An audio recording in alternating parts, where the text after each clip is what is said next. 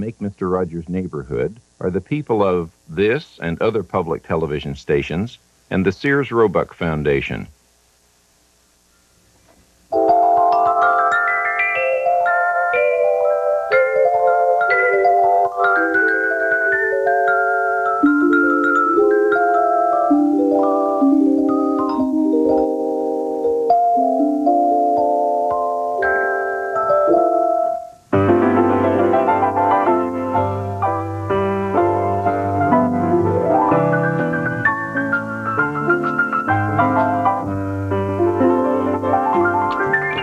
It's a beautiful day in this neighborhood, a beautiful day for a neighbor.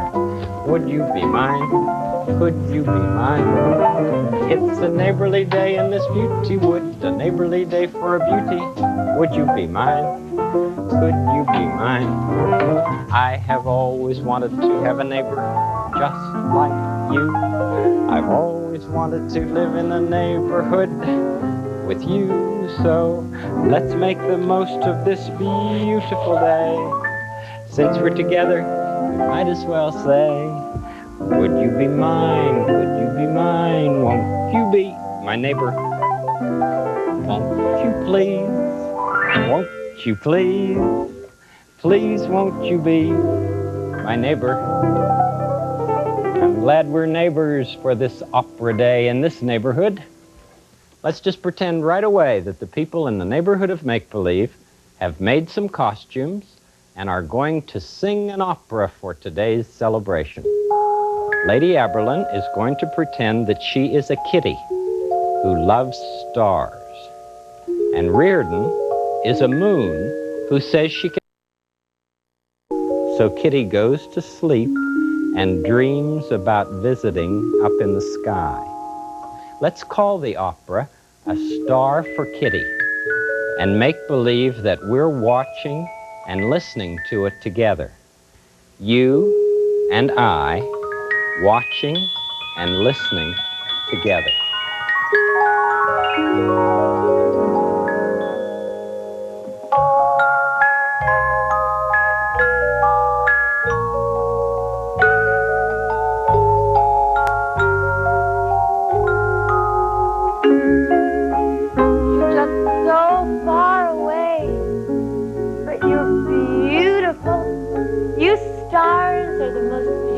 Things anywhere.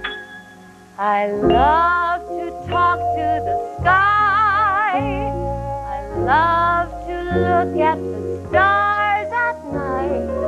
Love to think of how light and bright they are. The stars. I love to talk to the sky. Hello, Kitty. Did you speak to me? Hello there, kitty. Hello, kitty cat. But Moon, I've never heard you talk before, let alone sing. I am the half moon on your birthday eve. How did you know that? How did you know that my birthday's tomorrow? The half moon knows everything. Everything? Yes, everything. Then tell me, please, please tell me what I'm going to get for my birthday. Whatever you wish, just make a wish. I can wish for anything. Anything you want. Anything I want? What would I wish for? I'd wish for a star. A little star to call my own. Which one, which star would you like? That one, that little one over there. It looks nice. Its name is Tiny. Tiny star, a star that looks just right. Wish with all your might, and there you are. Tiny star, be mine tomorrow night. Wish with all my might for tiny star. Oh, thank you, half moon. Oh, thank you for my present. It's quite a birthday present. Yes, you're welcome. Oh, I can't wait now. It's really hard to wait for tomorrow. He'll be mine, oh mine.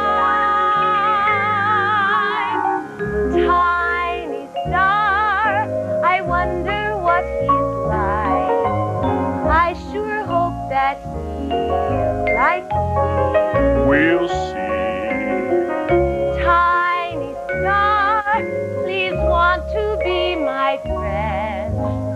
Then the search will end For you. for me.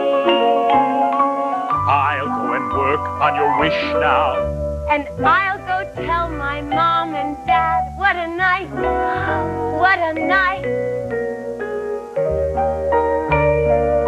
Good night, Half Moon. Happy birthday, Kitty.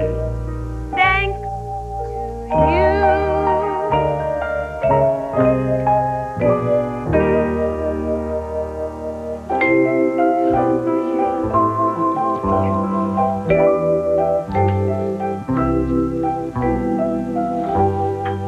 I remember when she couldn't even talk yet. I remember when she started to walk. She has grown to be a lovely, charming kitty, or kitty. And tomorrow she'll be... Mommy, Daddy, I'm getting a star for my birthday. A star. That's very nice, a star. You can paste it on your forehead. Not a paper star, a real star from the sky. I love to talk to the sky, you know. We know. She has always had a great imagination. She has always viewed the world with such joy. Mommy, Daddy, he's not there. Half Moon has gone from the sky. The clouds are covering all of the sky. That's all right. There, that's all right. The Half Moon really gave me a star. He really did. He really did. Of course, my dear, that's all right. There, my dear, that's all right. Want to see something nice for tomorrow? What is it, Daddy? Your cake. It's nice. And when the candles are lit, they'll all look like stars. Half Moon gave me a real star. I like stars. Go to sleep, our little darling, little kitty.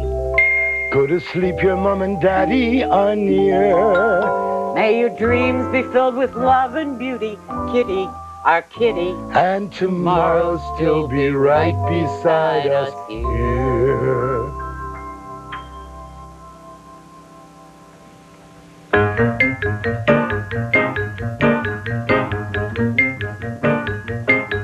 But I need to find him right away. Someone wants him for tomorrow.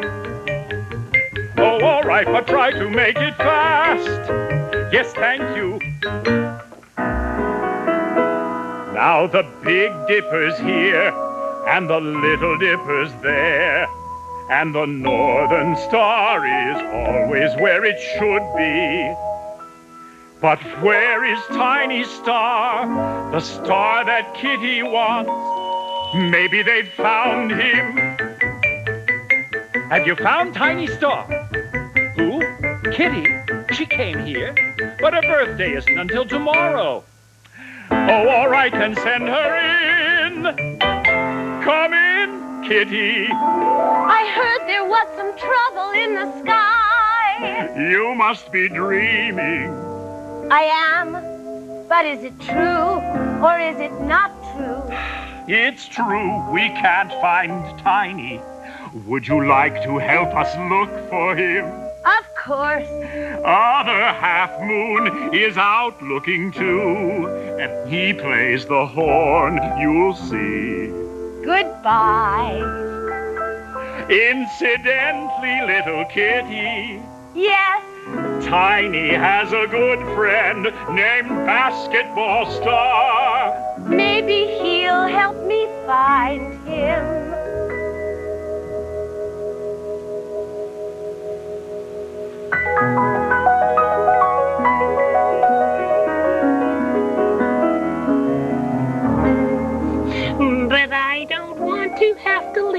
sky. I understand, but friends are forever. But I don't want to ever have to go away from here, from you. I don't want to go. Tiny star, my best friend in the sky. You know well that I love you. I know. It's true. It's true. Tiny star, we'll think of what to do. Something right for you, tiny star. I'm going to hide somewhere. I'm going to hide so she won't find me. But where will she not find you?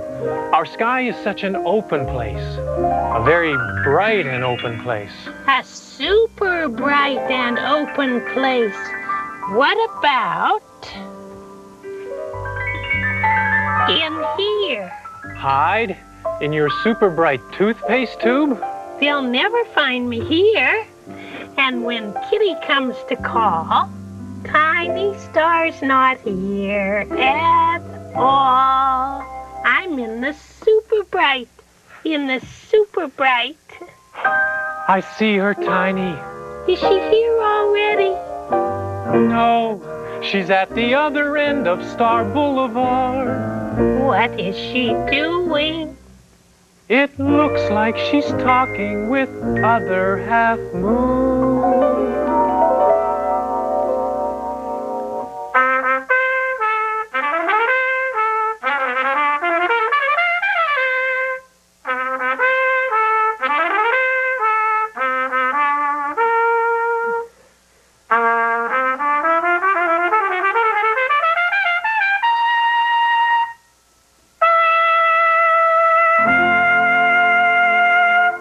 And that's for you, Kitty.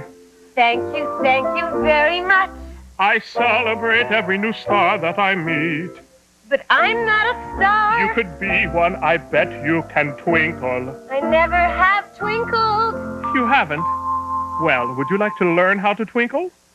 Might as well while I'm here. Then follow me.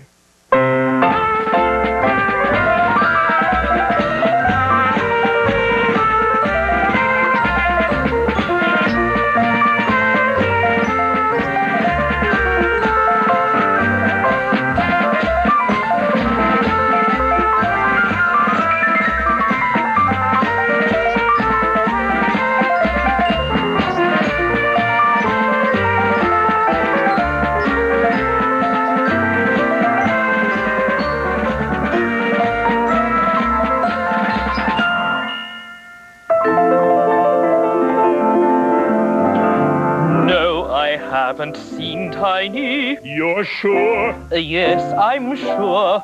Does he usually come to this class? He does. Well, I'll just wait and catch him here. A half moon in twinkling class. I love to shine, I love to shine, I love to let what's in me shine outside, outside. I love to shine, I love to shine, I love to let what's in me shine outside. The world needs all the light that we can muster, each moon and star and comet in the sky.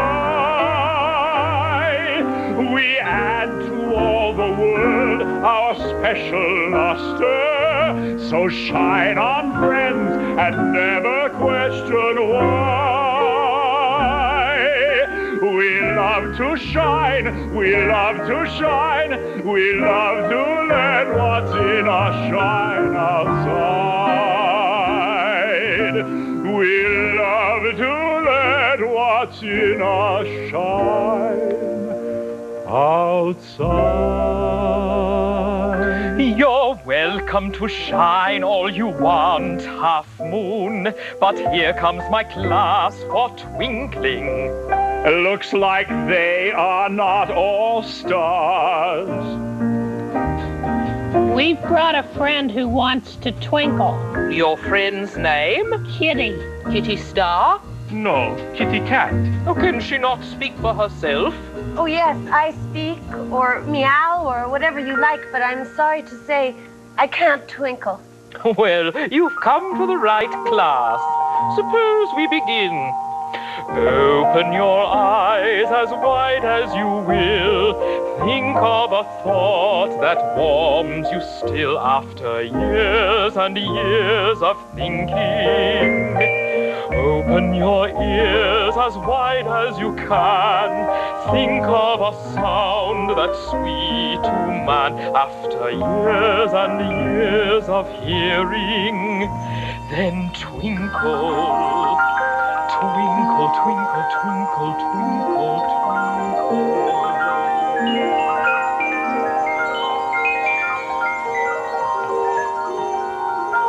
I like to twinkle.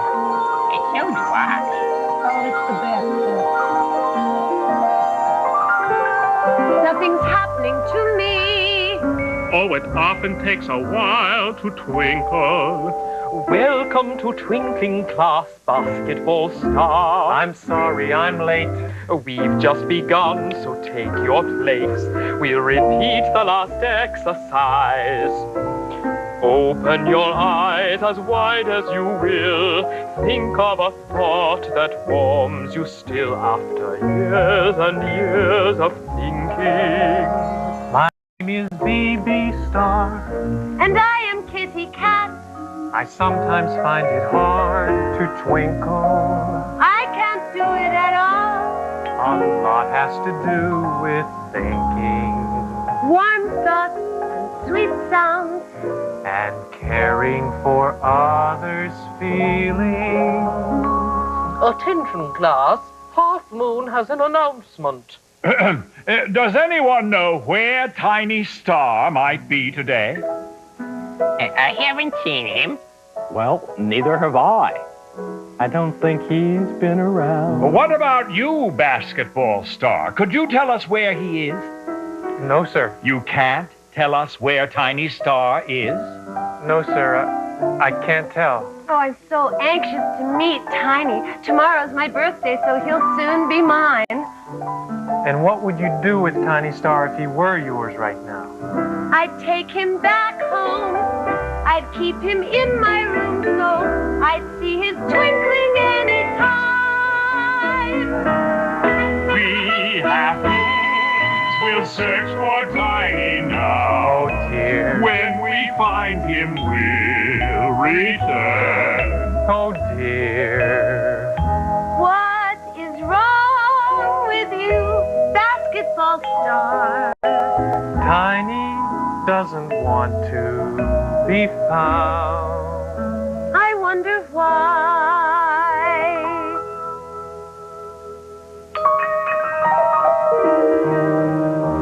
Will I have to stay in this tube forever?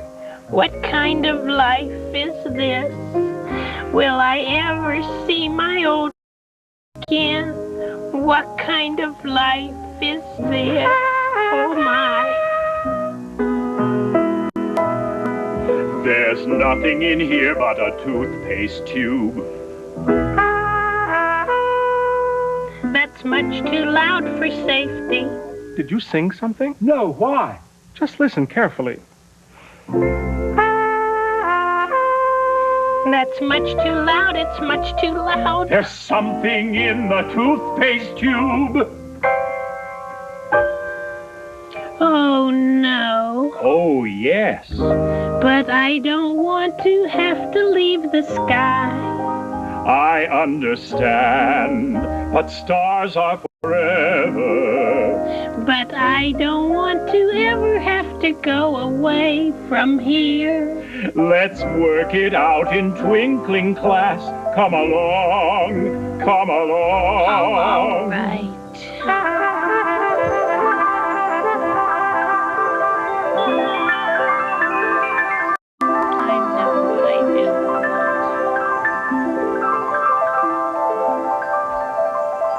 You're doing quite well, Miss Kitty.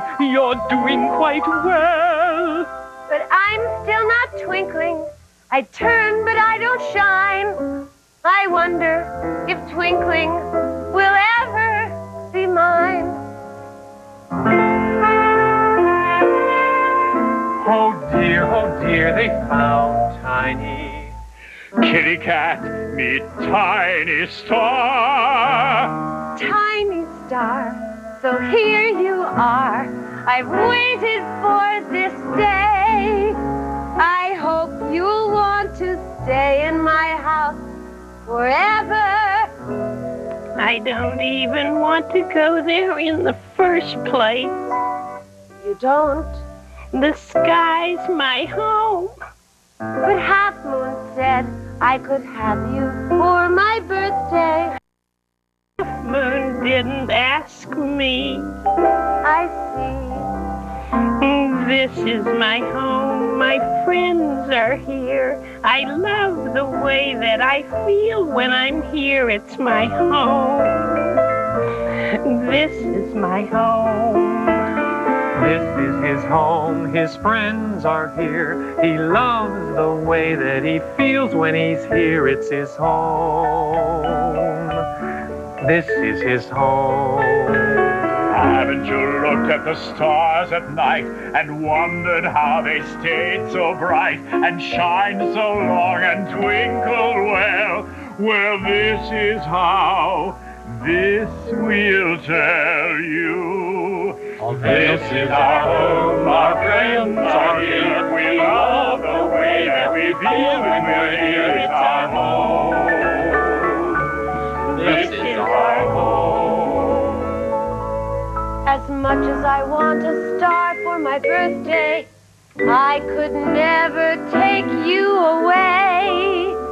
This is your home, your friends are here. You love the way that you feel when you're here. It's your home. This is your home. Look, Kitty's twinkling. Is it really true? Yes, Kitty, you're twinkling, twinkling, twinkling. But I didn't even try this time. Oh, It all began when your thoughts were for Tiny. Those thoughts were bigger than thoughts for yourself. So now you can twinkle yourself for your birthday. You are a star now, a kitty star. Let's celebrate! Happy birthday, dear kitties, we sing to you. Happy birthday, happy birthday, happy birthday to you. Now that you can twinkle, will you stay in the sky? I'd like to, but my home's on Earth.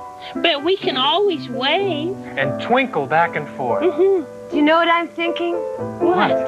That's the best birthday present that ever could be. Stars in the sky, waving at me. And you can come and visit whenever you will. Because you have friends here who love you still.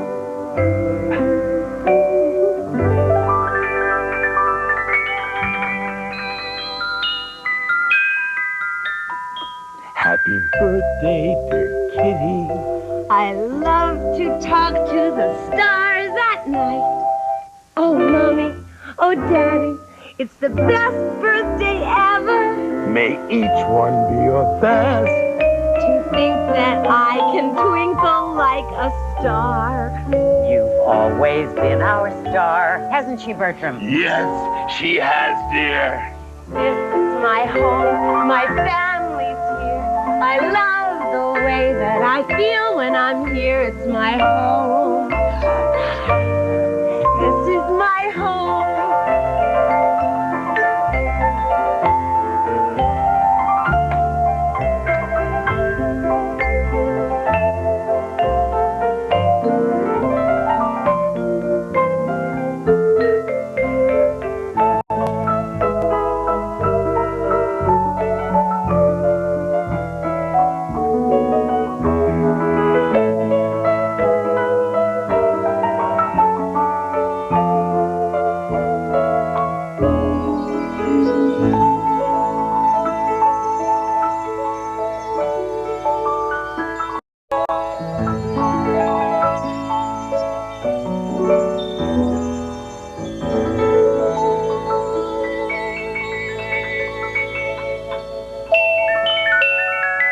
fun to think about stars in the sky, waving, and half moons, and feelings, and singing about all sorts of things.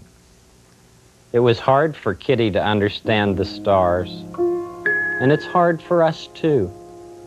But what's important is you can pretend about things and dream about things that you don't completely understand. When Kitty started to care about what Tiny Star was feeling, that's when she started to twinkle. And then she realized that nobody could own a star, just like nobody can own anybody else. Nobody owns you, and nobody owns me. But people can care about us just the way we are. And we can help each other to feel at home, no matter where we are. This is our home, our friends are here. We love the way that we feel when we're here. It's our home. This is our home. I feel that when I'm with people that I love, that I'm really at home. And what a good feeling that is. It's such a good feeling to know you're alive. It's such a happy feeling. You're growing inside, and when you wake up ready to say, I think I'll make a snappy new day. It's such a good feeling, a very good feeling. The feeling you know that I'll be back when the week is new, and I'll have more ideas for you, and you'll have things you'll want to talk about. I will too. You always make each day a special day by just your being you. There's only one person in the whole world like you, and people can like you exactly as you are. I'll be back next time. Goodbye.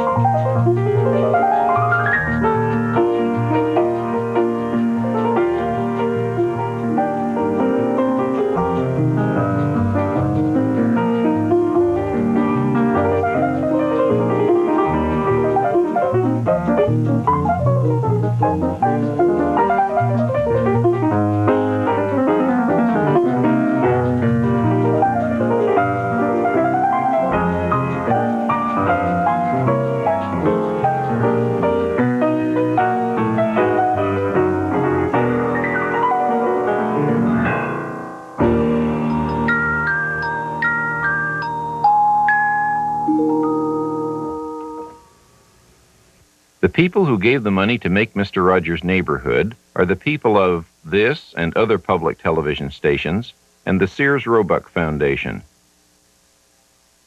This is PBS. Mr. Rogers' Neighborhood are the people of this and other public television stations and the Sears Roebuck Foundation.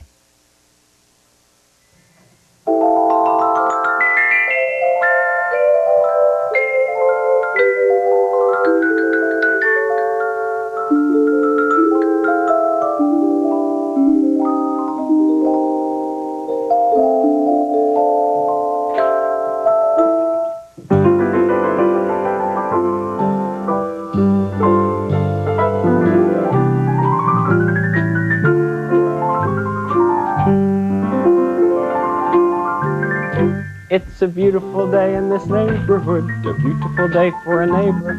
Would you be mine? Could you be mine? It's a neighborly day in this beauty wood, a neighborly day for a beauty. Would you be mine? Could you be mine? I have always wanted to have a neighbor just like you. I've always wanted to live in a neighborhood with you, so let's make the most of this beautiful day. Since we're together, we might as well say, would you you be mine? Could you be mine? Won't you be my neighbor? Won't you please? Won't you please?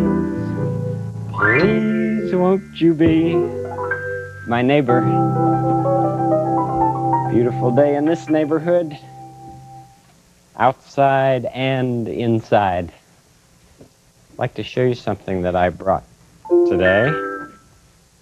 See those fish? 3 big fish and 5 little fish. Inside this box is a mobile. Something that you put together, you hang it, and it makes beautiful designs of fish. Let's try putting it together out in the kitchen, all right? Please won't you be my neighbor? Has little cards that tell you exactly how to do it. So step 1, we'll just hang this first fish up on this hook. Isn't that a beauty? Whew. Beautiful fish. Step 2.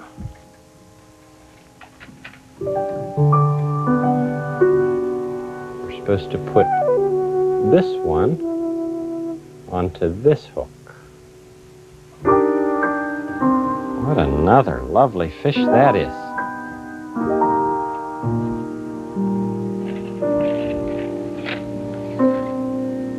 Step 3.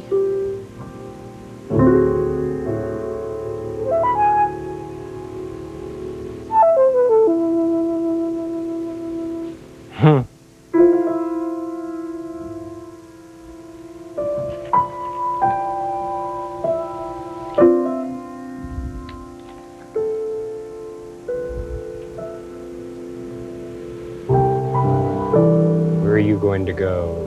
Step 4. Right here, I believe.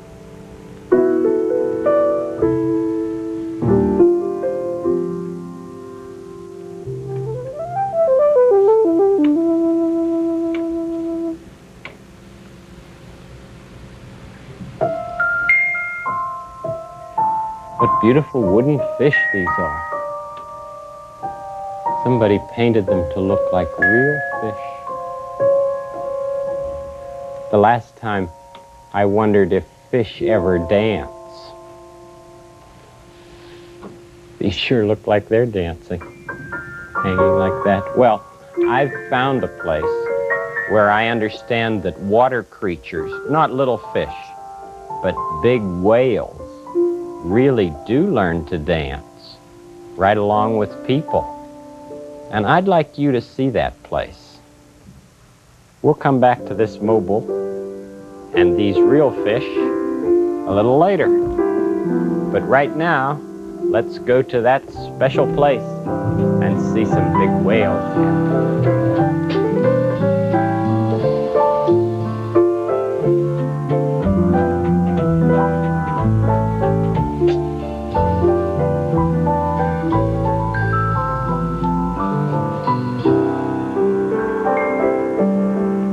This is the back pool here, and it's where Mike told me to meet him, so let's just go on in. Hi, Mike. Hi, Fred. Like you know my television neighbor? It's Mike Scarpuzzi. Hi. And what about your neighbor? This is my friend, Shamu. Shamu, I'd like you to meet a friend of mine. This is Fred. Hi, Shamu. He's very gentle. You can go ahead and meet him. Go ahead. You even touch him? Sure, you can touch him. Hi, Shamu. What's that sound that he makes? Oh. That's how he breathes. He breathes from his blowhole on the top of his head. It's located right there. Yeah. He's so smooth. Yeah, he sure is. Like his, here. He's got big teeth. He has a lot of large teeth, doesn't he? But he's very gentle. How did you get to be so interested in such beautiful creatures as whales? Well, I first saw some dolphins, and I just fell in love with them. They're so interesting to me, and met a killer whale, and I, of course, love them just as much. You're not afraid? I mean, you call it a killer whale. Right. Yeah, we call it a killer whale, but that actually comes from them killing other whales. They're actually a member of the dolphin family, and they just kill when they need something to eat. But they don't kill just for the sport of it. They're very gentle animals. Well, how do you speak to them? I mean, Well, we don't speak to them like you and I speak by talking. But we speak with our hands and body signals, like our body movements. And like I will say to come up here with my hands, and he'll see that his eye is right there, and he'll come over to the side. So he'll come over here. Aha.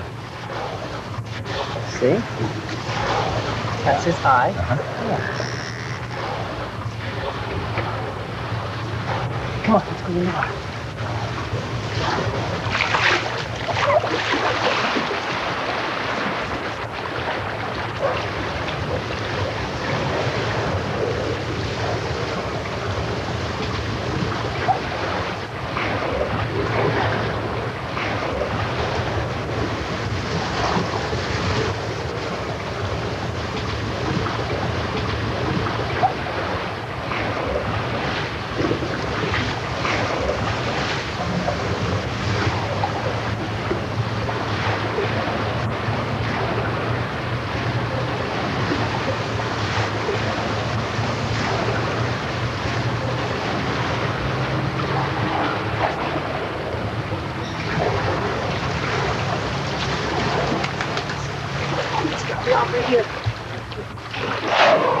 Welcome back. Does he like to be stroked like that? Yeah, he likes that a lot. When we get in the water with him and play with him, he likes it. And he likes being here? Oh, he loves it here. He likes the attention that we give him, and all the play times that we have, and the times that we spend together, just getting to know each other. It just must be fascinating to have some creature like that to love. It is fascinating. And there's another friend that I'd like you to meet too, Namo and Diane, and they're over in the front pool. You want to go see her? Sure. Okay, let's go. Is he gonna come? Yeah, he'll come too. Come on.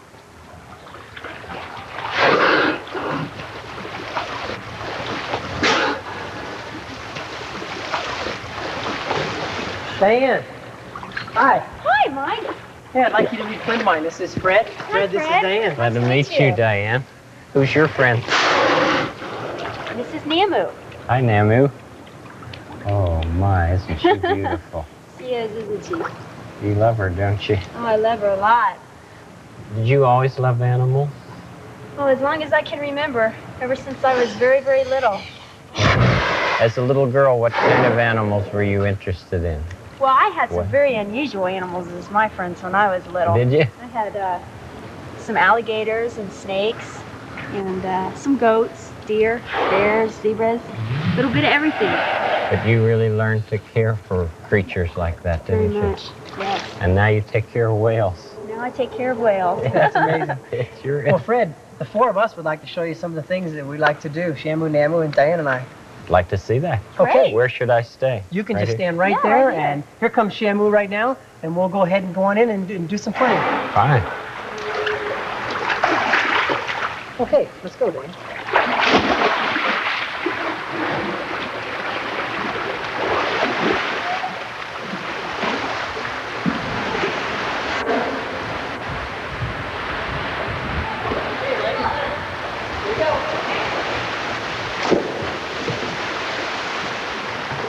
Good.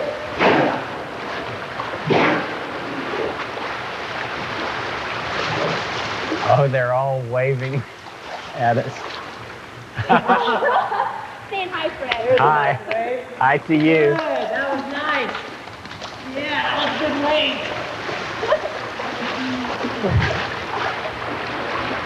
Hey, let's do some dancing with him, okay? Yeah, let's go. Okay. Let's do this.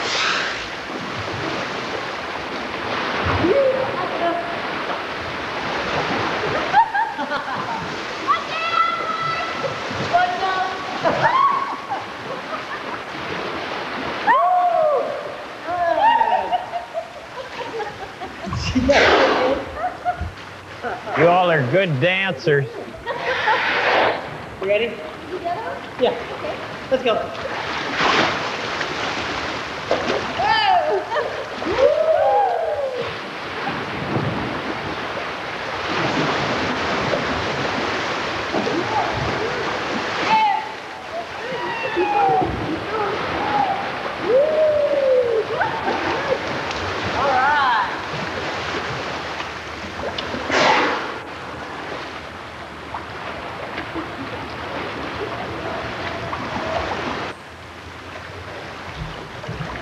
It looks like you have such a good time. Oh, I have a great time. We have something that we do together during our playtimes that we'd love to show you right now. I'd be glad to see it. What is it? Well, Namu actually tosses me right up out of the water. You mean with her nose? Yeah. Oh, I'd like to see that. Are you ready? Sure. Okay. Hey, bye. Here we go.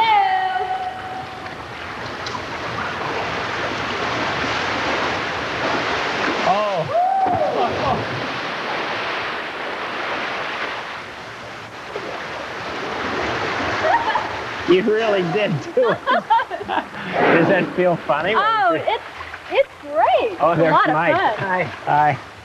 Oh, you all are so graceful. All four of you. Thank you. Hey, do you have time for one more thing that Shamu, Namu, and Diane can show you? Of course. Good. The animals are going to leave right out of the water all by themselves. Oh, I'd like to see that. Okay, Diane, why don't you go get set up? Good. She'll take them both over there. Good. And what's going to happen is she'll send them, and then they'll leave right up out of the water, right here, and then over there, and then back by where Diane is. You mean by themselves? By themselves. Let's step back here and we can watch. All right.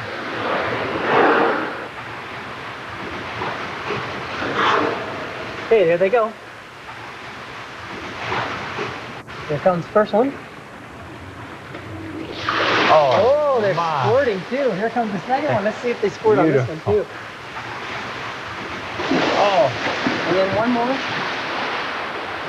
Right in front. Good. Oh, that's just beautiful. Thank you, Mike. That was a real treat for us. Oh, look. They're going again. Going to go around again. There, now they're all done.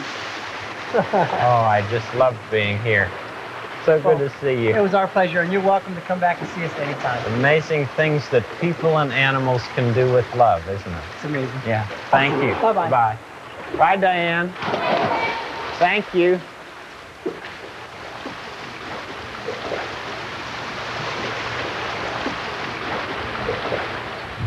I like to be able to show you wonderful things. Let's go back to my place.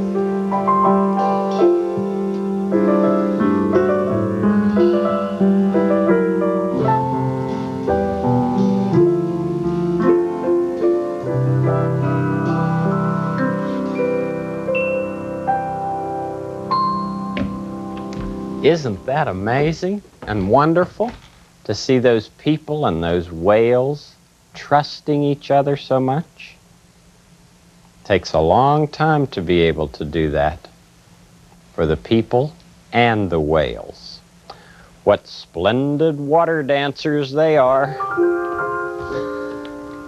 Trolley? Yep, we're ready for some make-believe.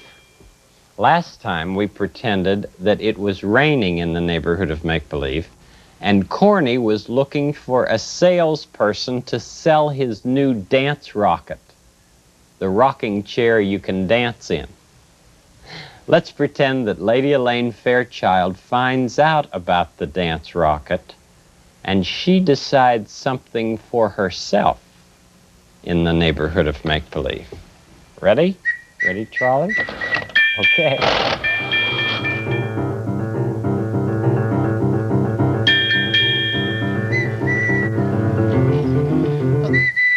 Good day to you, Charlie. Yep, I have a lot of deliveries today. Uh-oh, they're from Lady Elaine for a lot of people here. Good day and smooth delivery. Bye-bye. Oh, Mr. McFeely, what a pleasant surprise. Good day, Miss Maleficent. What brings you away from your telephones? Oh, someone sent King Friday this mobile, and I just thought I'd hang it out here for the day. Oh, and now nice it seems there's always a hook when you need one. Well, that's good.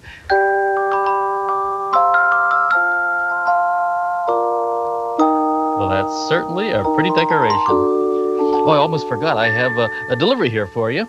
Now, Mr. McFeely, what is it? Well, there's one for you, and one for Queen Sarah, and one for Lady Aberlin. I wonder who these are from. A certain curator of a museum go-round. Oh, well, isn't this interesting? Well, I have more deliveries, so I better be on my way. I'll see you around the neighborhood. Thanks, Mr. McFeely. Same to you.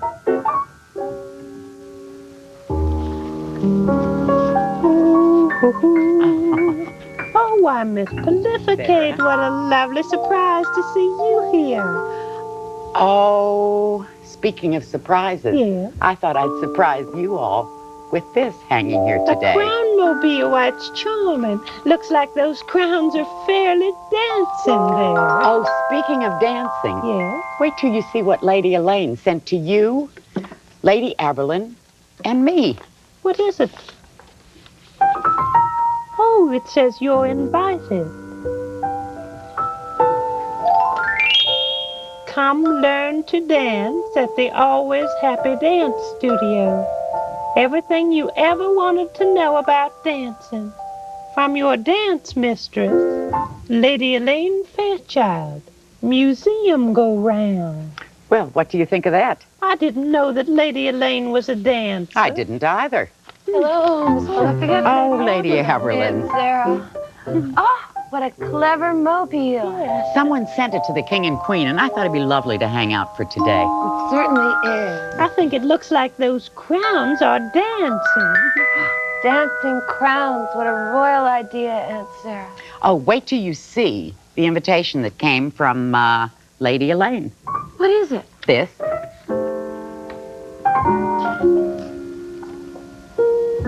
Always Happy Dance Studio? Dance mistress? What do you suppose she's planning? Well, why do you say that, Niece Aberlin? It just may have something to do with the new chair that Corny is selling. Oh, well, do you think we should go to the Always Happy Dance Studio? I'll check into it and let you both know what I've discovered. Very good. Well, what does Uncle Friday say about it? I haven't talked with him about it. Well, he didn't get an invitation. Oh. Just you, Lady Aberlin, and I here at the castle. I see. Talk with you both later. Okay. Farewell. Farewell, Lady Aberlin.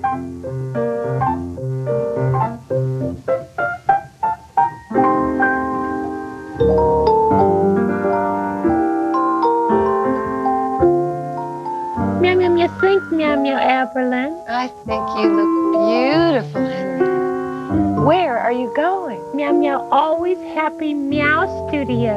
Oh, you got one of these too? Mm-hmm. Meow, meow going? I'm not sure. I'm going to look into it a little bit more before I decide. Meow, meow, meow, learn, meow, ballet. Oh, you probably do very well with ballet, Henrietta. You're so graceful. How in the world are you two today? Hi, Ed. You're fine. Just fine. How are you? Oh, I'm nifty-galifty. Did you find your rainbow for sliding? No, but I sure had a good time looking for it. Oh. Say, Henrietta, what are you all dressed up for? Meow, meow, meow, learn, meow, dance. Oh, to dance? Are you going to teach her, Lady A? No, she's thinking of going to Lady Elaine's new dance studio. Oh, I didn't know anything about that. You didn't get one of these? I don't think so. Meow, meow didn't either. Daniel didn't either. Meow. Uncle Friday didn't get one? And Daniel didn't, and you didn't. No? I think I'll ask Corny whether he did. See you all later. Okay, Lady Aberlin. Anyway, I'd rather fly. It's just the principle of the thing. Bye-bye, you all. Meow, meow. Meow, meow. Bye, Lady A.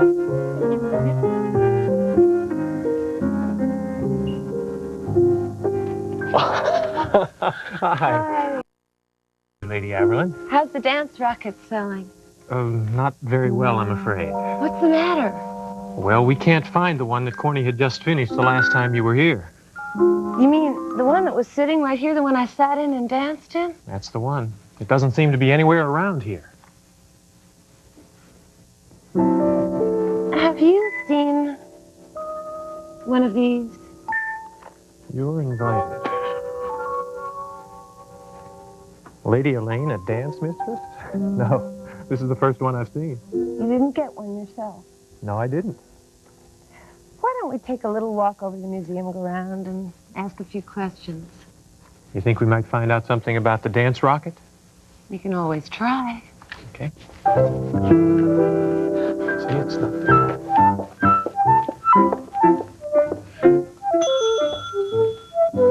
I shall speak to you on point, friends.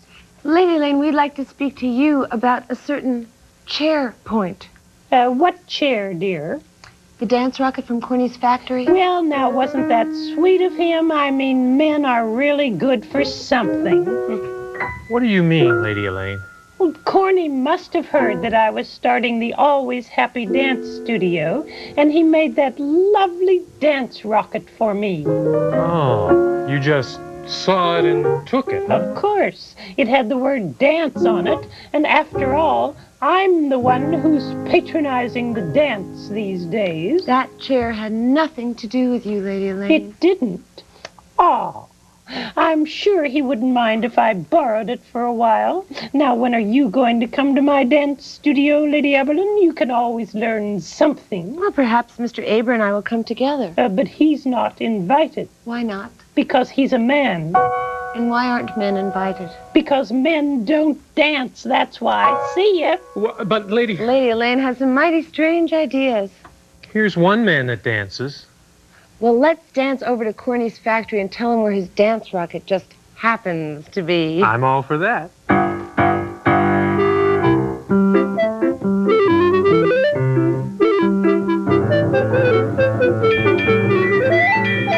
Oh, you said it, Trolley. Do our best, Trolley.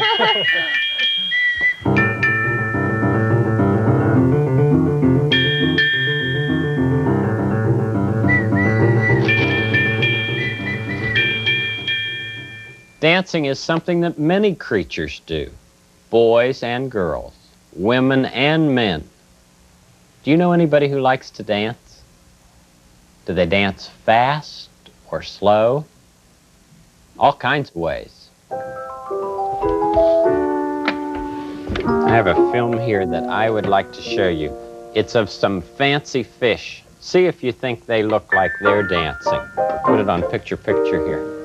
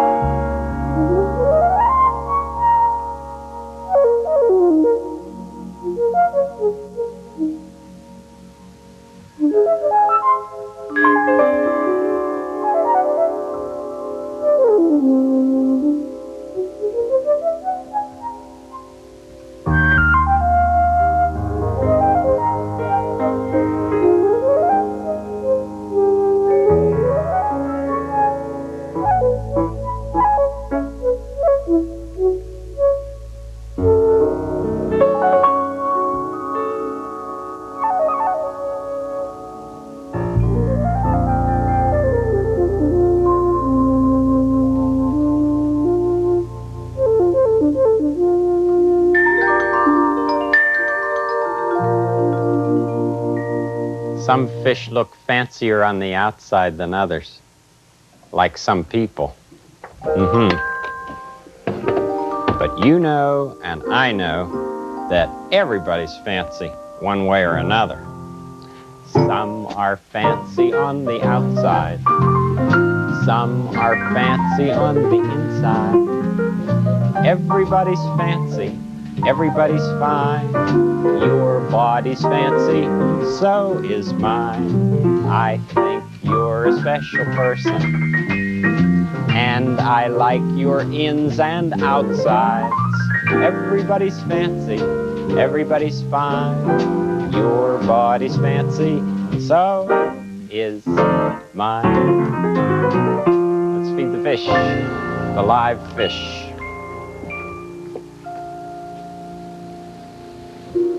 These fish may not be as fancy as some of the other ones that we've seen today, but these are the ones that I take care of, and they depend on my care.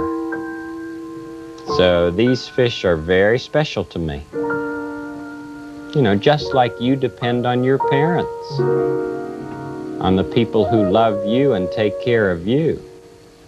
So you're special to them, just the way you are.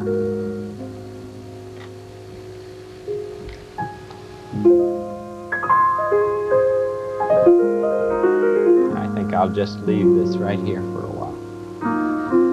I'll come back later and pack that up. It's such a good feeling to know you're alive. It's such a happy feeling. You're growing inside, and when you wake up, ready to say, I think I'll make a snappy new day. It's such a good feeling, a very good feeling, the feeling you know that I'll be back when the day is new, and I'll have more ideas for you, and you'll have things you'll want to talk about. I will too. Doesn't matter how fancy you are, people can like you exactly as you are. I'll be back next time. Bye.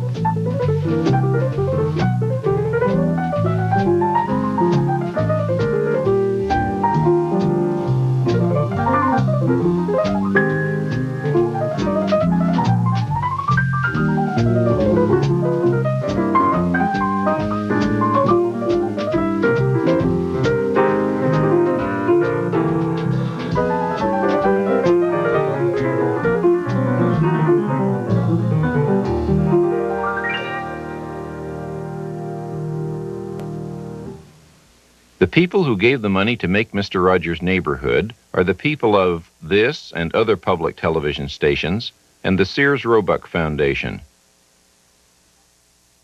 This is PBS. Make Mr. Rogers' Neighborhood are the people of this and other public television stations and the Sears Roebuck Foundation.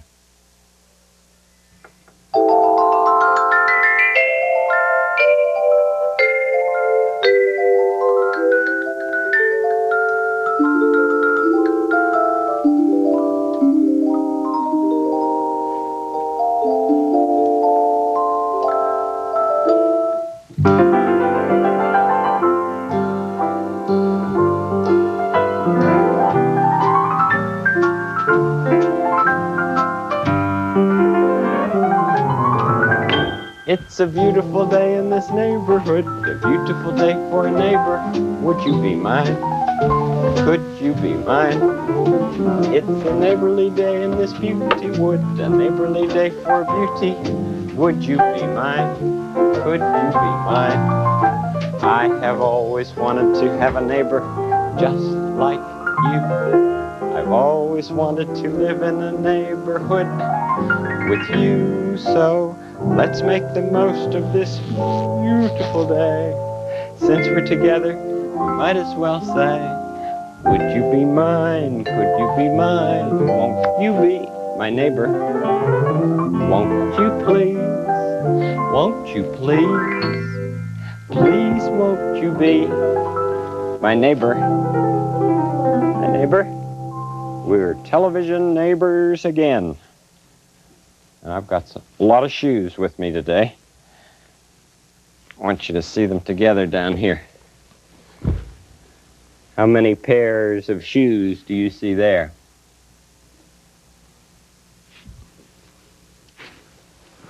Three.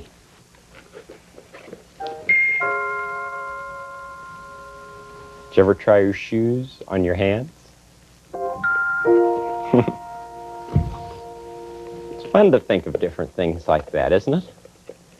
It's like playing with ideas.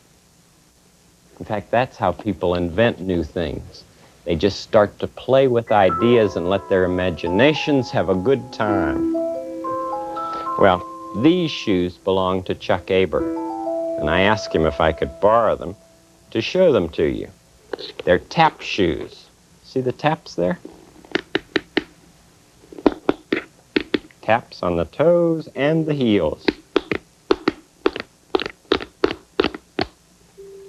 Chuck has invited us to the dance studio where his friend Sam Weber's teaching today. Remember that poster that he gave us of Sam Weber? Well, that's Sam Weber and his tap dance workshop. So I thought maybe we could go there now, and I can return Chuck's shoes to him, and we'll be able to see Sam Weber with his tap dancing. Come along to the dance studio.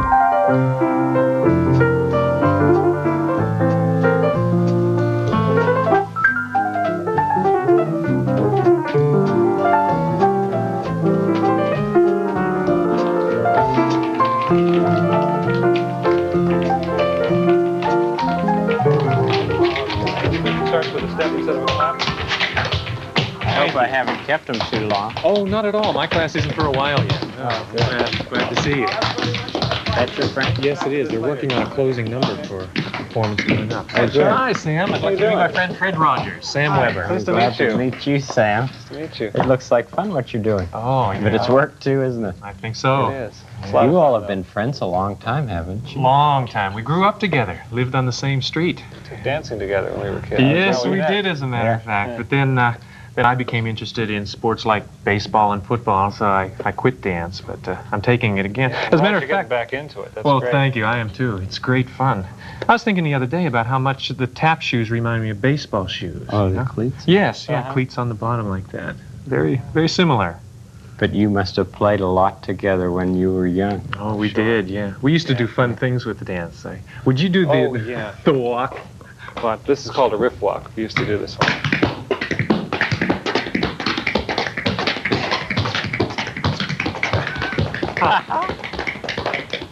How do you do that? Well, you just scuff your foot, your toe and your heel against the floor, and then put your heel down.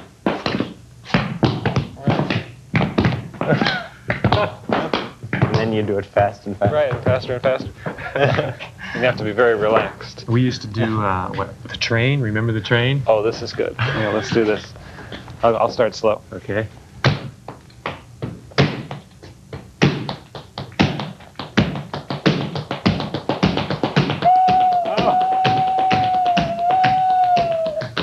Does sound like a train. Doesn't it, right? Yeah. You know, when I was seeing you do the train, it made me think of a child who was stomping when he was angry. Yeah. Yeah, you can really express your anger with tap dancing. You can stomp your feet against the floor like that. You can start like this.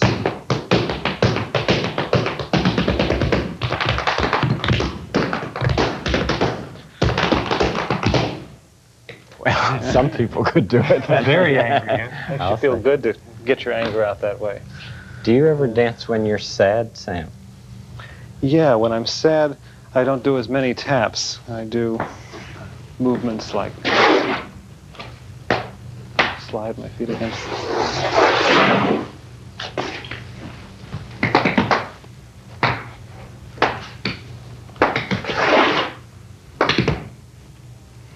Then after I dance for a while, I start to feel so good that my dance becomes lighter and happier, and then it becomes a happy dance.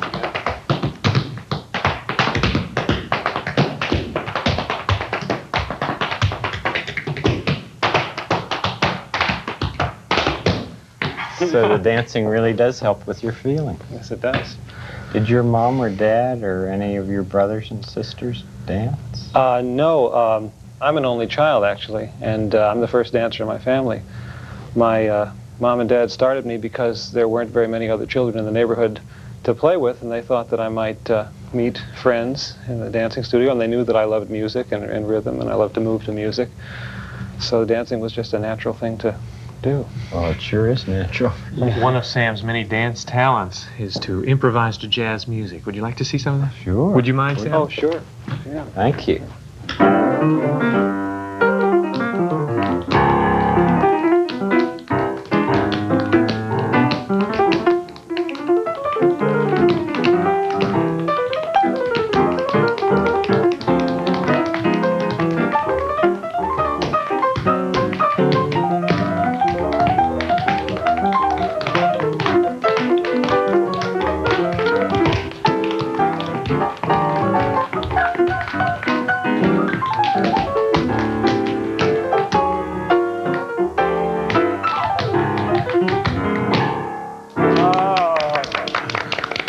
That was terrific. Thank you. Believe me, it takes a lot of practice to do it that well, though. Well, you know, it's great when you love what you're doing. It makes it easy. Sure it does. Yeah. Here, your dancers are... Oh, right. Do you have a few minutes to stay and see the closing number we've been working on? Certainly do. Oh, great. Chuck, can you stay? No, now that I have my shoes, I better go check in my glass. Okay, then I'll see you later. All right, Sam. Okay. Where would Yeah, you why don't like? you just have a seat right over here? All right. I'll get the I dancers. enjoy that. Okay, everybody, let's do the big one, the closing number. All right. Here we go. Let's get in place. We all ready? Okay.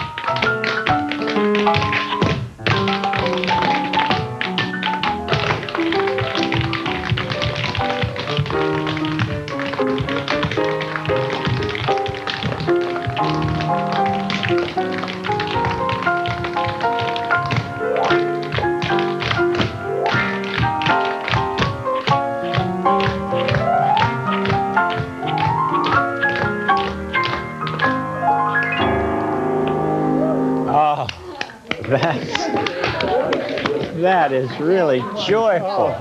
Thank you. Well, we enjoy it. It is joyful for us. Oh, I'm mighty glad you're back in our neighborhood, Sam. It's so great to be back. Thank you for today. Oh, thank you. And come see us anytime. Be glad to. All right. Bye-bye. Thanks, everybody. Goodbye. Oh, that was pretty good. I think.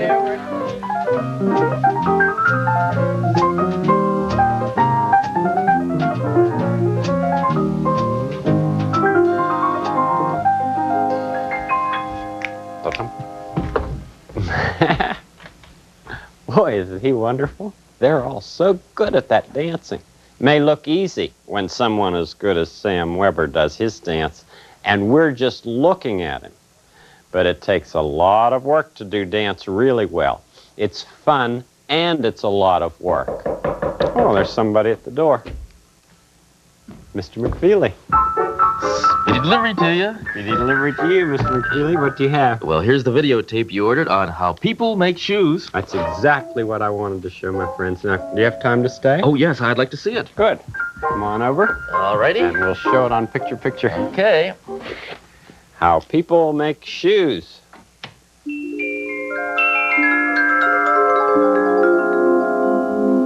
Now, to make shoes, people begin with large sheets of material that are checked to be sure that they're just right. Don't want to have any holes in that material. Then this person uses a machine that cuts out the pieces for the shoe. It always reminds me of a cookie cutter. It does look like one.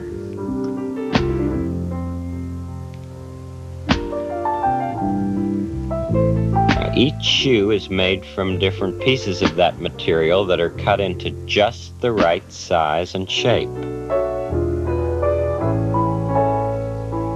Once all the pieces are cut out, it's time to start sewing them together to make the upper part of the shoe. It's the part they make first. People here use very special sewing machines with strong thread to stitch up the shoes. Notice this machine has 2 needles that sew at the same time. Look how quickly she works, and carefully, too. Yes, it's important to be careful.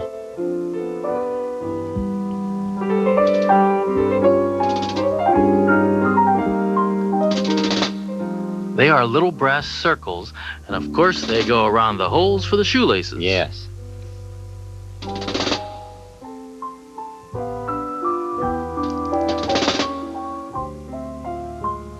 Now this section is sewn onto the toe and heel.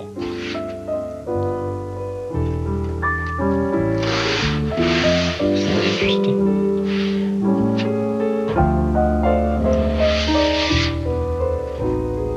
Now the upper part of the shoe is finished. That's the part they do first. Now each shoe is attached to a piece of plastic that looks like a foot. And that plastic is called a last, L-A-S-T. It's the only way to make sure the shoe has the correct shape. And this man here uses a machine that stretches the shoe around the last and makes it have the shape of a person's foot.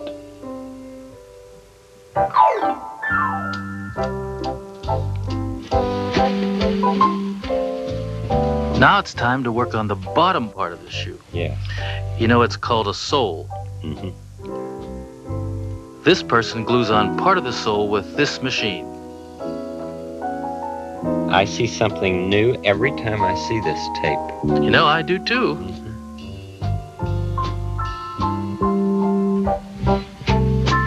Now here's the part where they put on the rest of the sole. She's a fast worker. She certainly is.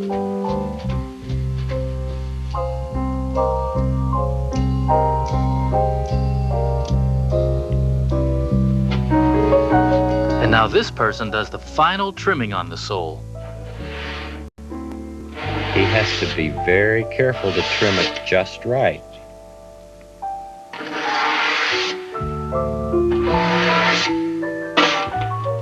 And of course, once the shoes are finished being made, the lasts are taken out so they can be used again.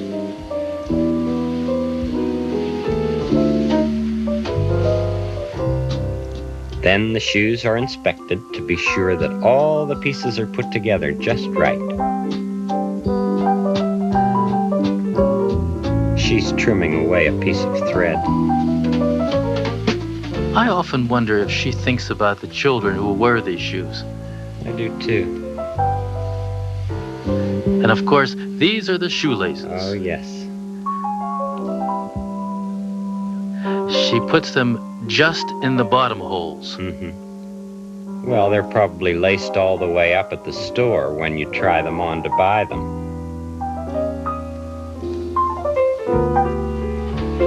It's fun to see them all in a row there, isn't it?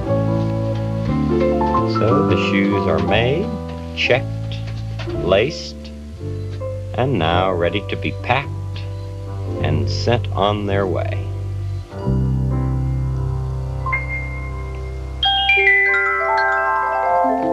That's very interesting, Mr. McFeely. Think you could ever put taps on shoes like this and make them into tap shoes? Well, you could do that. And of course, you can always use specially made tap shoes, too. Oh, yes, we've seen them. Oh, have you seen Sam Weber tap dance? Oh, yes. Isn't he wonderful? He's a spectacular dancer. I should say so. But he wasn't always that way. I mean, when he was a little boy, he started out with very simple steps, and he kept trying and he learned. That's right. You don't learn to dance like that overnight. Just like my speedy delivery service, I have to keep at it to be as good as the McFeely family. Well, we're very grateful that you have that speedy delivery service. Thanks, Mr. McFeely. Well, we aim to please, and right now I'm back to the McFeely service. Speedy delivery to you. Speedy delivery to you. Bye. Fine speedy delivery man, Mr. McFeely. let's have some make-believe. Last time in make-believe, we pretended that Lady Elaine hadn't invited any men to her always happy dance studio because she said men can't dance. Well, you and I know that that's not true. And I think that Lady Elaine is probably finding that out too. Let's pretend that Sam Weber makes a visit to the neighborhood of make-believe. Ready, trolley? Neighborhood of make-believe.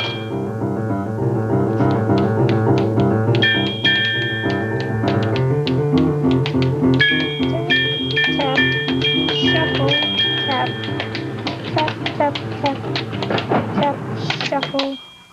Oh, I really can't. I just can't. Something the matter, Aunt Sarah? I don't think I should go. I can't seem to tap dance at all. Well, you don't have to know anything about it before you go to dancing school. You don't need to know? No. That's what school is for, teaching people how to dance. You don't have to know anything about dance before you go to dancing school. Well, I do enjoy the movement and the sound, tapping one's tap shoe on the floor and all. Yeah. Oh, here comes Uncle Friday. Queen Sarah and Lady Evelyn, I presume? Correct, as usual, Uncle Friday. And what are you ladies planning to invest your energy in this lovely moment in time? Well, we're planning to go to tap dancing school, dear. Dancing school? Why, Sarah, I didn't think you knew anything about tap dancing. I don't, dear, but that's why I'd like to go to the school, so I could learn. I see. And what about you, Lady Evelyn? Well, I know something about modern dance, sire, but I've always wanted to learn something about tap dancing. Well, I myself have been fairly light on my feet. It sounds like a fine idea. I think I'll join you both. Do you have an invitation? What does it look like? It looks like this. Oh, I don't think I've seen mine. Do you have one, dear? Yes, mine looks just like hers. I guess mine must have been misdirected into the counting house mail or somewhere else. I shall accompany you both at any rate. I will dress for the occasion. I don't think that Lady Elaine invited any men or boys. But that doesn't seem to bother Friday. It looks as if he's going to go, invitation or not. Would you like to come with me? Oh, I'll just wait and come with him. Well, I'll see you at the museum then. Very well, dear. I trust it will be pleasant. We'll just make it that way. You are a dear, Niece Evelyn. Thanks, Aunt Sarah. Bye.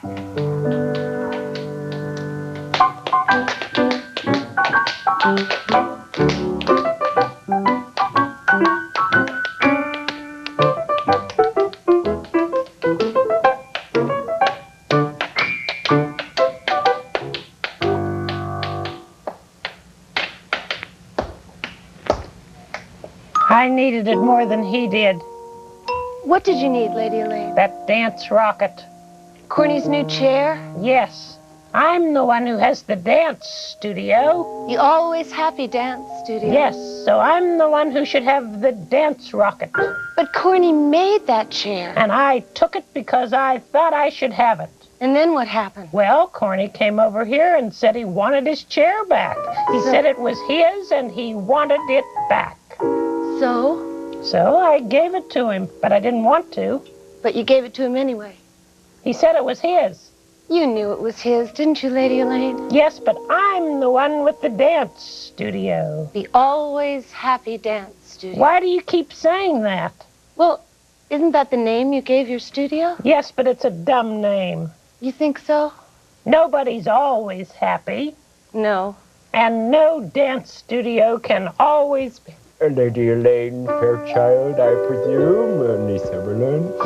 What have you got yourself dressed up for? Queen Sarah is already inside at your studio, but she suggested that I announce my presence to you, Fairchild. You weren't invited Friday. But I'm here, My theory is that men can't dance. Well, what about this little kingly tap?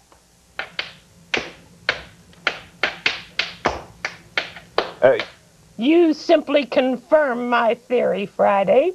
Oh. But anybody can learn, Lady Elaine. Anybody who's invited. Oh, now who's this? I'm looking for Lady Elaine Fairchild. Well, you've come to the right place, son. I'm the new dancing salesperson for the Rocket Factory. And I suppose you think you can dance, too. I like to think so. Well, dancing takes more than thinking. And anyway, we've just seen an example of how men can't dance. Oh. Corny asked me to find out what you thought of our new routine for his dance rocket. Don't tell me I've got to watch another man try to dance. Please bear with me. Oh, dear.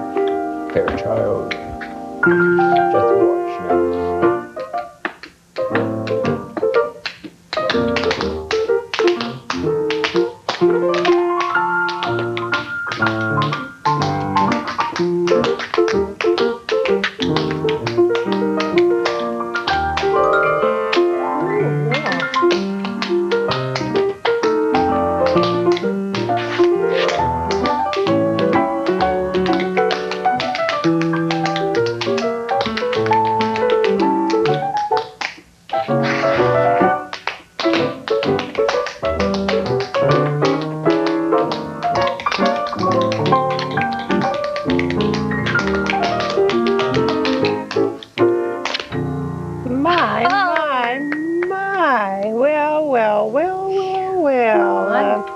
I think you must be a real exception.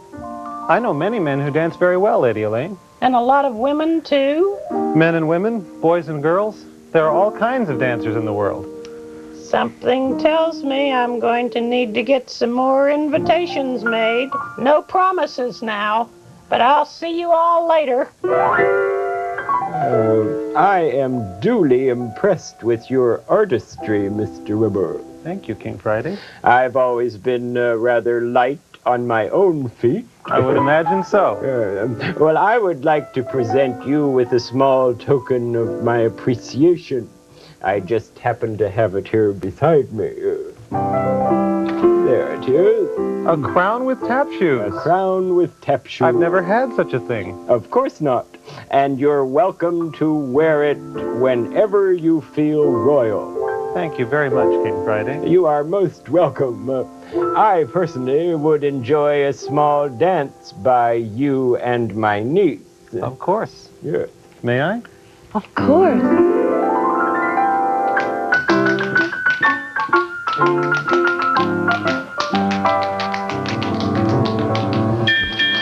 Yes, Charlie, I think it's getting worked out.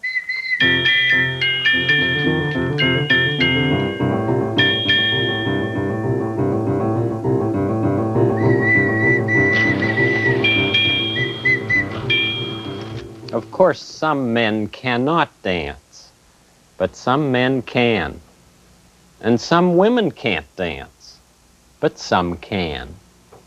Dancing doesn't have anything to do with being a man or a woman.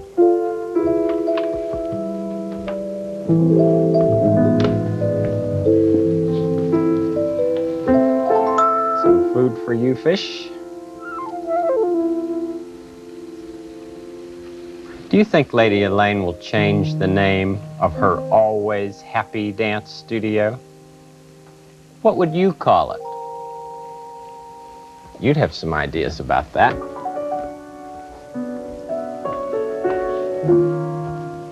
Because nobody's happy all the time.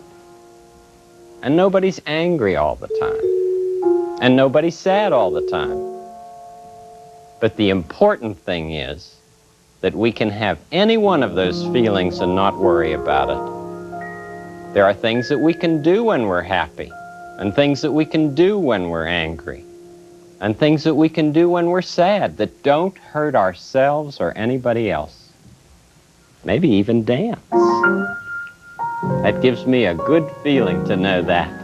It's such a good feeling to know you're alive. It's such a happy feeling. You're growing inside, and when you wake up, ready to say, I think I'll make a snappy new day.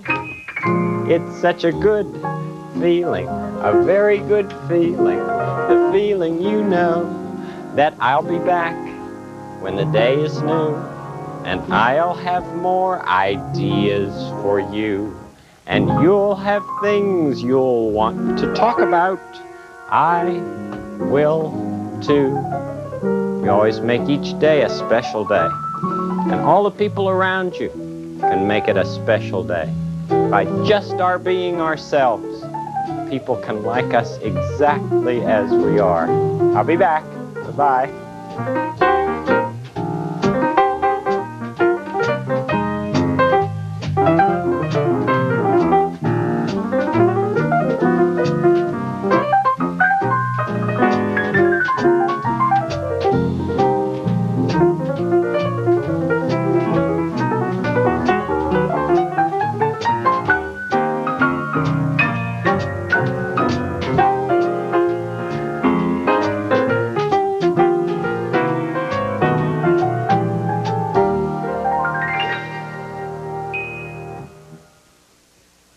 The people who gave the money to make Mr. Rogers' Neighborhood are the people of this and other public television stations and the Sears Roebuck Foundation. This is PBS. Kratz Creatures, up next. Once again, the Emmy voters are the people of this and other public television stations and the Sears Roebuck Foundation.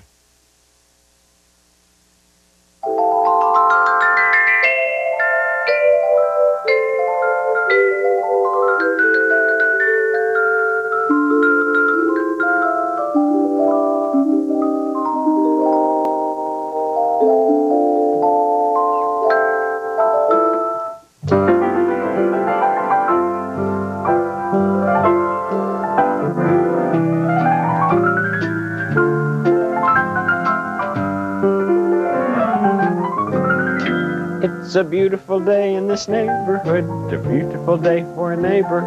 Would you be mine? Could you be mine?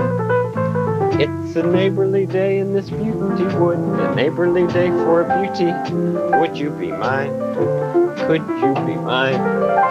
I have always wanted to have a neighbor just like you. I've always wanted to live in a neighborhood with you, so let's make the most of this beautiful day. Since we're together, we might as well say, would you be mine? Could you be mine? Won't you be my neighbor? Won't you please? Won't you please? Please, won't you be my neighbor?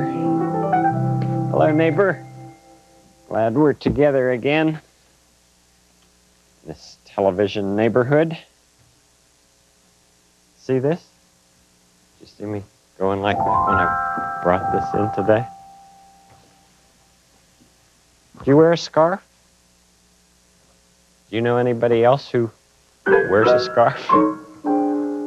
Well, I'd like you to take a close look at this scarf. It's made of yarn. Different strands of yarn are woven together, and that's how it's made. This is sort of like weaving. Each one of the fingers is a different piece of yarn, like weaving. Well, I know a person who weaves scarves like this, and I thought you might like to see her work. So I'll call her on the phone to be sure it's all right to come over there now. Her name is Ann White, and she does her weaving in her home. Hello, Ann? This is Fred Rogers. Yes, I just wondered if it was all right to come now. Yeah. Okay, we'll be over in just a minute. Very good. Bye-bye. So, Ann White says you're welcome to come right away. So she's expecting us, and we can just go and see how somebody really weaves beautiful things. Come along.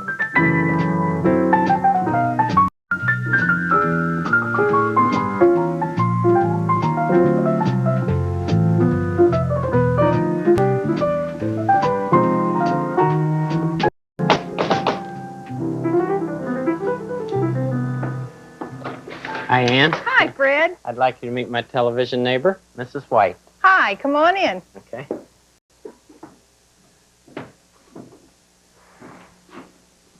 Now, Fred, this is where I work. This is my loom. But I never expected it to be this big. Well, sometimes I need it this big because I'll weave something that's wide, but today I'm weaving just a small scarf. Would you like to see? Sure. Won't you bring that chair around? Okay. So many strings there. Yes, and we have to go in and out of these strings, but it'll be very easy because we'll use a boat shuttle. Boat. Just like a boat in the water, because it's shaped like a boat. And in the boat, we have a bobbin. A bobbin in the boat. Bobbin in the boat, and the bobbin has yarn around it. And I'm going to start with the gray. When I put the boat shuttle through, it leaves a trail of yarn.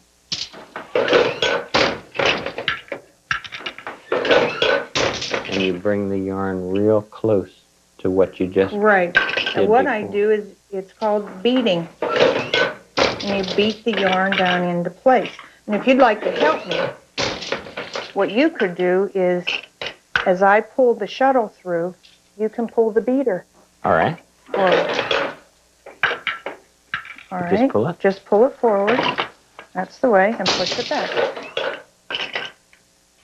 All right.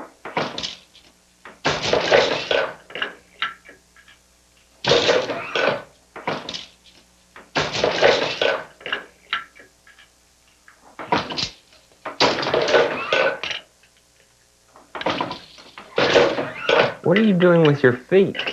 Well, these are pedals down here.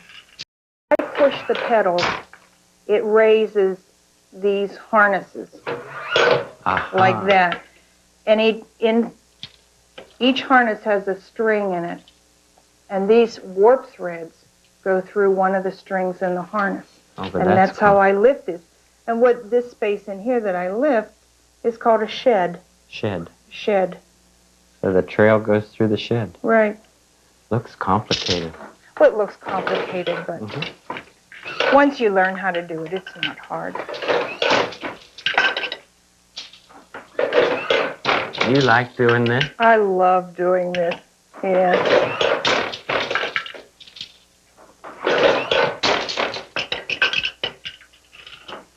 Now, we are almost out of red yarn. So what I should do now is take one of my empty bobbins, and I'll go over and put yarn on it. Oh, okay. All right?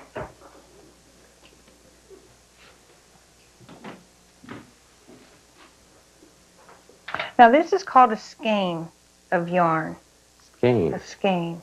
And in order to unwind this, usually you have somebody that would hold it like this for you while you rolled it up.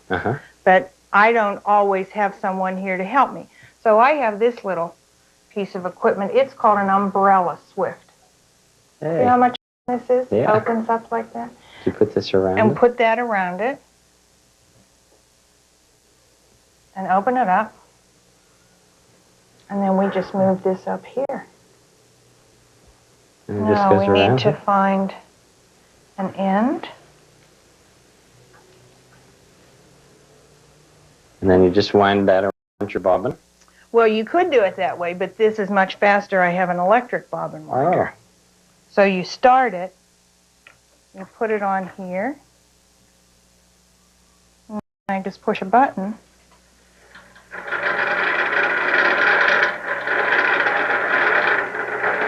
And see how that spins around as I'm winding it? I bet you do this a lot, don't you? I do. Filling up your bobbins.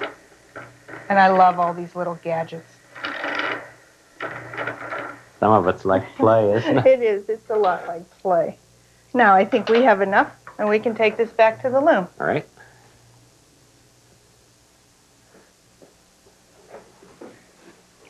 All right, now we have the yarn on the bobbin, and what we have to do is cut off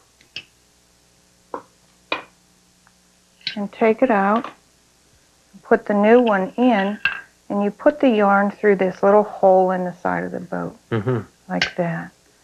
Now, we'll take this tail that was left over, tuck it in, and start the new piece right on top of that tail and beat it down. I mean, you don't need to make a knot? No, you don't need to knot it at all. It'll hold in place there. Wait a minute, I'm not doing a job here. No, but I have a new job for you, which might be more fun. All right. What we're going to do is you're going to throw the shuttle through the shed. And the way we'll do it is you do all the ones from the left-hand side, and I'll do all the ones that come from the right hand. All right. And it's we do a gray one, a red one, a gray one, a red one. All right. All right? So, a gray one. gray one. That's the way. Now I do the red one because we're on this side, and you catch it. Okay. And gray. Red. And gray. Oh, this is sort of like being dance partners, isn't it? Sure. Over. Over. Now red. Red.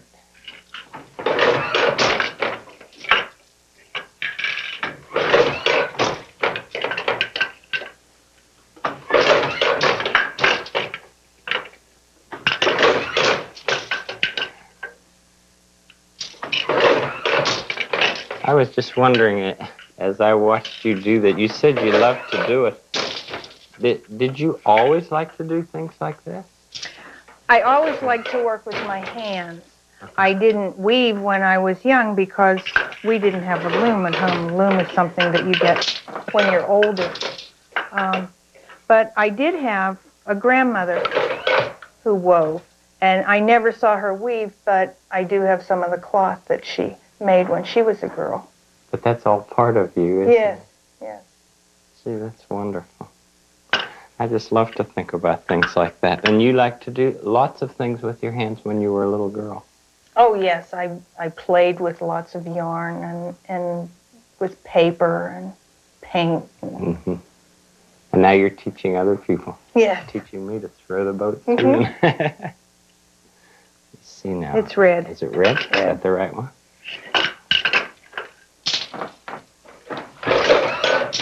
And gray.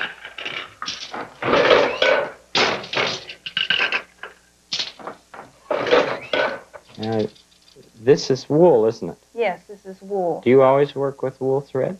Not always. Sometimes I work with silk yarn. Could I see some of that? I'd love to show you some of that, certainly. One last shot. Last. And the gray's through.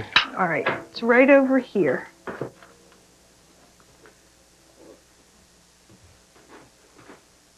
Now, Fred, these are my scarves. They're all silk.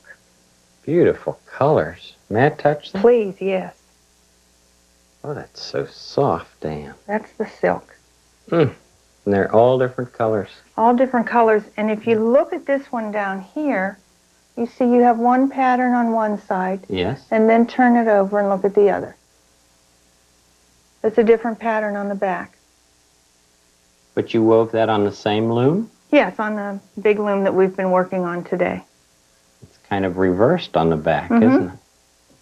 You do such beautiful work. I'm proud of you. Oh, thank you. I'm proud of myself. I'm glad. I've got to get back to my place, but I thank you for showing me all Oh, this. I'm so happy you could come today.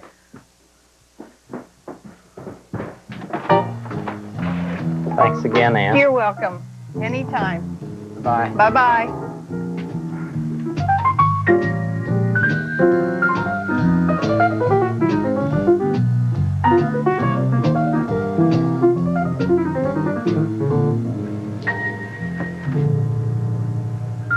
I think it's fun to learn how people make things.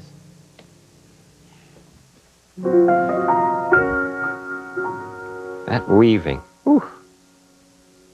looks complicated, doesn't it? Ann White said that she and I were like dance partners as we were throwing those shuttles back and forth.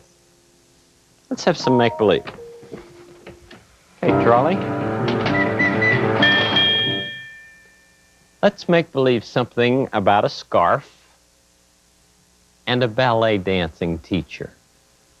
She could be Henrietta Pussycat's teacher, and they could be doing some ballet together before Henrietta goes to the sometimes happy dance studio. Maybe that teacher could have a very special kind of scarf. Oh, we'll just think about that. The neighborhood of make-believe.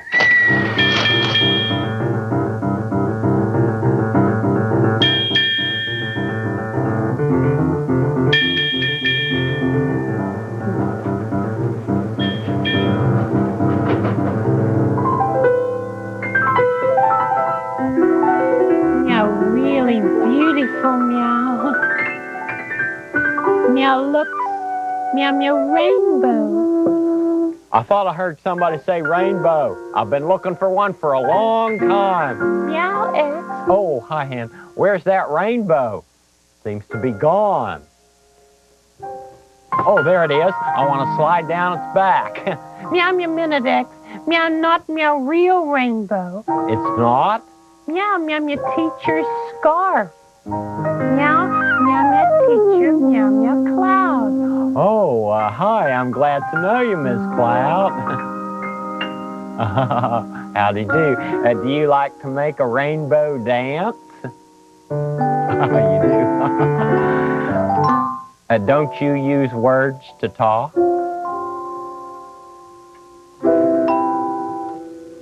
Meow, dance, meow.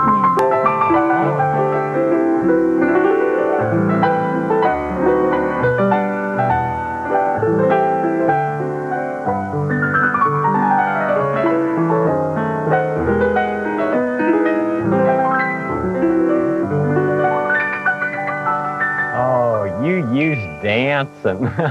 Well, I sure do understand you. Meow, you're teaching meow ballet. Oh, I'd surely like to see the two of you do some ballet. Meow,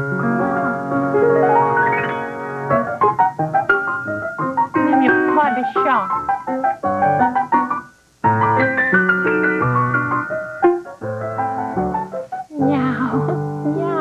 Oh, boy, that's nifty-galifty, I'll tell you.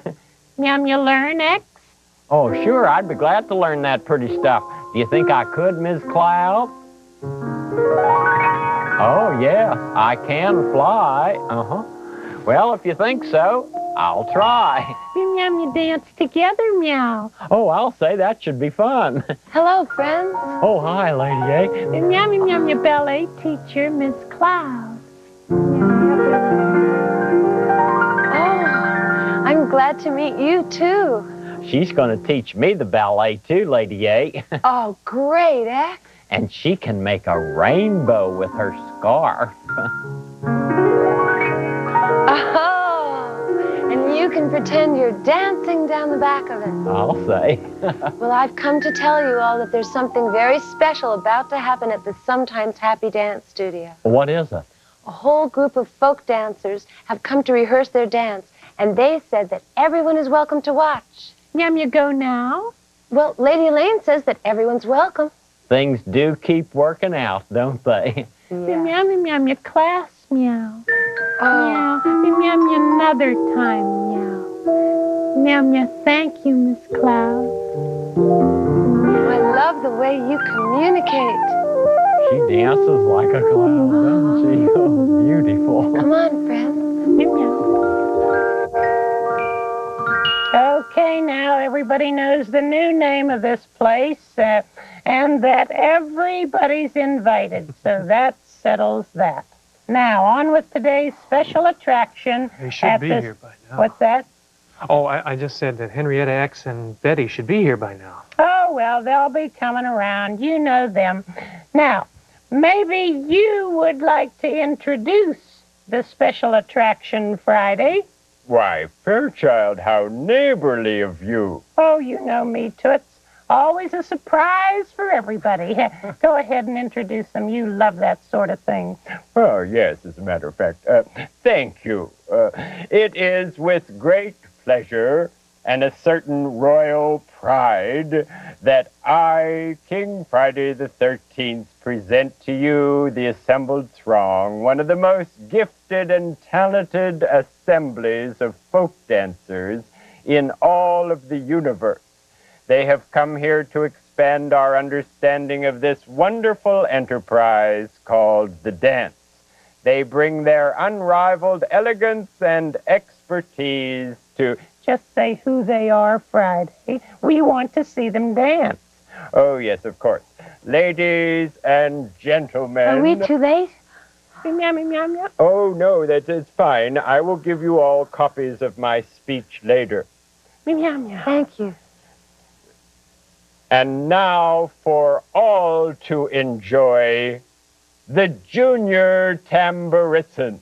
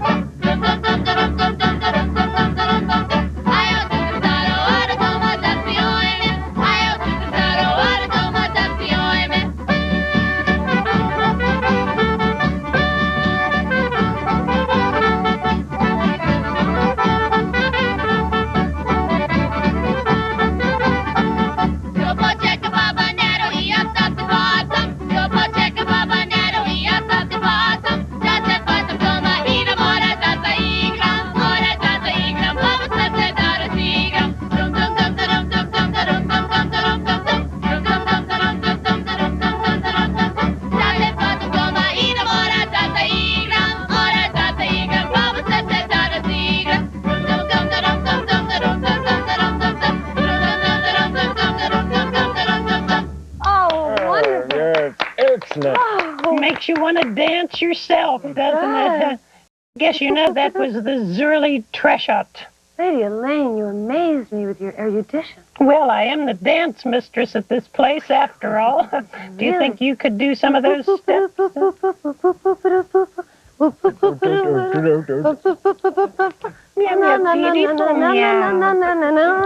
you all are doing real well. That's good. Well, now just you wait to see what they do next. You know those little propellers that they have up there? They just swing around those handkerchiefs? Yes. Well, they start out with that and end up with that. It's a lovely dance. Let's see the next one, kids.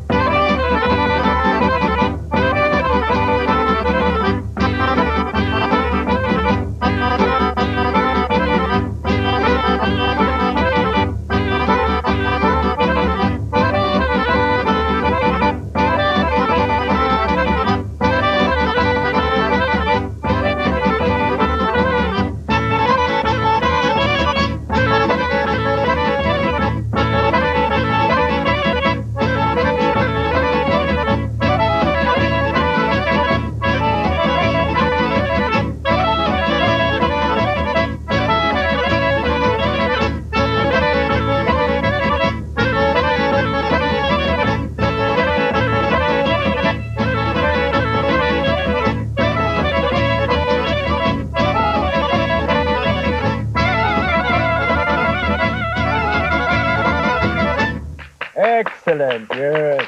Oh, well, I'm so proud of you young people. Yes, now why don't you include all of us in your next dance?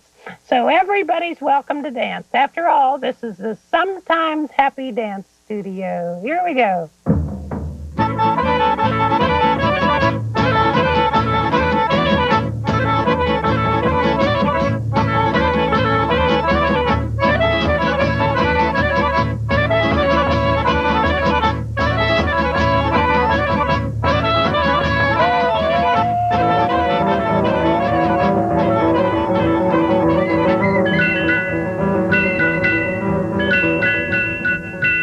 There are many different ways to dance, aren't there?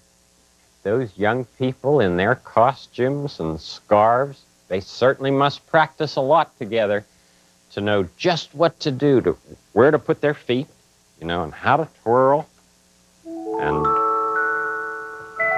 what to do with that. Oh, I like watching them. I want to show you something over here. I have some miniature life figures right here. Here are a couple friends, and a father with a baby, and some other friends. Just thought maybe I might make the father dance with the baby.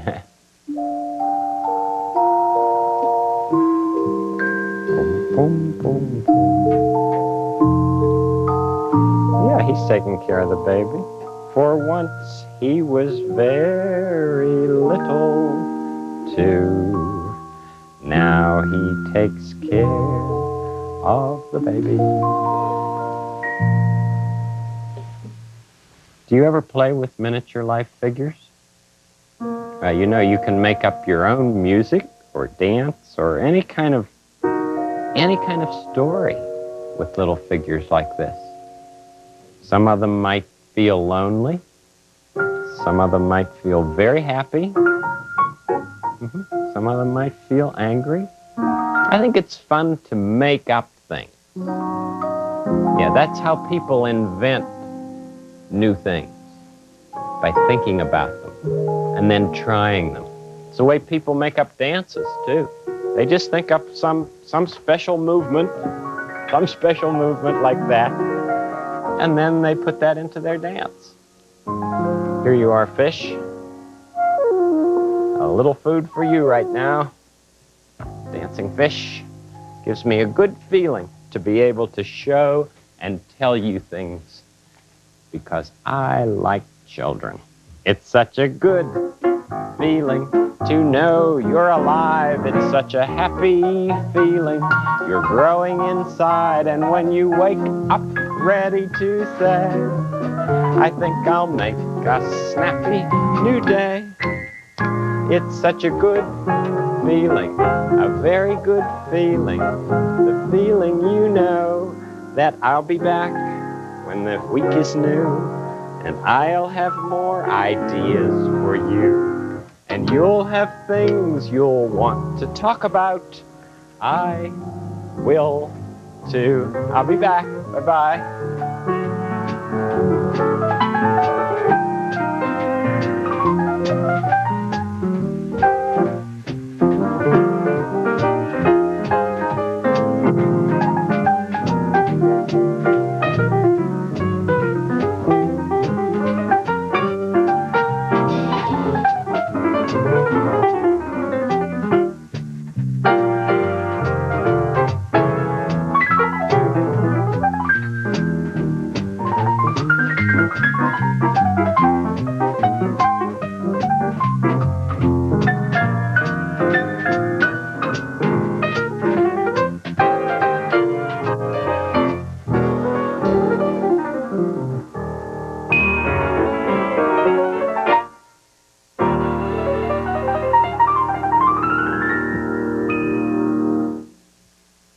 The people who gave the money to make Mr. Rogers' Neighborhood are the people of this and other public television stations and the Sears Roebuck Foundation. This is PBS. Kratz Creatures, up next. Hi, I'm Chris Kratt. And I'm Martin Kratt from Kratt's Creatures. Did you ever wonder if a lion gets scared? Or if fish ever go...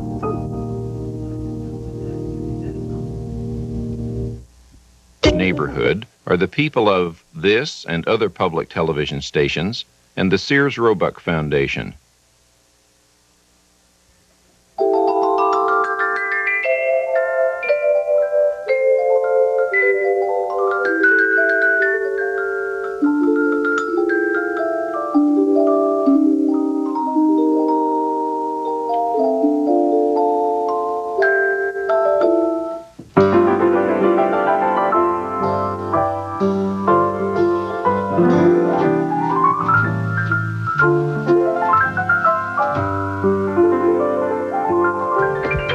It's a beautiful day in this neighborhood, a beautiful day for a neighbor.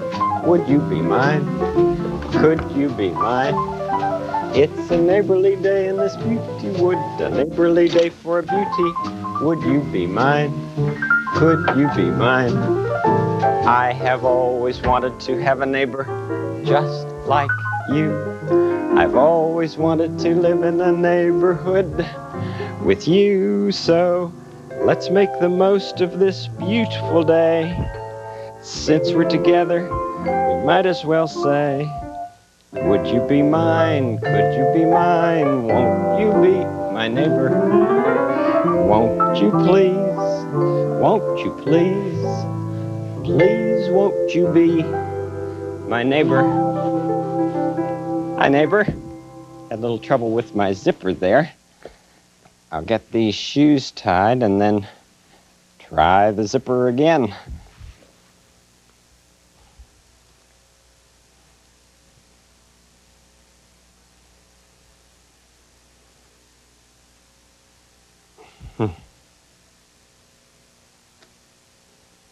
Oh, there. That ever happened to you? Ever have trouble with zippers or buttons? Do you remember the time that I was wearing a sweater with buttons and I buttoned it wrong? Sometimes I think about that. I have always wanted to have a neighbor just like you. I've always wanted to live in a neighborhood with you, so let's make the most of this beautiful day. Since we're together, we might as well say, did you ever do that? Would you be mine? Could you be mine? Won't you be my neighbor? Won't you please? Won't you please? Please won't you be my neighbor? Thought I was buttoning up that sweater just right. I remember when I was very young, one time I buttoned my coat the wrong way, and some big people saw it, and they laughed at me. And I didn't know why they were laughing. It felt awful. I still don't like it when people laugh at mistakes that other people make, because everybody makes mistakes once in a while. I have a new book here that I'd like you to see, and it has a mistake in it. I'll take it over here to the couch, and then maybe you can find what the mistake is. It's a picture book about animals. There's a bear on the front. Inside it says animals again. And on here, there's an elephant and a zebra. I like this book. Alligator and pig. Rhinoceros and duck. Now here's the page with the mistake. You see, this word says skunk, and it's right under the giraffe. And this word says giraffe, and it's right under the skunk. That's the page with the mistake. This page has a fish and an owl. And this one has a lion and a rabbit. That's the book. You like that? I like that animal book.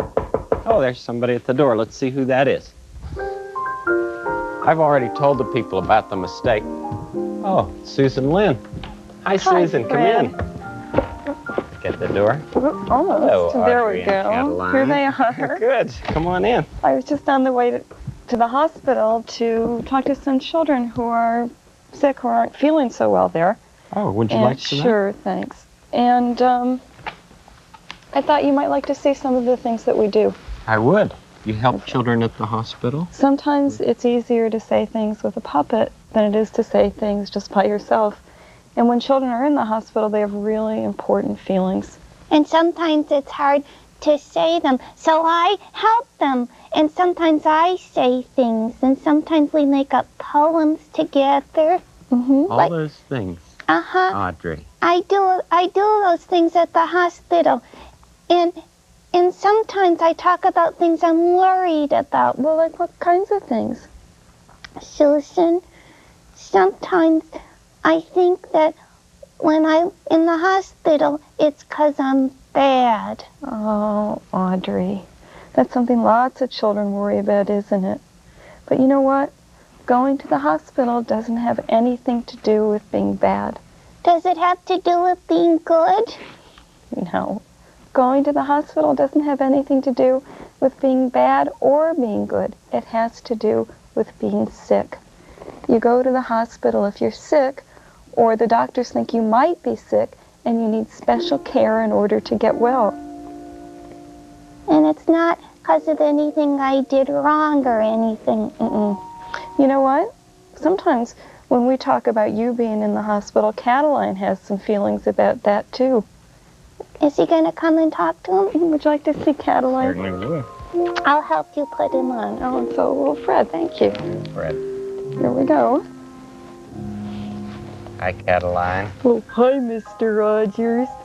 Cataline, we're talking about the feelings that children have sometimes when they go into the hospital. Well, sometimes their brothers and sisters have feelings too about when their brother or sister goes into the hospital. Like what kinds of feelings? Well, like I worry that maybe Audrey's in the hospital 'cause it's my fault. Is it Cataline's fault? No, of course not. It's not Cataline's fault. Why do you say that? 'Cause when Audrey, right before she went into the hospital, I took one of her toys and she got mad at me and I got mad at her back and I wished that something bad would happen to her. Oh, Cataline, that wishing wouldn't have made Audrey go to the hospital. Wishing doesn't make things come true? Oh, well, that makes me feel better. And that's the kind of things that sometimes we talk about with children in the hospital. And sometimes we sing songs. Together. And we draw pictures and we write poems and we do all sorts of things.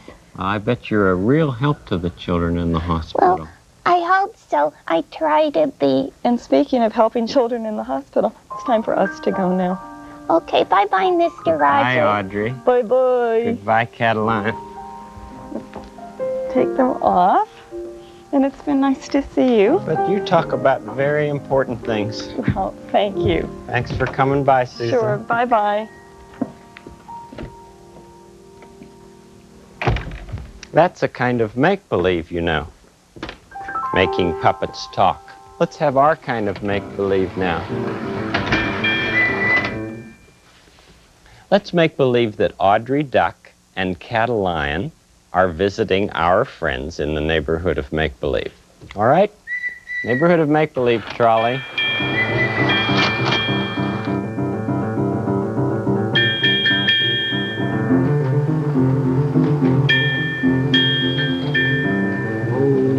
The skunk goes here, the giraffe goes here, and the cat and lion go just where they should go. Audrey Duck, how are you? Hi, Handyman Negri. I'm fine. What are you doing?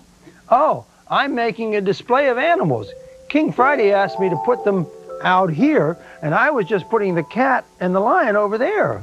Cat and lion. That reminds me of Catalion. Where is Catalion? Oh, he's at the school with Anna, Prince, and Daniel. I'm going over there in a little bit, too. But first, I'm going to visit with Henrietta. You and Henrietta are good friends, aren't you? We're great friends. Here's a duck. Hey, looks a little like me, doesn't it? Yeah, it does. And here's a cat. It looks a little bit like Henrietta. Can you make them talk? Well, I think so. I'll give it a try. Quack, quack, quack. You're my friend, cat. Meow, meow. Meow, my friend, duck. I like to be with you. Meow, like to be with you too, meow.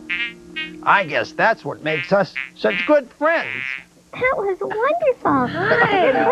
Hi, Lady Evelyn. How are you? Duck, you're visiting. Hi. How nice. Oh, what nice miniature animal. Oh, it's the king's personal collection. That little duck looks a little bit like you, Audrey. I guess it's 'cause I'm a duck. And I'm on my way to visit my friend, Henrietta Pussycat. Well, I'm going over there, too. X wanted some letters, so I'm taking them to him. Shall we go together? That would be nice. I'm glad to have had this visit with you, handyman. It's always good being with you. Come on back. Oh, I will. Good luck with all your animals. Thanks. Shall we?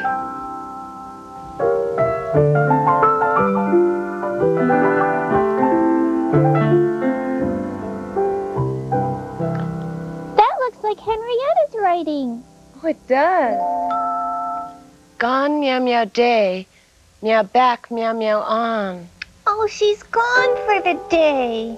Did she know you were coming? I told her I'd be coming sometime. But she didn't know when? I guess not. Well, how in the world are you ladies? Oh, just fine, X. How are you? Oh, I'm okay. Are you going to some costume party? Why do you ask that? Well, I knew Henrietta was going off for the day, but I didn't think she had to dress up funny. We don't understand you, X. Isn't that Henrietta under that funny duck costume? I mean, what a costume. Duck costume? X, don't you know Audrey Duck? Yeah, she's Hen's good friend. Well, this is Audrey Duck. Come on, don't try to kid me. She doesn't look like a real duck. But I am a real duck, and my name is Audrey, and what you're saying is making me feel awful. Uh-oh. Let me get a closer look at you, please. Oh, am I ever sorry? You are Audrey Duck, aren't you? Yes, I am, and I'm going to visit my friends at the school. Goodbye. Oh, wait a minute, Audrey. Maybe I could... X, Audrey's already gone. Oh, boy. Now what have I done? What do you think? Well, I made a mistake. I thought it was Henrietta dressed up to look like her friend. I know. And I hurt Audrey's feelings. I know. So what am I going to do? What would you like to do? I'd like to make her feel better. And how do you think you could do that? Maybe I could make a book for her. She likes books, doesn't she? I think so. Did you bring me those letters? Oh, yes, I did. Here they are. Gee, thanks, lady. Oh, wait a minute. Before I make the book, I can make something else.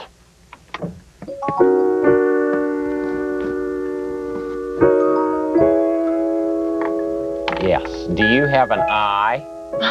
I have two eyes, X. I mean, do you have one letter I? Oh, yes. Here. Would you put it right there?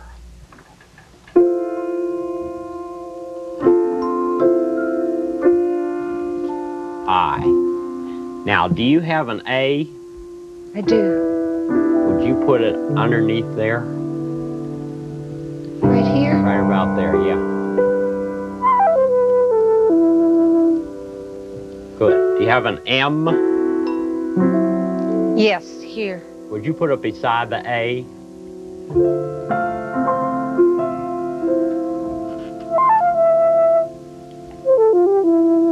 Thanks. I am. Now, do you have an S? I do. That says I am. I Would you put the S down below there? And leave some room. That's it. S. I am. S. Do you have an O? Yes. Put it right beside the S, please.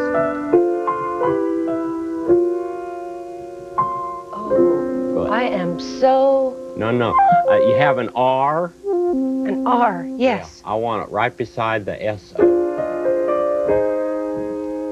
Right beside. Do you have another R? Yes. Right beside this R.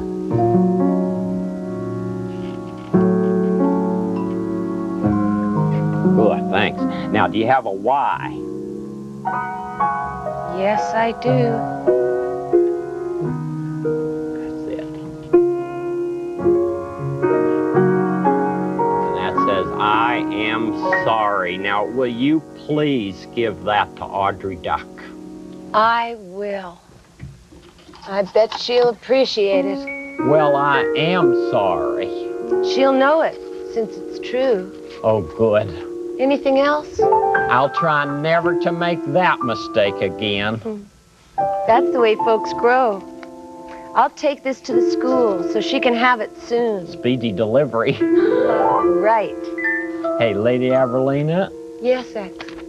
Thanks For what? for being you. It's fun to be yourself around people who care about you. I'll say. See ya. See ya.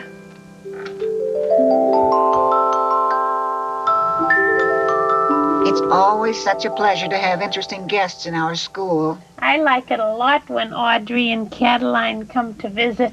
We visit lots of neighborhoods, and almost everybody's really nice to us. Well, I can't think of anyone who isn't. Now, class, I'd like you to see what I have up on the board, and would you please read the sentences together? A is for apple. B is for bread. Nice. C is for corn. Good. D is for duck. Oh, What's the matter, Audrey? D is for duck. But that's true. Duck starts with the letter D. Am I a duck? Of course you are. Am I a real duck? Well, you're as real as you want to be. Well, I don't look like I'm wearing a costume and pretending to be a duck. Oh, no, Audrey. Is there something we could help with, Audrey? Well, it's just that X the owl. Hi, everybody. Lady Hi, Lady Averlin. What a lovely surprise. Well, I hope I'm not interrupting too much. Not at all. We were just hearing something of a personal nature from Audrey Duck. You know one another, don't you? Yes, we do. Guess what, Lady Averlin? What is it, Anna? Audrey Duck was crying. She was? Did you know why? No, I didn't. Maybe she was afraid of learning the letters, 'cause she cried when we said D is for duck. Were you able to tell people why you were sad, Audrey? Well, I was just starting to. Was it because of what X said? Mm-hmm. Well, he talked with me about it, and he wanted me to bring this to you. He made it for you. Well, I'm not sure I want to see it. It tells you how he feels. Is it all right for me to show this message from X the Owl, Miss Cow? If you feel it's appropriate, Lady Averlin, and if Audrey wants you to. Is it all right for me to show it, Audrey? I guess so. What is it, Lady Evelyn? It's a message from X the Owl to Audrey Duck. I am sorry. That's right. And X knew it was a big mistake, and he really is sorry. But he shouldn't have laughed. No, he shouldn't have laughed. But he did. And he's really sorry. I don't understand. Why is X so sorry? I'll tell you about it when we go home, Cataline. Did X hurt your feelings, Audrey? He did. And he knows it was a mistake, and he's sorry, and I believe him. So that's that? You're a fine duck, Audrey Duck. Thanks. Did everybody know that Audrey is a fine poet, too? A fine poet? Mhm. She makes up wonderful poetry. Cataline. Well, you do. Why don't you make one up now? I don't want to have to interrupt this class any more than I have. Well, we'll be glad to hear a poem, Audrey. That's all part of learning. Well, let me see then. It's been a very special day with feelings that were sad and glad. But now we know for sure these things, that owls are owls and ducks are ducks and queens are queens and kings are kings. Oh, wonderful. That's very nice, Audrey. Thank you. You're welcome. I'm going to tell my mom and dad about that poem. It's got queens and kings in it. They'd like things with queens and kings in them. I must be getting back to the castle myself. Thank you all for your class time. It was very important class time. You're a wonderful teacher, Miss Cal. I have to go help some children in a hospital, but I'll be back later. I'll go with you, Lady Aberlin. Fine, Cataline. Hey, Audrey, want to come with me? I think I'll stay for a while. See you when you come back. Okay. Have a good time. I'm doing that now. Hey, thanks for liking me, Cataline. Exactly as you are. All right, class. Now let's get back to the board, shall we? All right. E is for egg. F is for fish. G is for goat. H is for hay. There. What a job. Good. Now I can show King Friday. Handyman Negri, I presume? Correct as usual, Your Majesty. I have looked everywhere for you, Handyman. Well, didn't you know I was out here in the garden? Why would you be? Well, I was carrying out your assignment. What assignment? To arrange your miniature animal display. Yes? Yeah, you know, out here in this special display area in the garden. Boy, don't they look fine? I said in the special display area behind the castle garden. You know that special room right behind the garden here. Oh, no. Oh, yes. Oh, sorry. I'm sorry, sir. I thought you said in the garden. Behind the garden is different from in the garden, Handyman. I made a mistake, sire. You have several minutes to rectify it. Oh, yes, sire. Yes. Just take them back there, yes. What a day. Oh, you can say that again. Lady Aberlin, I presume. Oh, correct as usual, Uncle Friday. And your activities? Oh, I've been smoothing some feathers. What kind of bird? A duck and an owl. I see. And your most recent happenings? Oh, I've just heard a poem that ended with the lines, queens are queens, and kings are kings. Sounds like a superb poem. By Audrey Duck. Perhaps we should announce a poetry reading, and Audrey Duck can read her superb poem to everyone. Oh, it was just a little poem. Little poem, nothing. If it had queens and kings in it, it has to be a major poem. Handyman Negri? Yes, sir. Once you've completed your rearrangement of the animals, I suggest that you and Lady Aberlin begin at once to plan a large festivity. A major poetry reading featuring Ms. Audrey Duck, one of the finest poets in the land. You can arrange for major decorations, refreshments, a royal affair. But Uncle Friday... No but-uncles about it, Niece Aberlin. I'm pleased to know that someone is writing excellent epic poetry these days. I will hear your report on progress the next time we are fortunate enough to meet. Farewell to you both. Farewell, King Friday. Uncle Friday, it was just a little poem. But King Friday has his ideas on practically everything. Well, why are you moving all the animals? I made a mistake. They were supposed to have been on the inside. Can I help you? Yeah, you sure can. Thanks a lot. I know, Trolley. I made a mistake. I put them in the wrong place. You could say that again. Yeah, that's for sure. Really?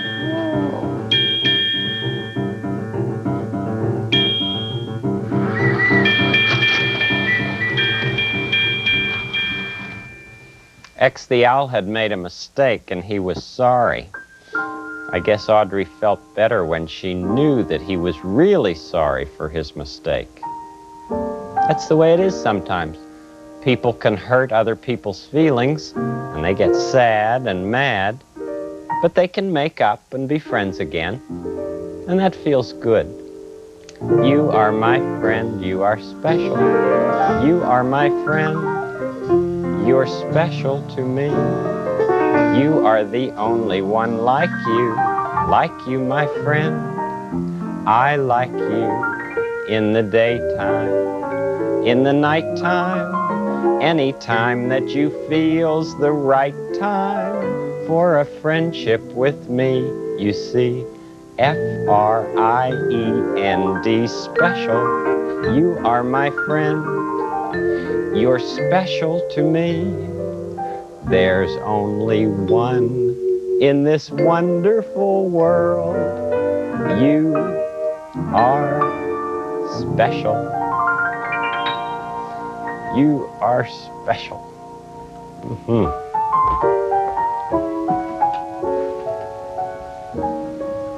Fish are special. All fish are different. Isn't that amazing that each fish would be different, just like each person is different? The marvels of our world.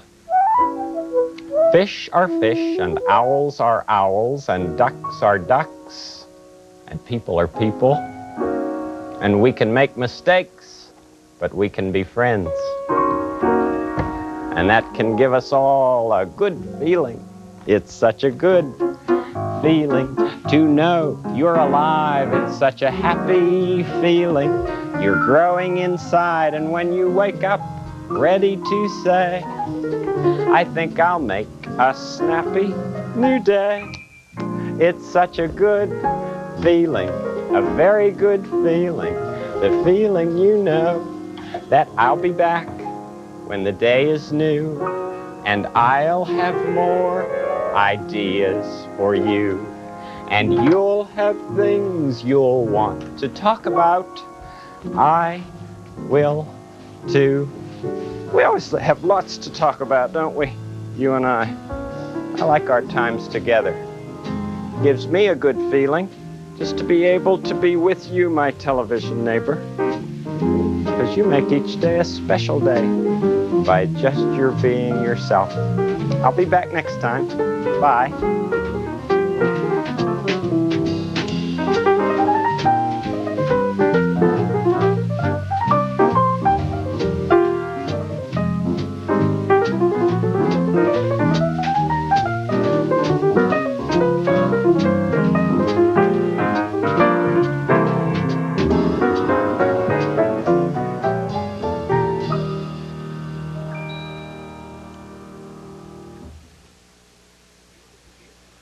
The people who gave the money to make Mr. Rogers' Neighborhood are the people of this and other public television stations and the Sears Roebuck Foundation.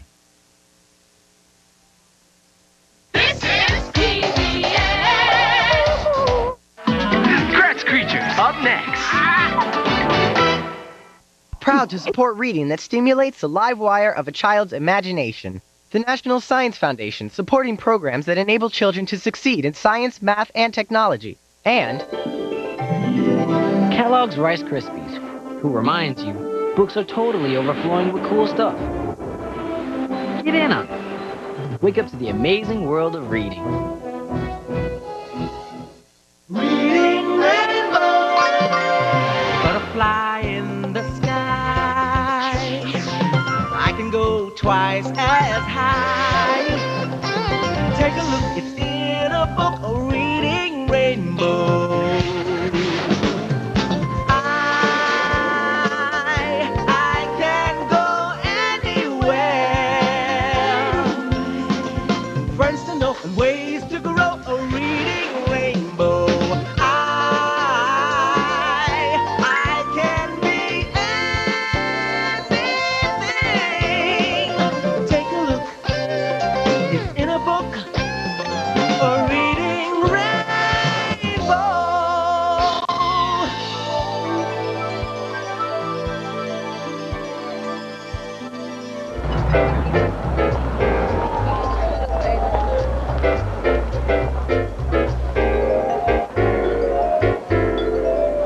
Hundreds? Thousands? Millions? Have you ever wondered how many people there are in a big city? Take New York City, for example. Just look at all these people. Walk down any busy street during rush hour, it's like an ocean of people. Waves of them coming in every direction. Whenever I visit New York City, I just can't get over the numbers of people there are. 8 million people. No wonder the streets are so crowded. And of course, they're not all walking. I wonder how many trains, buses, and taxis it takes to get all of these people around the city. Ah, here's someone who might have some answers. Excuse me, could you tell me please how many people you've had in your cab today, in this week, in a year, in your whole career? Okay, let me run a few numbers by you. This year I've driven 23,200 trips in my cab.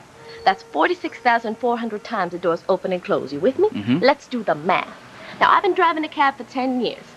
In my career, that's almost 250,000 people who have driven in just my cab alone. Wow. Now, consider this. There are 11,787 yellow cabs in New York City. If they're all as busy as I am, and believe you me, they are, that's 273 million taxi trips in New York City every year. Wow. Now, when you start to consider those numbers, police. Taxi! Oh, that's me. Gotta go, LeVar. See you later. Wow, that's amazing.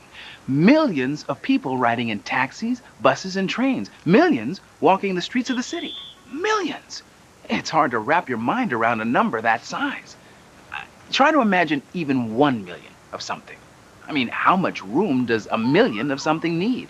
How far does it reach? What does a million look like? How much is a million?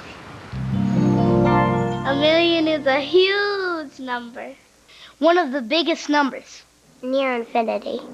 A lot more than 100. There's 1,000 times 1,000. There's more than 1 million animals in the world. 1 million is more people than you can fit in a stadium. There's more than 1 million stars in the sky. When I think of 1 million, I think of the hairs on my head. There's 1 million snowflakes in a blizzard. If I counted to 1 million, I'd be here all day. 1 plus 1 plus 1 times 10 times 10 times 10 times 10. Plus 1 plus 1. 1 million is how many times my sisters get on my nerve. It's how many kisses I could give my mommy.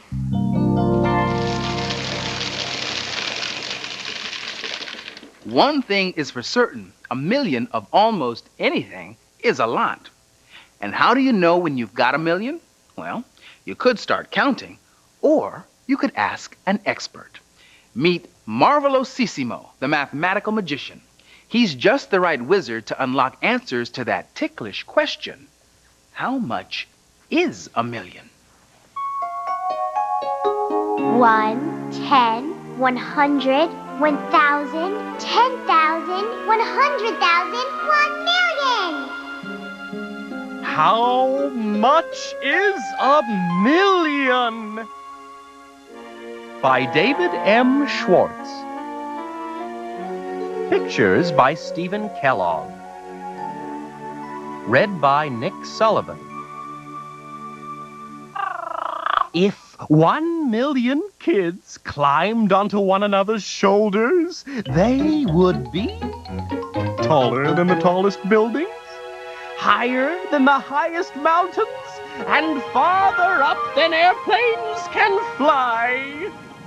I never saw so many kids in my life. If you wanted to count from 1 to 1 million, it would take you about 23 days. If a goldfish bowl were big enough for 1 million goldfish, it would be large enough to hold a whale. Presto! Here you have 100 stars. If this book had 1 million tiny stars, they would fill 70 pages. Excuse me, sir, but how much is a billion? How big is a billion? Well, if a billion kids made a human tower, they would stand up past the moon. If you sat down to count from 1 to 1 billion, You would be counting for 95 years. Wow! if you found a goldfish bowl large enough to hold 1 billion goldfish, it would be as big as a stadium. Wow! If this book had 1 billion tiny stars, its pages, spread side by side, would stretch almost 10 miles. Hey, how tremendous is a trillion? How tremendous is 1 trillion? Well, if 1 trillion kids stood on top of each other, they would reach way, way, way beyond the moon, beyond Mars and Jupiter too, and almost as far as Saturn's rings. Wow, 1 trillion kids. If you wanted to count from 1 to 1 trillion, it would take you almost 200,000 years.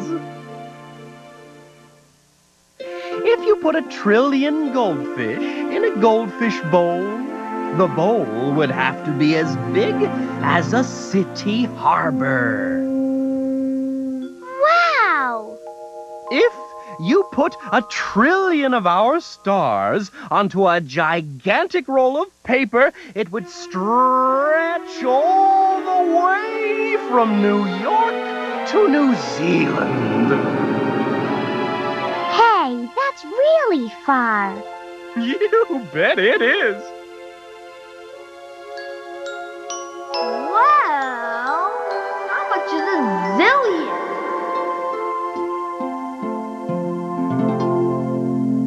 I just love enormous, gigantic, colossal numbers. Just saying their names tickles my brain. 1 million, 1 billion, 1 trillion, 1 quadrillion, quintillion, sextillion. I could go on forever. And believe it or not, it's pretty easy to imagine what those numbers represent. You just have to start with a small number like 10. Apples. 10 juicy apples, a taste-tempting treat. Put 'em in a sack. They're good enough to eat. 10 sacks of 10 makes those apples more fun. We've got 100 apples, and we've just begun. 10 baskets of 100, that's what's best. Keep 1,000 apples in a shiny treasure chest. 10 chests of 1,000, that's first rate. Pile 10,000 apples in a packing crate.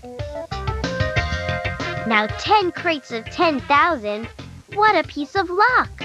100,000 apples now inside this truck. 10 100,000s, count no higher. You've got 1 million apples in this high flyer. It's one thing to imagine what 1 million would look like, but it's another to actually handle 1 million. People do it all the time. In fact, I know of a place where making 1 million happens every day and in a very colorful way. At Binney and Smith factories like this one, Crayola crayons have been made for the past 93 years.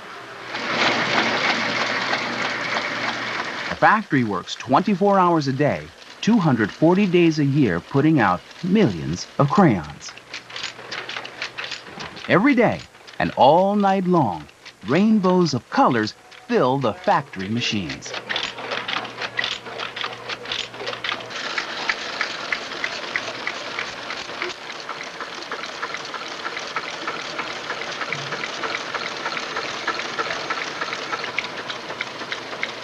Colors like lime green, violet, and tickle me pink. To make crayons, you start with 2 ingredients. Pigment, like this cinnamon red. You also need paraffin, the waxy stuff that gives crayons their texture. The paraffin is poured into a cauldron and melted down.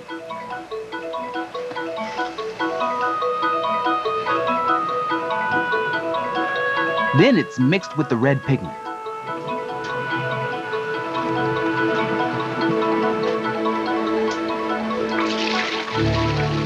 The hot mix is poured into a bucket and Mark pours them by hand into the molds. I make crayons on a flatbed mold machine. In one day, in 8 hours, we make about 92,000 crayons. Those holes are filling with hot wax that will cool and make perfect crayons.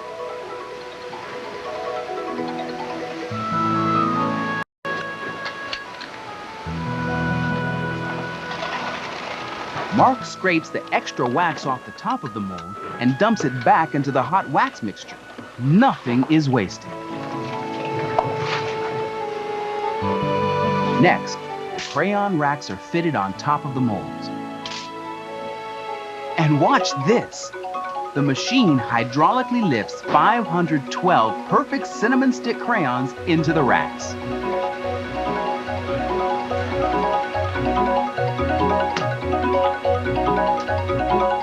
How do I feel about crayons? Oh, crayons are my life. I come here every day and make crayons. I go home and I color. Across the floor, lots more colors are being made. But here, crayons are not hand-poured, they're strictly machine-powered. These rotary molds have hundreds of tiny jets that shoot hot-colored wax into the mold holes.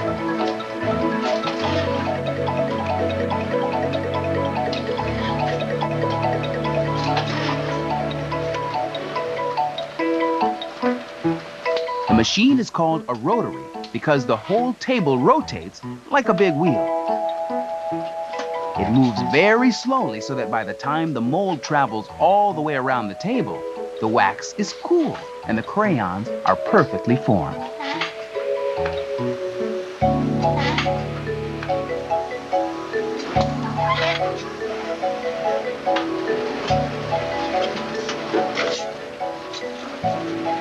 Now the crayons travel to the wrapping machine.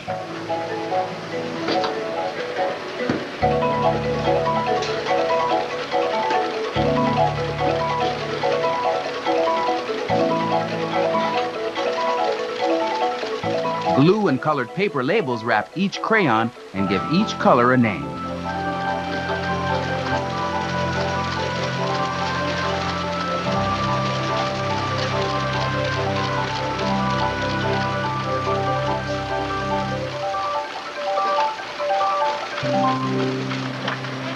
Helen here has been wrapping crayons for 32 years. She's handled a few crayons in her time. Okay, I worked here 32 years, plus I did 180,000 crayons a day on the 2 machines, which would be 530,000 crayons a week. That would be 2 million crayons a year. Well, Helen, that's more than 86 million crayons a year. But who's counting?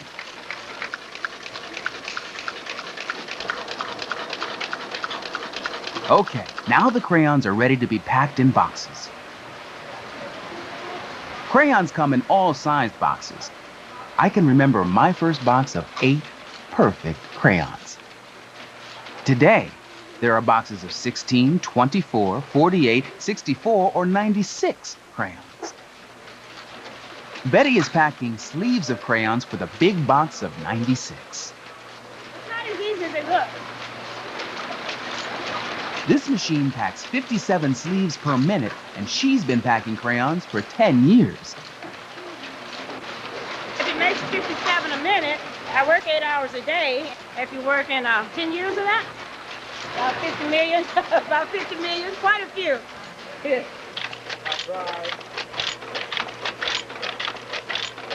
When all the sleeves are filled, the boxes travel down the assembly line to the boxing machine.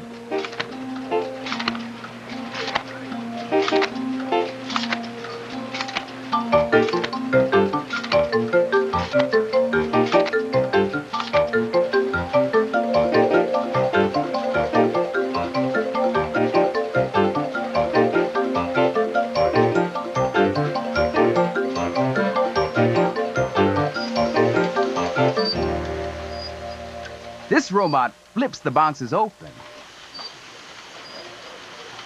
and pushes the crayons into the big boxes.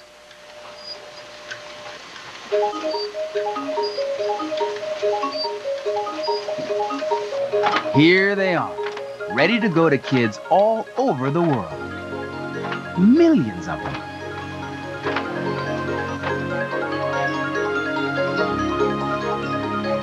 Crayola crayon factories have made over 100 billion crayons. Now that's a big number.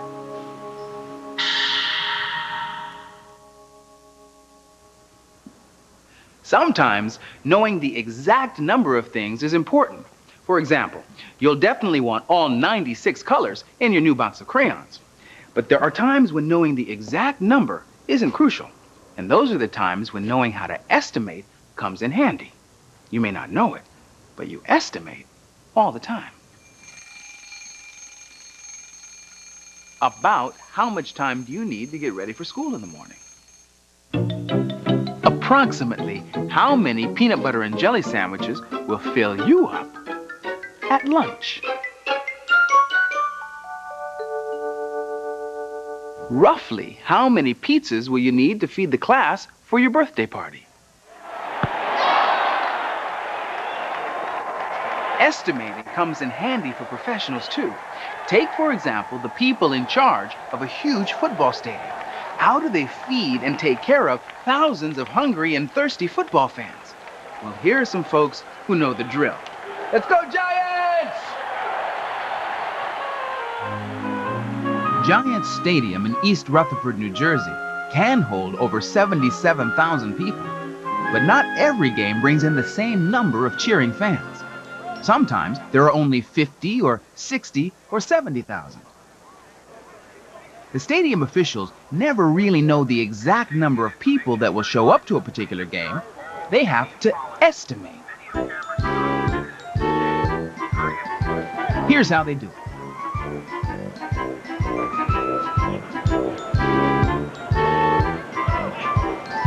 First, they factor in the weather.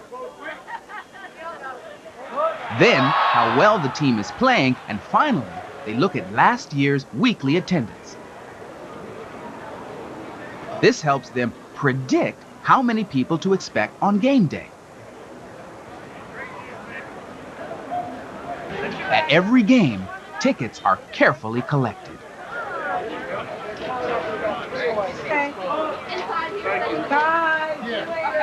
The ticket boxes are brought beneath the stadium to the ticket counting room, where all the tickets are counted out by hand.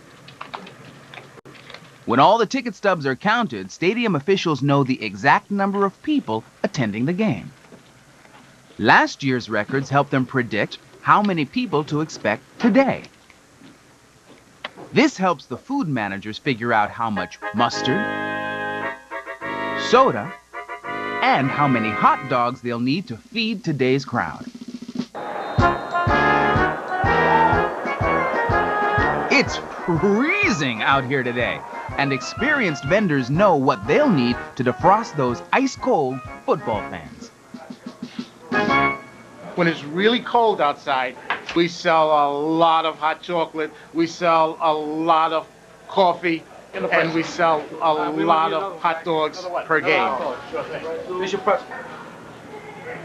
If it's cold, we can sell about 1,000 cups of hot chocolate a game. You got hot chocolate? This is only one of more than 40 food stands in the stadium. They can count on selling approximately 40,000 hot chocolates today. All right, just go through the line. Go through the line. Next. What do people eat on warmer days? Pretzels. If the weather is warm, We sell approximately 500 pretzels. Thank you, sir. 500 pretzels times 40 food stands, that's 20,000 pretzels in one day. We deliver anywhere from 16,000 to 20,000 pretzels a week to this stadium. I estimate I delivered almost 1 million pretzels since I've been working for the company. Wow, that's a lot of pretzels.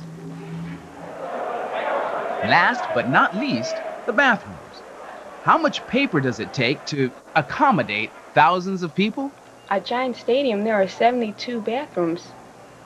At home, you'd use this size toilet paper, but here at the stadium, we use big rolls because we have lots of people.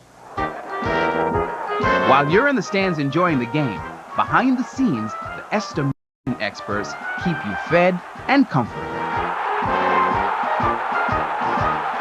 And once in a while, an exact number comes along that's fun to know about.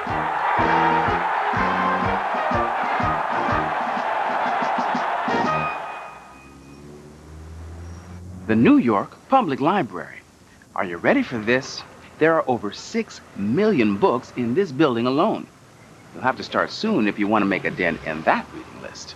In the meantime, here are 3 that you can really count on, but you don't have to take my word for it. There may be 1 million stars in the sky, but there's only one sky. There may be 30 pages in this book, but it's only one book. This book is called Only One. This book shows you how you get one thing out of lots of things. Like 12 eggs make only 1 dozen. 11 cows, but only 1 herd. 4 wheels, but only 1 wagon. Do you get it? 8 horses, but only 1 merry-go-round. It's kind of neat the way a lot of small things make one big thing. This is a really cool way to look at numbers. There may be 1,000 people with my name, but there's only one me. My name is Carly, and this book is 1 in a million. Hi, I'm Jack. I read a very funny book called 100 Hungry Ants. Let me tell you about it. 100 ants are going to a picnic. They are very hungry. They walk in a long, long line. The littlest ant says, "We're going too slow." So they make 2 rows of 50. But they're still not fast enough. So the littlest ant says, "Let's try 10 rows." 10 rows with 10 ants hurrying to a picnic. Will they make it? I think you'll like this book about picnics, bugs, and numbers. I sure did. Hi, do you think it's possible to count the stars in the sky? Well, this is a story about a boy who tried. It's called How Many Stars in the Sky? It's late at night. The boy in the story is wide awake, wondering how many stars in the sky. He goes into his backyard. His dad sees him and tries to help him count the stars. They go to the city for a different view. They can't see the sky. The lights are too bright. Then they decide to go to the country. There are so many stars. Before they can finish counting, they fall asleep. I'm Eric, and if I were going to count stars, I would use a telescope. What would you do? There are millions everywhere, whether it's people in the big cities, fishes in the oceans, or stars in the night sky. Sometimes big numbers may seem as unreachable as those stars, but don't be afraid to ask how many. There are ways to count just about everything that exists in our world. Or out of it. I'll see you next time.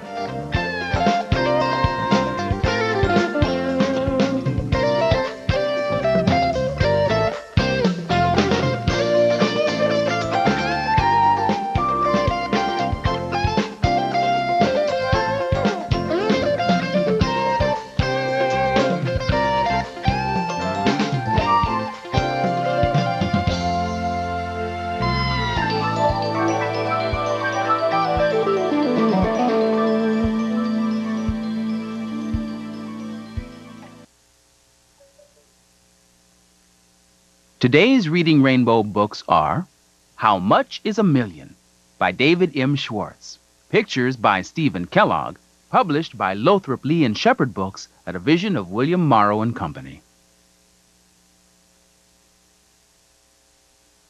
100 Hungry Ants by Eleanor Pences, illustrated by Bonnie McCain, published by Houghton Mifflin Company. Only One by Mark Harshman, illustrated by Barbara Garrison, published by Cobble Hill Books, an affiliate of Dutton Children's Books, a division of Penguin Books USA.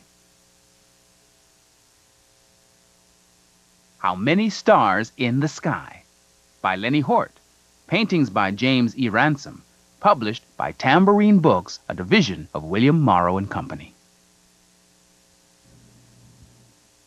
Reading Rainbow was sponsored by a grant from Kellogg's Rice Krispies, reminding you books are totally overflowing with cool stuff. Get in on it. Wake up to the amazing world of reading. The National Science Foundation, supporting programs that enable children to succeed in science, math, and technology. RCN, proud to support reading that stimulates the live wire of a child's imagination. And by the annual financial support of viewers like you. Doink. RCN, proud to support reading that stimulates the live wire of a child's imagination. And the National Science Foundation, which supports programs that enable all children to succeed in science, mathematics, and technology. And Kellogg's Rice Krispies, who reminds you books are totally overflowing with cool stuff. Get in on it. Wake up to the amazing world of reading. Reading Rainbow. Butterfly in the sky. I can go twice as high. Take a look, it's in a book, a reading rainbow. I can go anywhere. Friends to know and ways to grow, a reading rainbow. I can be anything. Take a look, it's in a book, a reading rainbow.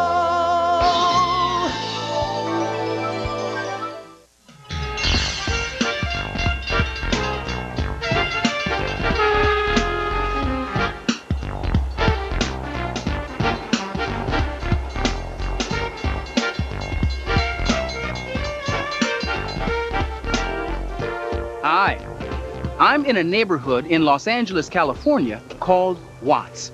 Now, if you look around, you'll notice that Watts is a lot like your community. It has schools, churches, libraries, shops, and a whole lot of people who call this place home.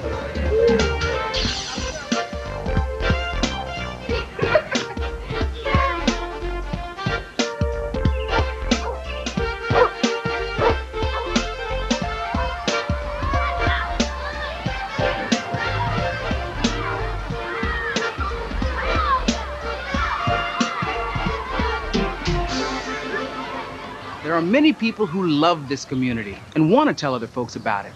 There's a group called the Watts Prophets who have written a song about the neighborhood. What's up, y'all? What's up, y'all? What's up, y'all? Watts, a beautiful place with a whole lot of space. People, black, brown, white, red, and yellow, live together in good and bad, spicy weather. Tacos, burritos, best in town can be found in Watts.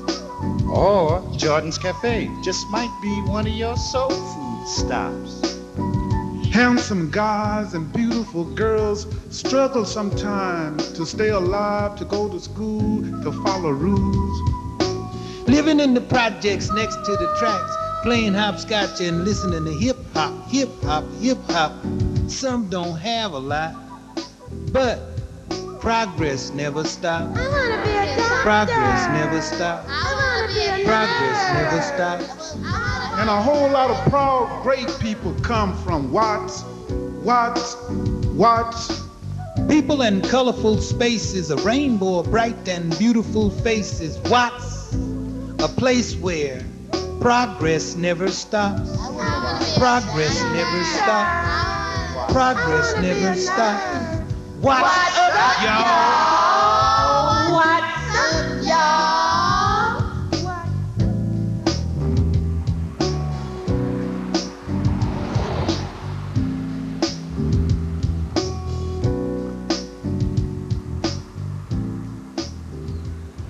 A community is a mosaic of different people and places. Well, one of the most famous places here is the Watts Towers. They really are one of the treasures of this community. Now, if you look closely, you can see the different bits and pieces of the lives of the people who lived here when the towers were being built. You see pieces of cups and saucers. There are bits of broken plates and pottery. There are even kitchen and bathroom tiles. Well, one man collected all of these pieces and put them together to create something magnificent. His story is in here, the wonderful Towers of Watts. The Wonderful Towers of Watts by Patricia Zelver. Pictures by Frené Lassac. Read by Angela Bassett. A lot of people thought Old Sam was crazy. Old Sam's real name was Simon Rodia. He had come from Italy as a young man and spoke with a thick accent. He bought a little bungalow in Watts, a poor neighborhood in Los Angeles. He baked his bread in an outdoor oven he'd made, just like the oven his mother had used in the old country. Sometimes he was friendly and smiled at people. Other times his thoughts seemed far away, and he'd speak to no one. Old Sam worked as a laborer at Taylor's Tile Company. Every evening, he got off the streetcar carrying a large burlap sack of broken colored tiles. What's old Sam gonna do with those? People said. On weekends, old Sam walked down to the vacant lot by the railroad tracks and collected things that people thought were better thrown away. He brought home blue milk and magnesia bottles, broken bits of colored pottery, even pieces of broken mirrors. Sometimes he paid the neighborhood kids pennies or cookies to bring him empty green soda bottles and sacks of seashells. What does old Sam want with all that junk? People wondered. Old Sam spent most of his money on sacks of cement, sand, and steel.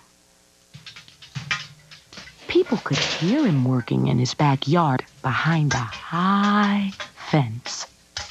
Old Sam, what's he up to? They said.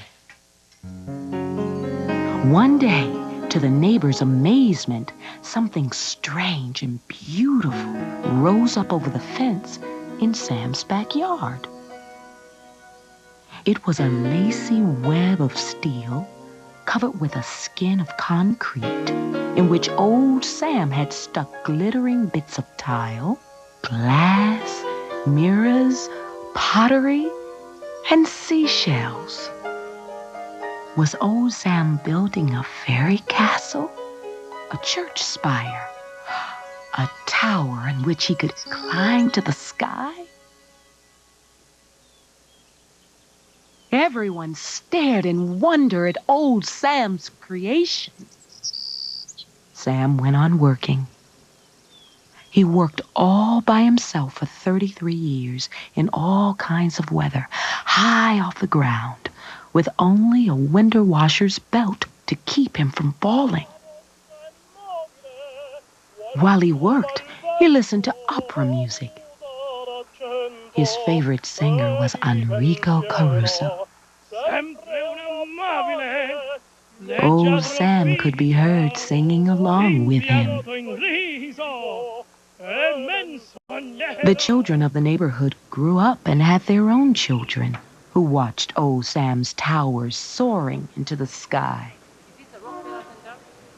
Old Sam was getting older, too, but he went on working just as before. Sometimes old Sam invited the neighborhood children into his yard. Inside, the children found a magical city with little streets, squares, and fountains. The walls were covered with heart shapes, seashells, colorful tiles, and a golden bumblebee. Stuck in the cement were all sorts of curious objects which old Sam had collected over the years. A teapot spout, cowboy boots, a horseshoe. Newspaper reporters heard about the towers and came to see them. "What do they mean?" they asked him. Old Sam just smiled. "Where are your plans?" they said. Old Sam pointed to his head. "Why did you do it?" they said. I just felt like it," old Sam said. One day, when Sam was 80 years old, he gave the key to his house to a neighbor and went off to live near his relatives in another city. It was the last time he saw the towers. He never came back again. Watts is still a poor part of Los Angeles, but no other place has the Watts Towers. And every year, people come from all over the world to marvel at old Sam's crazy dream.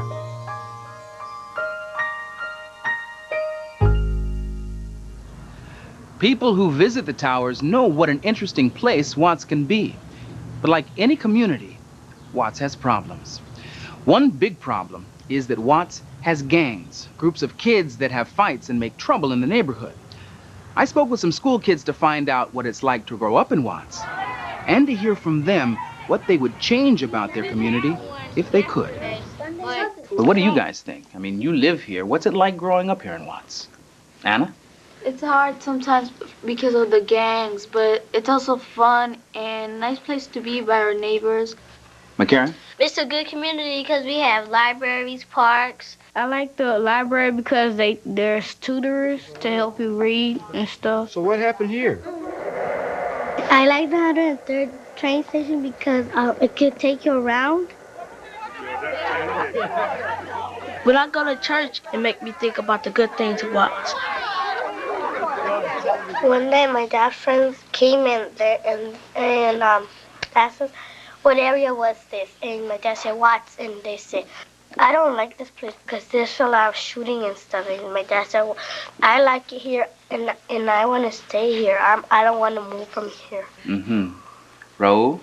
Half of my neighborhood is invaded by gangs. So let's talk about gangs for a second. What are some of the bad things about gangs? What are some of the things that the gangs do that are really negative in the community? Marquise? Try to get the kids to do some drugs like they be doing. They try to get the kids to do them, sell them and stuff like that. Right. I saw this guy in the corner, the same corner of mine. There was a drive-by and they shot him right there. And right now there's some blood stains right there. Still and there. Bullet holes. Mm-hmm. So this was recently? Yeah. Yeah. So the gangs are really responsible for a lot of drugs in the neighborhood? Yeah. And shootings? Now tell me this, why would anybody want to join a gang? You see people be in a gang, you want to be in a gang. Mm-hmm. The temptation is when they see all the fancy stuff they have, like the rings, guns, and they want it. It just, get something to get it right then. Mm-hmm.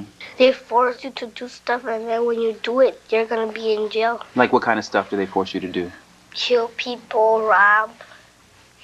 John? If you be saying no, they be saying you like chicken, all that, and You're weak. yeah, Mm-hmm. Marquis? They like father is in the gang, and they want to be just like their father, and they end up joining it. Right. Sometimes. Like father, like son. Is it hard for kids to stay out of gangs? yeah. It's not hard. Why isn't it hard? Why? Mom always tells me that don't get out of gang because you're not gonna get your career. Because I always want to be a doctor. Mm-hmm. I say that it is hard. It is hard. I see some parents that sometimes they're pushing on kids to be on gangs the way they treat them. Really? Parents push kids into being in gangs? Well, not sometimes. Hang on. What do you mean by that, Anna? Well, some parents kind of like they don't when the kids want to talk to them, but the parents are used in another world. They're on drugs or alcoholics. So the kids can't get any attention at home, So and they so try they to get it on gangs because on the they- street. Mm. So what can you do to resist that pressure? You have to trust yourself. Don't like they talk to you. Come on, let's go. You want to join our gang? You have to believe. You have to believe in yourself to not be with them. That you're stronger than they are. You're stronger than them. You have something you want to add to that, John? Don't dress like one and don't walk like them, and stay away from them. How does gang violence make you feel? The gangs, it's like they're embarrassing the Watts. They embarrassing the The Watts. community, huh? Yeah, the gangs just make it look bad. So tell me, if there was one thing that you could change about the neighborhood, what would that be? What would you change? Marquis? I would change all the gangs, because if there's no gangs on the earth, the world would just be so perfect. Mm. It would just be perfect without any gangs. The first reason that people think that Watts is bad is the gangs. But we have nice things like libraries, the school, the Martin Luther King Center.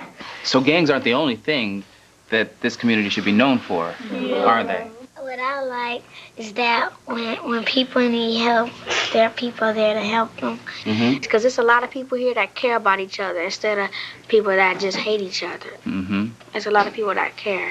So what are we going to be when we grow up? A doctor, because I like to help people. I want to be a rocket scientist.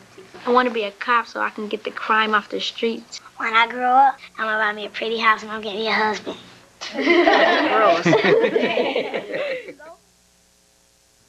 For many kids, living in a tough neighborhood means learning to choose the right path, even when the temptation to do the wrong thing is all around you.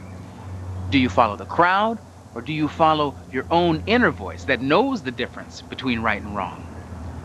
Every neighborhood has its own heroes, and Watts is no exception. People who have faced the tough choices and made smart decisions. I believe in freedom. I want to live with my sisters and my brothers in harmony. My name is Latoya Howlett. I'm 18 and I'm from Watts. I have 12 brothers and sisters. I'm a baby of 12. This is my elementary school picture. This is my brother who's in college in Simi Valley. This is my brother who's a mechanic. And this is me at senior prom this year. People think that just because we from Watts, we are not high achievers. But as you can see, my family was well talented and gifted.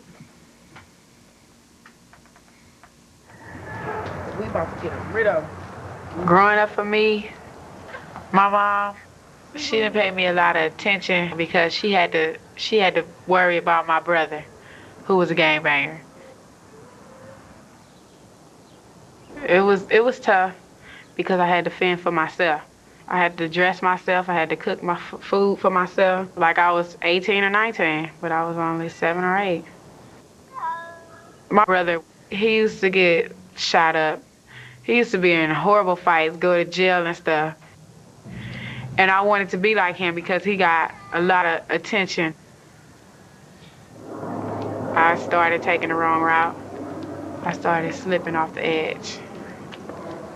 And I knew by going to the streets, I felt that I would get much more attention and much more support. When I was on the streets, I used to run with a gang of girls.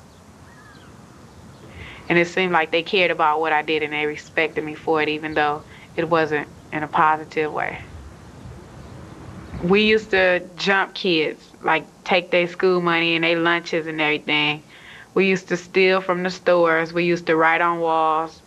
We used to fight a lot, like constantly fighting. And we used to just be horrible little kids. One night I went to sleep and I had a dream. And I saw all my friends and family around this box, a pretty box with flowers and stuff. And they opened it and it was a little black girl in there with a white dress on. And I was looking like, I know this person. And so I finally, came closer up on the person who was in this box. And I realized that it was me, that I was dead in a coffin with flowers and stuff around me. With that dream and seeing what my brother was doing and seeing what I was doing caused me to change, to step out of myself and say, look, this is you in a few more years if you don't change.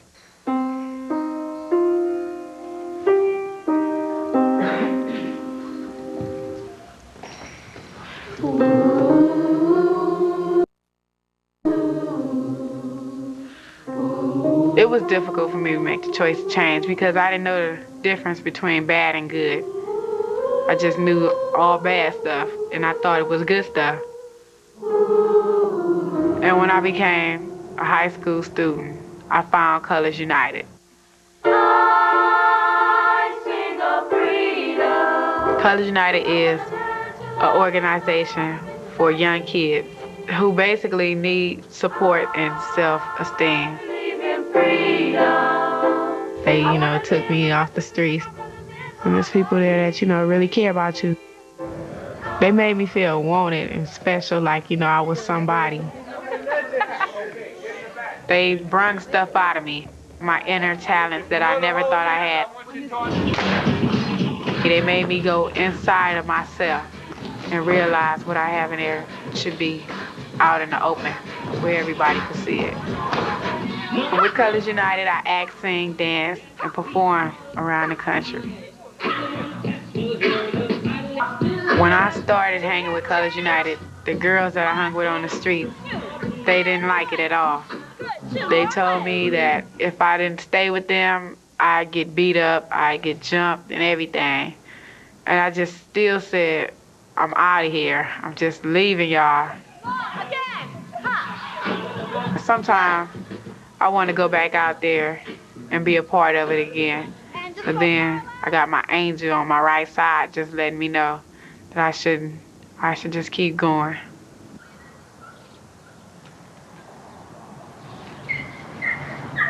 Before, when I was doing bad things, I didn't care about nothing, nobody but myself and the girls that I run with. And now all I do is want to care about people. To get a bicycle? I'm helping other kids by taking the time to be there for them, by listening to them, taking them to the store, walking with them around the corner, anything to just put a smile on their face. Just let them know that if I keep my head up, they can keep their head up also. Yes, I'm free, 'cause freedom believes in me. LaToya Howlett had to choose between right and wrong, and it took a lot of courage to do what was right. She had to make the decision herself.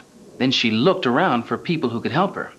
If you look around in your community, you'll find people who can help you too. Now, here are 3 books about communities and the people who live in them. You might want to check them out at your neighborhood library, but you don't have to take my word for it.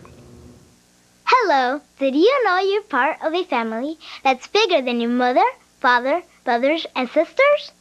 There are lots of people you care about and depend on. Here's a story about them. It's called I Got Community.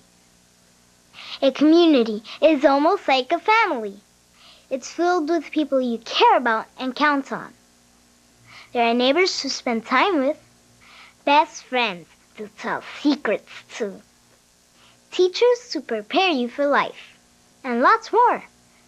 Each one has a part in your community. I'm Marjorie, and I'm an important part of my community. Neighbors and friends depend on me.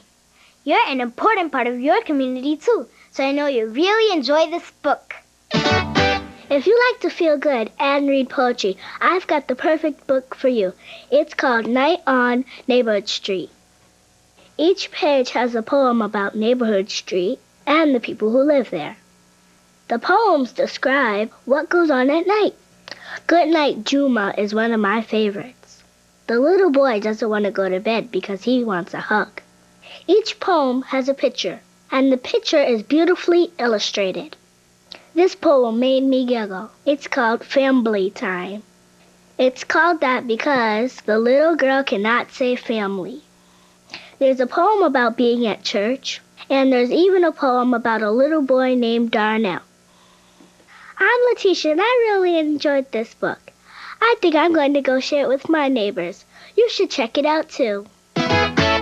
Hello, I'm Kenrick. Let me take you to a special place where exciting things happen. It's here in this book, the car washing street.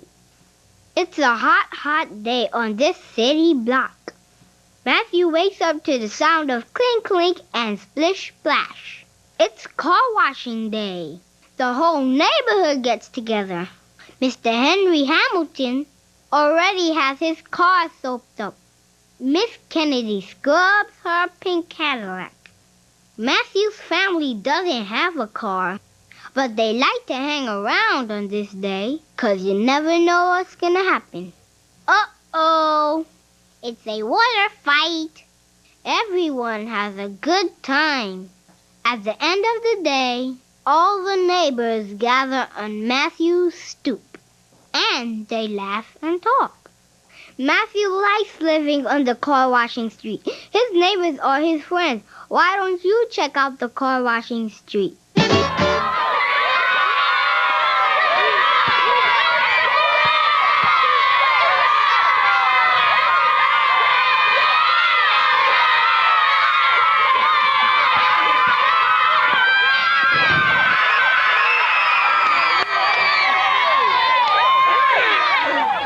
No matter what community you live in, you have choices to make. And all around you, there are going to be people who will help you make the right choices. You've got parents, teachers, family members, your neighbors. But ultimately, it's up to you.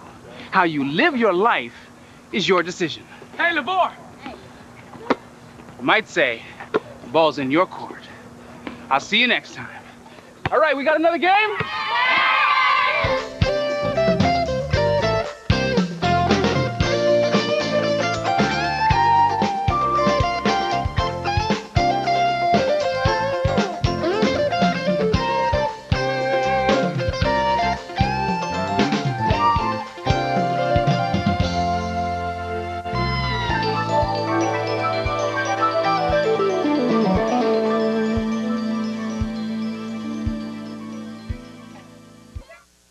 Today's Reading Rainbow books are The Wonderful Towers of Watts by Patricia Zelver.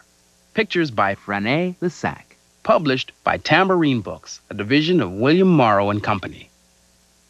I Got Community by Melrose Cooper. Pictures by Dale Gottlieb. Published by Henry Holt and Company. Night on Neighborhood Street by Eloise Greenfield. Illustrated by Jan Spivey Gilchrist. Published by Dial Books for Young Readers, a division of Penguin Books, USA. The Car Washing Street by Denise Lewis Patrick. Pictures by John Ward. Published by Tambourine Books, a division of William Morrow and Company. Reading Rainbow was sponsored by a grant from Kellogg's Rice Krispies, reminding you books are totally overflowing with cool stuff. Get in on it. Wake up to the amazing world of reading. Grants are also provided by the National Science Foundation, which supports programs that enable all children to succeed in science, mathematics, and technology. RCN, proud to support reading that stimulates the live wire of a child's imagination. And by the annual financial support of viewers like you.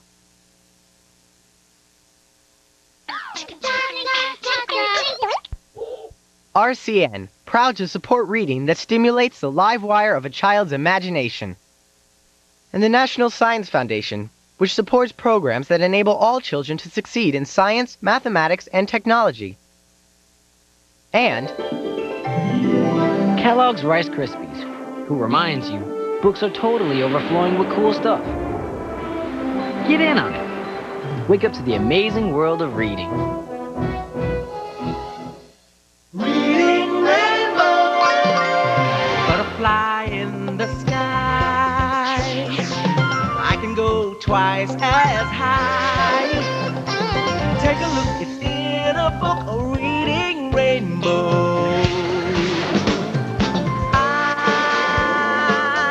I can go anywhere.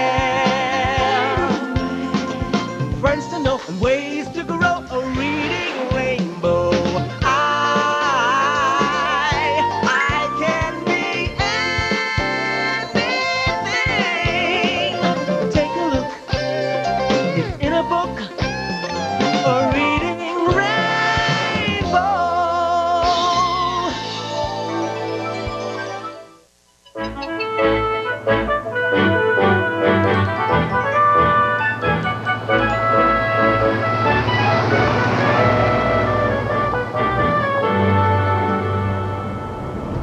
Hi, we're driving in one of the hottest, driest deserts around.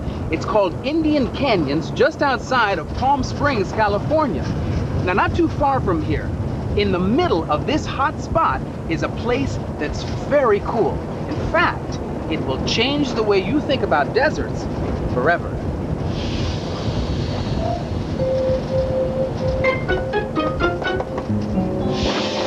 Uh-oh. I don't like the sound of this at all.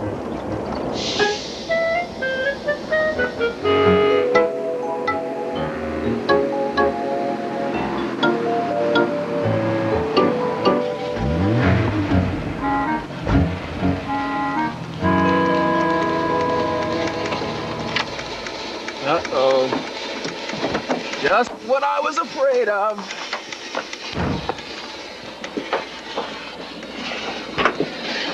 Whoa! Boy, my car is really overheating. Well, it's a good thing I don't have far to go. I can finish my journey on foot and get the water I need for my Jeep.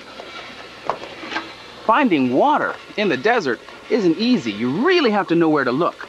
And sometimes, if you're lucky, you can get a friend to give you a little help. Well, that's what happens to the animals in this book. Alejandro's Gift. Alejandro's Gift by Richard E. Albert. Illustrated by Sylvia Long. Read by Francisco Rivera. Alejandro's small adobe house stood beside a lonely desert road. Behind the house stood a well and a windmill to pump water from the well for Alejandro and his only companion, a burro. It was a lonely place. Visitors were few. To pass the lonely hours, Alejandro planted a garden. It had carrots, beans, large brown onions, tomatoes, and corn. The days went by with little change until one morning when there was an unexpected visitor. A ground squirrel crept from the underbrush, drank its fill of water, and scampered away. After it left, Alejandro realized that for those few moments, his loneliness had been forgotten. And because he felt less lonely, Alejandro found himself hoping the squirrel would come again. The squirrel did come again, from time to time, bringing along wood rats, pocket gophers, jackrabbits, roadrunners, Gila woodpeckers, and thrushes. Even an old desert tortoise could be seen plodding toward the garden. Suddenly, Alejandro found he was rarely lonely.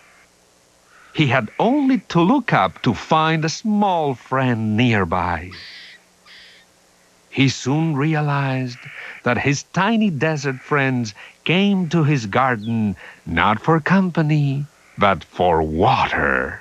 And he found himself thinking of the other animals in the desert.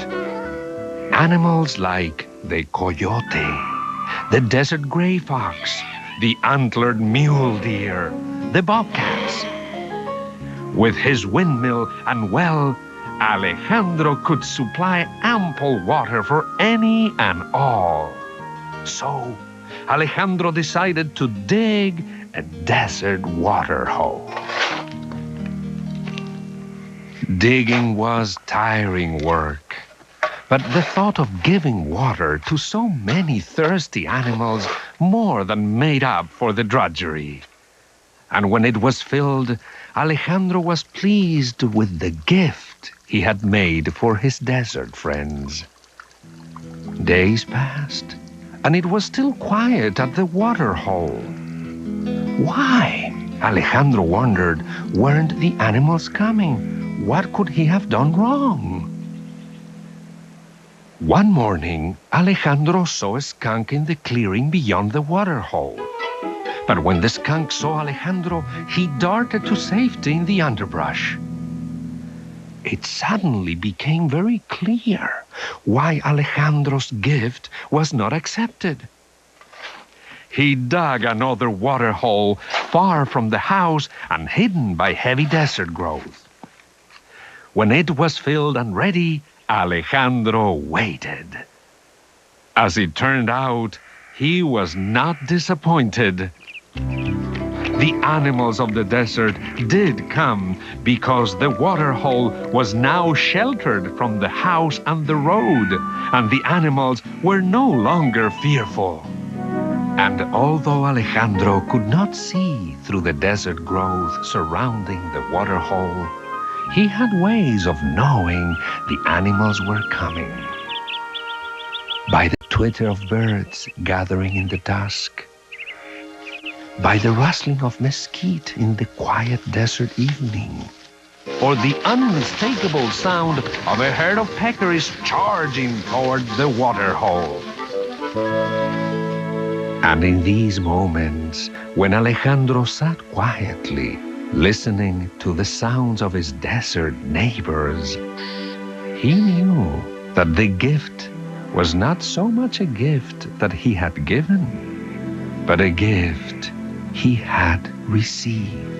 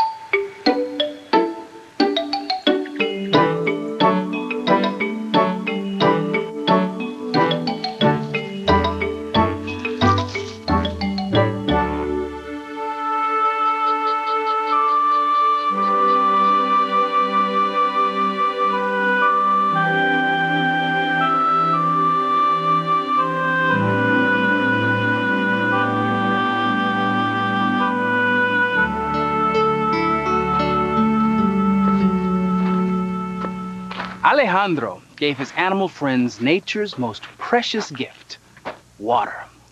All animals need water to survive, and the ways they find it and use it can be pretty clever. Long-necked ostriches have to dip and dunk to get their fill of water. Thanks to its talented trunk, an elephant can take a bath in a puddle like this. Don't forget to wash those toes. It may look simple for a giraffe to take a drink, but actually, it's quite a stretch. This cactus catches water for a tree finch to drink. A trio of gazelles drinks very carefully. After all, you never know who else may be around. Raccoons use water to wash up before dinner. And that's the water story from A to Zebra. Out here, in the middle of the desert, it's hard to imagine that you could find water. But when you see trees with big green leaves on them, like those over there, well, you know there's water nearby. That's an oasis, a place where water flows right through the desert. And that's exactly where we're headed.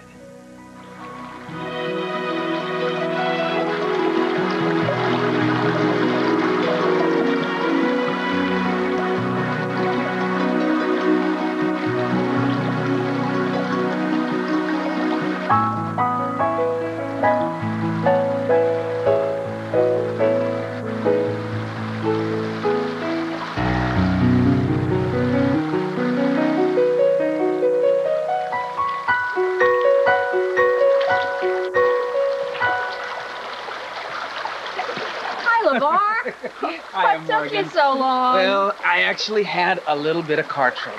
Engine overheated. Yep. That happens a lot in the desert. This is Morgan Levine. She's a naturalist and she knows every corner of this oasis and the desert around it. Now, Morgan, this place is remarkably beautiful, but tell me, how did all of this water get here in the desert?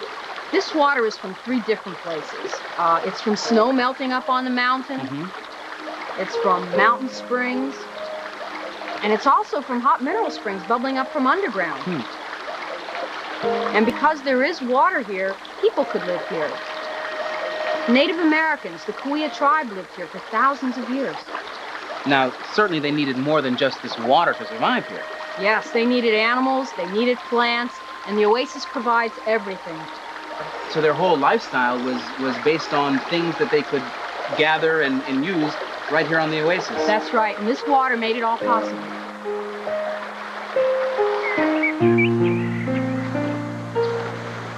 Now, LeVar, this is a group of palms that really shows the action of the water. What do you mean? The water comes through here with tremendous force. If we lived here more than 100 years ago and we came back here, we would wonder, where is the ground? Because when these palm trees began to grow, this is where the soil was. And now, look where the soil is. Now, why are the trunks of these trees all black? The Cahuilla people fired these palms on purpose. They lived under these trees. And this palm tree will keep its skirts, its dead leaves, sometimes we call them the petticoats, unless they've been in a fire. So if you set them on fire, it would make it brighter and warmer and get rid of all the leaves on the ground. But the most important thing it did for this palm tree is it improved the fruit. You can see fruit from the top of the tree here. And every few years, if you fire the palm, you get more fruit and better fruit. Now, what other uses did the Cahuilla have for the palm? Well, they would use the leaf of the palm as the roof of their house. It's windproof and waterproof. They also made some baskets from this. They made stirring sticks and spoons. And they even made their sandals from the palm tree.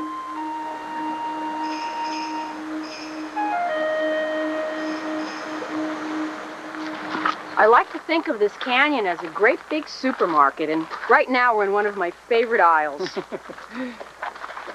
This plant is called the Yerba Santa. Yerba Santa. Oh, look at these leaves. They're sort of velvety, aren't they? They are. So what did they use this plant for? This was used to treat colds. They made cough syrup out of this. Really? And how did they do that? They would boil it and take it like you would take cough syrup every few hours. They would also make it into teas, and they would chew this. Try it.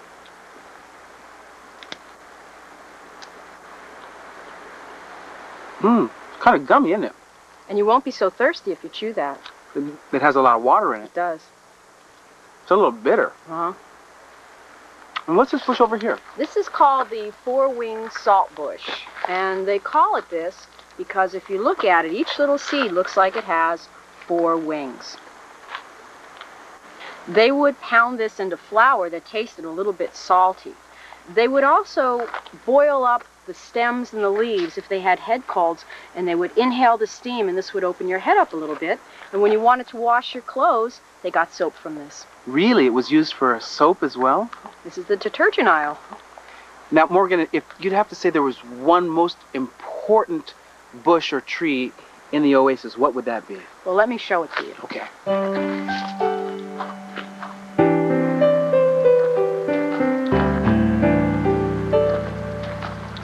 This is the mesquite tree, Uh-huh. and of all the plants in this canyon, this is the one that was most important to the tribe.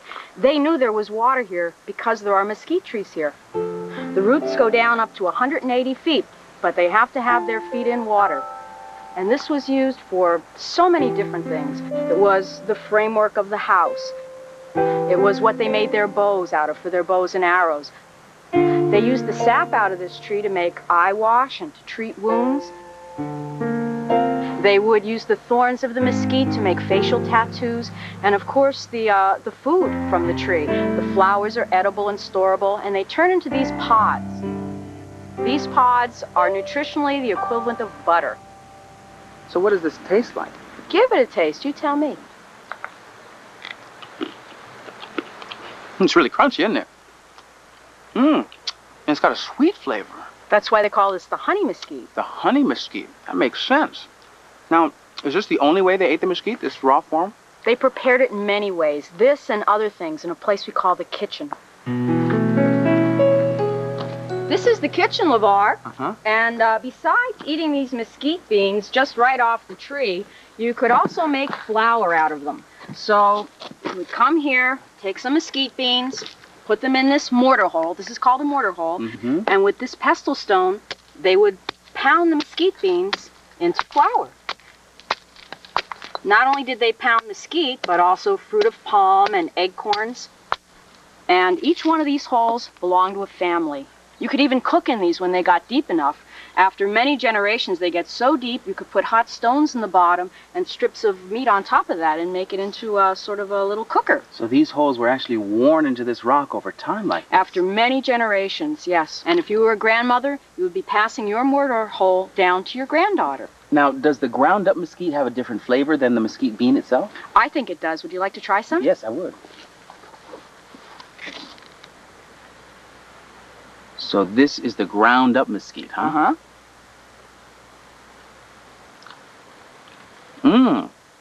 That's good.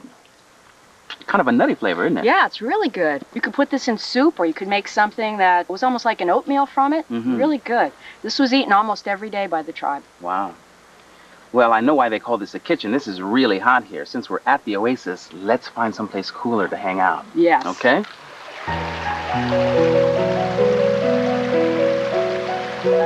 Morgan, thank you so much for the tour of the oasis. I really enjoyed this. Me too. Thanks for coming. And don't forget some water for your Jeep. That's right, I won't.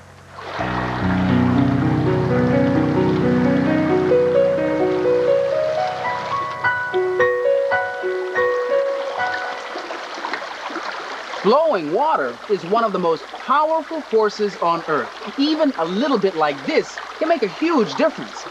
But there are some places where the water rushes with such force, it puts on a spectacular show.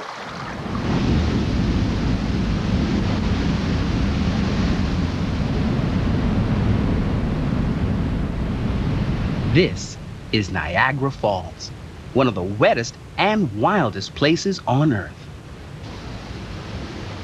750,000 gallons of water pour over these falls in a single second. That's enough water to fill 21,000 bathtubs, or flush 125,000 toilets, or brush your teeth 1.5 million times.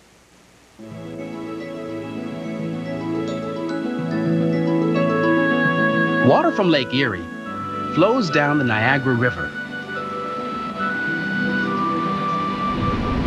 Then it splits and tumbles over the American Falls and the Horseshoe Falls in Canada. Millions of people come from all over the world for a look. But they don't just watch from a distance.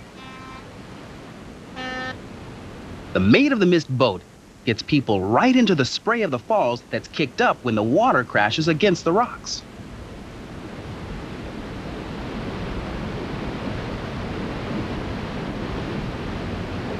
And for those who really want to feel the force of the water, the hurricane deck is about as close as you can get.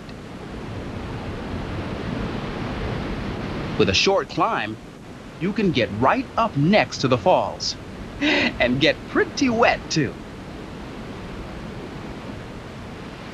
While the falls provide one of the most spectacular eye-opening shows, much of the Niagara River's water is used to produce energy. Water from the river travels downstream and enters this building. Inside, the force of falling water turns turbines like these to produce electricity.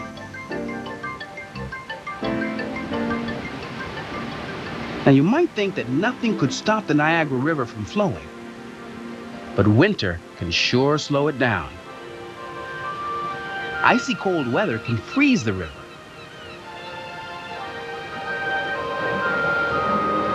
When this happens, icebreakers cruise the river, cracking and crushing the ice to loosen it up, so that Niagara Falls can keep cascading 24 hours a day, all year long.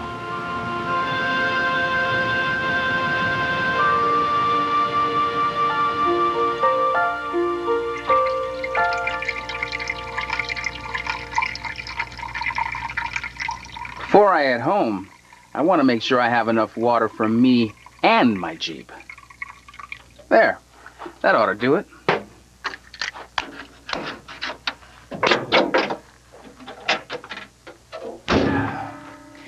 Well, if you want to learn more about deserts and water, then here are 3 books that will satisfy your thirst for knowledge. But you don't have to take my word for it. Hi, I'm Jesse. Do you know the water you drank last night is the same water that the dinosaurs drank millions of years ago? This book is called Water, Water Everywhere. It has a lot of neat facts about water. 3/4 of the earth is covered by water. It's a good thing because everybody needs water to live. Most of the water on earth is salt water, and a lot of the fresh water is frozen. Even though there's water everywhere, not all of it is drinkable. Water changes its form over and over. It can be a liquid, a solid, even a gas. This is one cool photograph. It's a water droplet. This book tells kids why it's important to protect the water that we have. I liked Water, Water Everywhere, and I think you will too. Imagine what it's like to live in a dry, dusty place, and then it starts to rain. It's a celebration, just like reading this book. It rained on the desert today. This book is full of wonderful poetry. The pictures are absolutely beautiful. Here the girl is watching for the storm clouds to gather. There's the blinding flash of lightning. There's the crack of thunder. It's raining. To the children, the rain is like music. The little ones play in the mud. The book calls them mud babies. The girl goes to sleep, thankful for the rain. I'm Christine. It Rained on the Desert Today is a truly special book. It will make your heart happy. Hi, have you ever heard of a fennec or a jurd? How about a meerkat? These are amazing creatures that you could learn about in the Desert Alphabet book. This book is filled with creatures that are desert survivors. They need only a little bit of water. The Australian water-holding frog, for example, lives deep in the ground. It conserves its energy until the rain falls. Of course, everybody knows about the camel. The elf owl is a really fascinating bird. You're probably wondering what a fennec is. Well, here's the picture. It's a small desert fox. Notice anything? All these creatures begin with a different letter of the alphabet. P is for a palmate gecko, a kind of lizard. The pictures in this book are very colorful, just like the desert. I'm Mahamadul, and I recommend the Desert Alphabet book. You'll enjoy it as much as a cold glass of water on a hot day.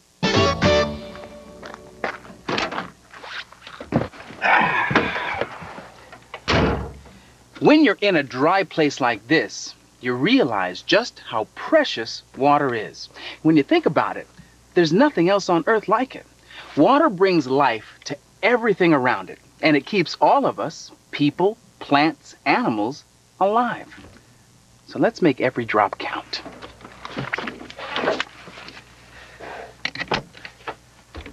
I'll see you next time.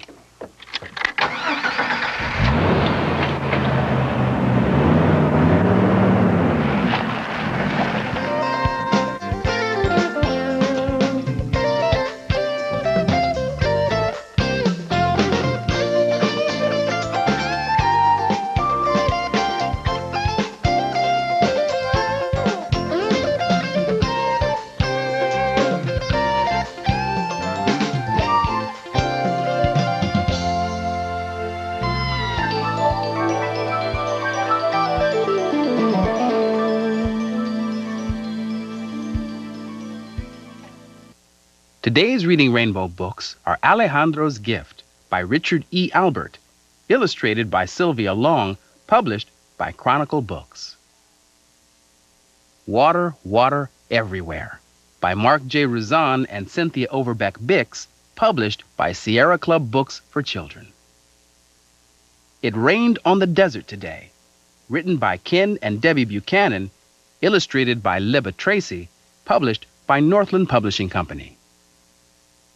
The Desert Alphabet Book by Jerry Pilata, illustrated by Mark Estrella, published by Charles Bridge Publishing.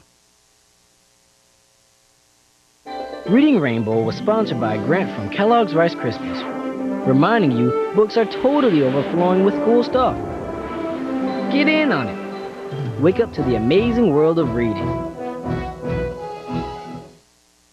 Grants are also provided by the National Science Foundation, which supports programs that enable all children to succeed in science, mathematics, and technology. RCN, proud to support reading. RCN, proud to support reading that stimulates the live wire of a child's imagination. And the National Science Foundation, which supports programs that enable all children to succeed in science, mathematics, and technology. And Kellogg's Rice Krispies, who reminds you books are totally overflowing with cool stuff. Get in on it. Wake up to the amazing world of reading. Reading Rainbow, butterfly in the sky. I can go twice as high. Take a look, it's in a book, a reading rainbow.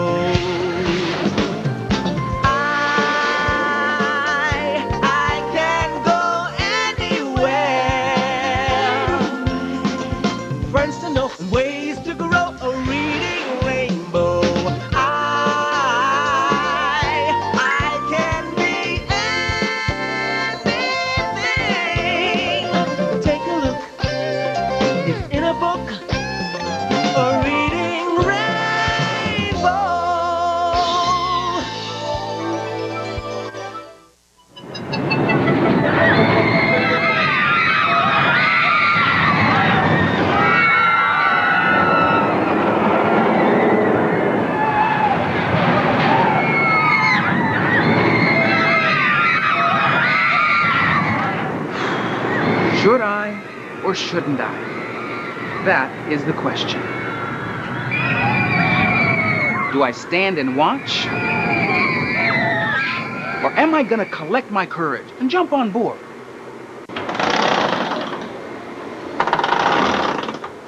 You bet I'm gonna do it. This coaster is why I came to Six Flags Great Adventure. Whoa, here we go.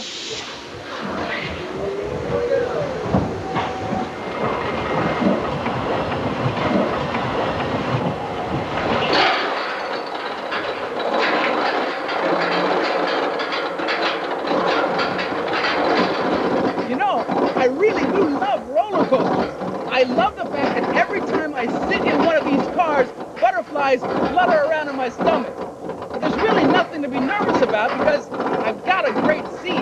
Now, all I have to do is just sort of sit back and relax and, you know, just go with the flow.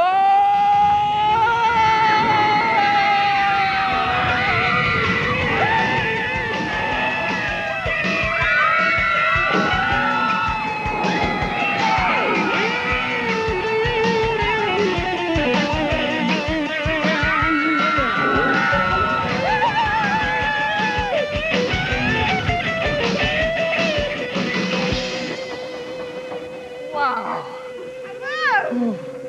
Oh.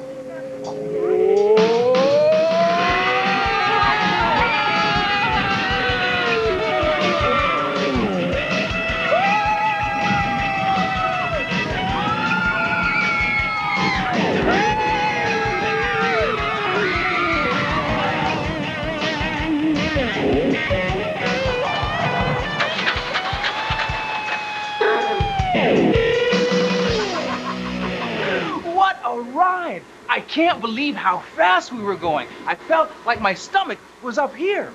I wonder how they get it to go so fast. How does the coaster stay on the track? And I've always wanted to know why we love scary rides like this so much. Well, I'm not the only one asking why and how. Here's a book about a guy who never stopped asking questions. In fact, he spent his life scrutinizing the world for answers. Now, most people thought he was wasting his time, but Archibald Frisbee proved them wrong. Archibald Frisbee by Michael Chesworth. Read by Arnold Stang. This is the story of Archibald Frisbee, who was as crazy for science as any kid could be. Archibald was so smart and he read such a lot that he saw things in ways other people did not. He liked zoology, no doubt about that. You could tell by the way he looked at the cat. He had taken apart every kitchen appliance. They had given their lives in the interest of science. Other kids his own age, he just simply ignored. If I played at their games, I am sure I'd be bored. His mom, Mrs. Frisbee, was growing concerned because of the things that her Archibald spurned. One day in his room, where he had been for hours, she caught him red-handed, dissecting her flowers. She was called by his school and wondered, what next? He'd been found at recess with an algebra text. Well, the good Mrs. Frisbee soon thought it horrific. Her child obsessed with all things scientific. So she turned off his Mac, and she booted him out to a camp where he'd find what fun was about.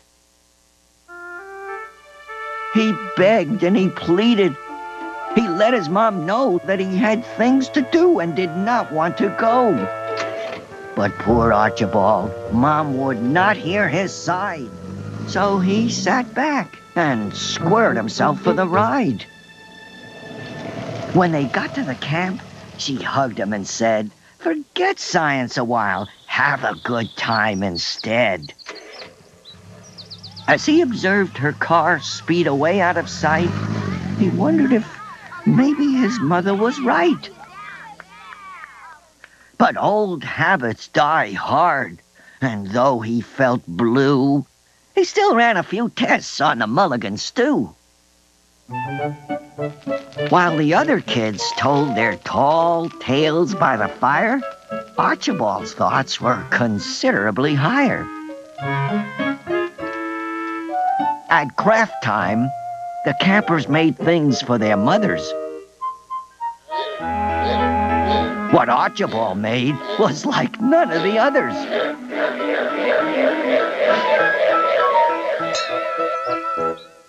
Nature walks in the woods he did not want to miss. What a beautiful day for photosynthesis. In a contest to see who could build the best kite, Archibald's took first prize with a world record height. Online at the fountain, he made everyone think of the earth and the sky and the water they drink. The campers decided Frizz was the man to explain to the counselors their recycling plan. For the scavenger hunt, his group needed pine cones. Instead, they came back with some very old bones. At the last game of summer, campers versus the staff, when Arch came to bat, they tried hard not to laugh. But to win the ball game, he gave his assistance by plotting the angle of maximum distance.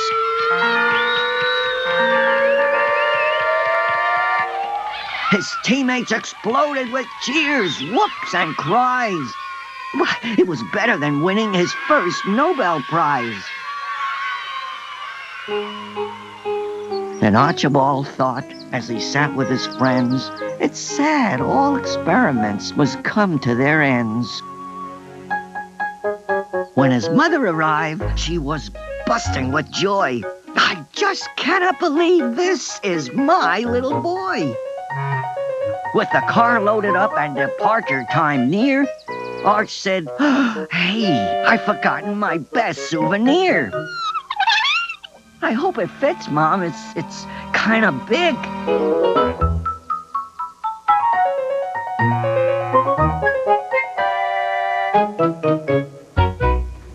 Archibald asked questions about everything. He spent most of his time searching for answers by looking very closely at his whole world. Now, you'd be surprised at the things you can figure out simply by observing. Look at those wheels hugging the track on three sides. The wheels actually guide the cars along the track. I guess that's the roll in roller coaster. What I don't see is a motor. How does it go so fast without an engine?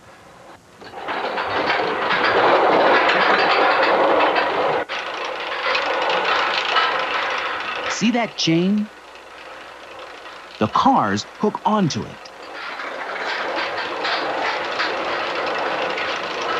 That chain pulls the whole train to the top of the first big hill. Once you get to the top, the chain releases the cars and gravity takes you the rest of the way. That first huge drop gives the train enough speed to continue through the entire ride without a motor.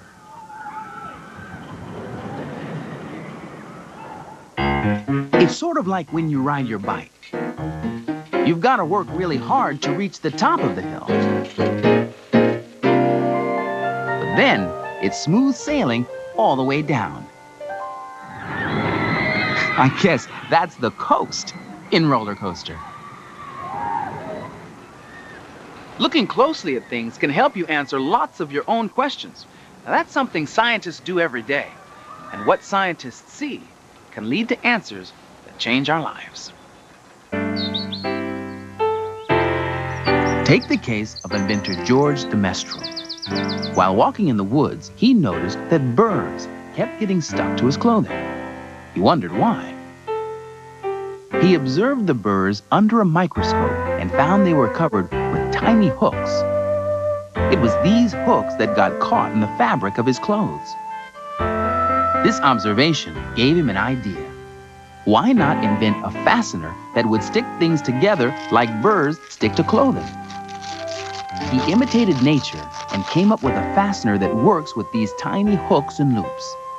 His discovery changed the look and the sound of things we use every day.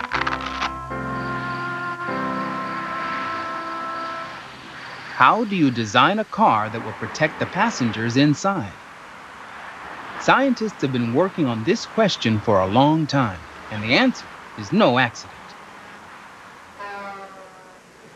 Some researchers examined wrecked cars, searching for clues how accidents and injuries can be prevented. In one very early experiment, an egg crashes in a miniature car. The result? Scrambled egg.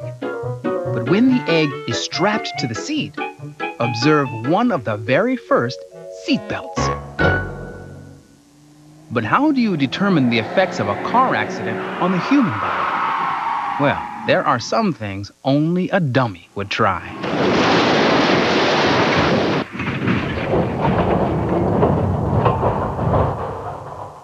This is a crash test dummy. Scientists designed them to move exactly like people do.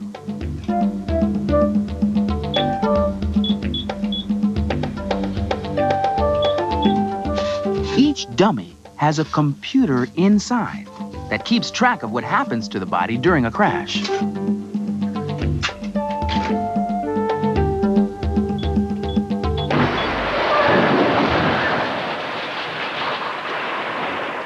Special cameras film a collision from every angle so scientists can see exactly what happened.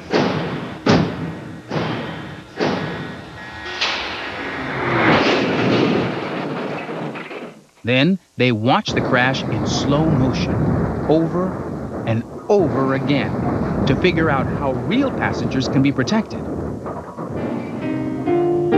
By observing crash test dummies, scientists can answer questions about car safety. Why is it so important to buckle up? How do airbags protect us? Scientists observing in the laboratory make us safer on the road.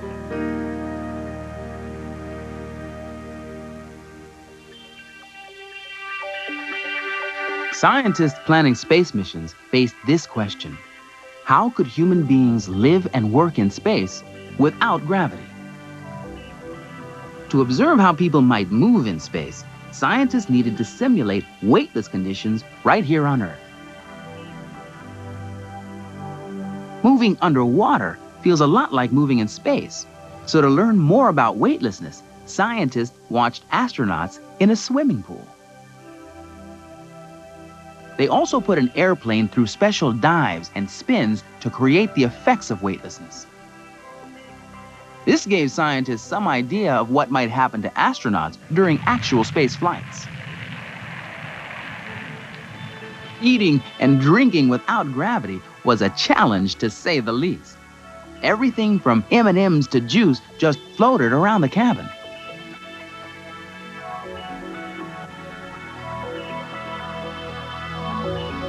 At first, they solved this problem by putting food in squeezable tubes. But it tasted pretty awful. Later, trays were designed to hold containers of the astronauts' favorite foods. And how do you sleep 200 miles above the Earth? Well, you strap yourself into one of these sleeping bags so you don't drift around the cabin. And no pillow required. You're literally floating on air.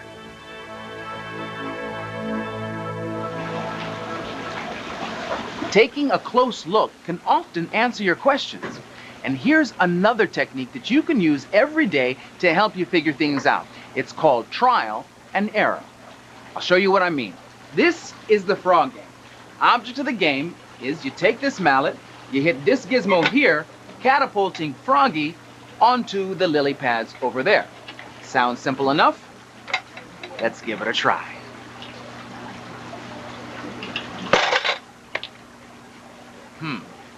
Well, it seems as though I need to experiment, try a different approach. How about this time? How about this time I hit a little harder?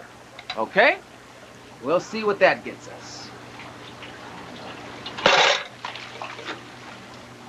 Boy, this isn't as easy as it looks. So I need to adjust my strategy, find a different way to do it. How about if this time I turn the catapult a little, really take good aim, and give it a little more body English. You know what I mean? Okay, here we go.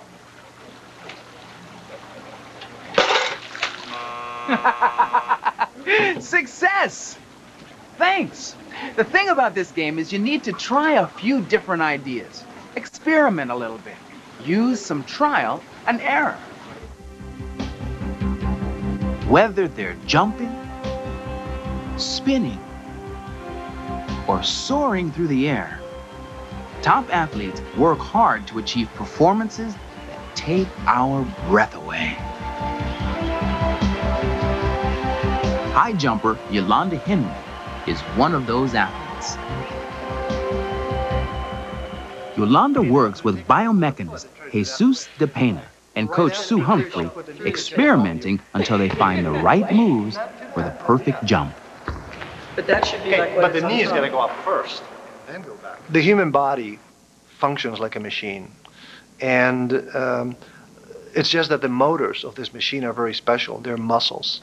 These are my legs. And people in biomechanics are trying to understand how the human body functions as a machine. Very quickly that way. When I'm going like this, You're high jumping going is like very technical, and you just can't, I mean, you don't have eyes in the back of your head, and you need someone, you know, they're watching you, watching where you take off, because you can't sit there and watch your takeoff. In order to know how the athlete is moving during the jump, we have to set up 2 cameras that will shoot the athlete during the jumps. Once the cameras are set up, then it's time to film the actual jumps of the athlete. A high jump is made up of 3 parts. You have a run-up, you have a takeoff, and then you have the part where you're in the air. It's called the bar clearance. Now that Jesus has filmed the jump from beginning to end, he projects the pictures onto a special screen and begins to enter the information into his computer.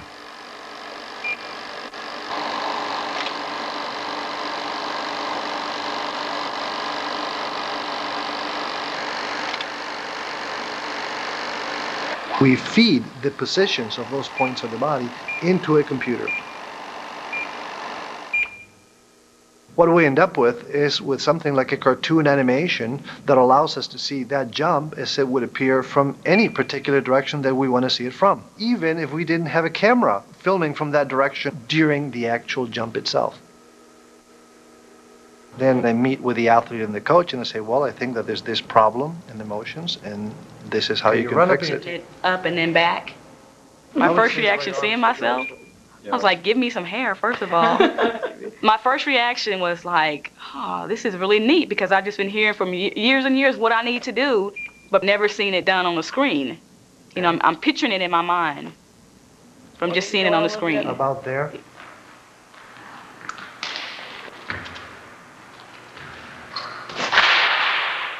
Now, here's where the computer can save the athlete lots of work. Jesus uses the computer to show how small changes in Yolanda's technique might improve her jump. Also get their knees down and get the It's a kind of computerized trial and error. square on top of the bar anyway. Okay, what we have here is the original jump. And in the original jump, you have a very good run-up, a very good takeoff. Those parts are very good. They've always been very good in your technique. The weakest point in your technique has been what you do on top of the bar. What we have here is a simulated jump in which we've had you do the same run-up and the same takeoff as in the original jump, but in this jump, after takeoff, we make you flex your legs more. That has the effect of getting your hips to be much higher, so you can clear the bar with your legs much better. This would be an advantage of about 2 inches in the height that you could clear. So by just bending my knees, I can clear about 6'9". Bending your knees is what you're looking for. To me, basically, it is seeing yourself doing something over and over again from point A to point Z the right way.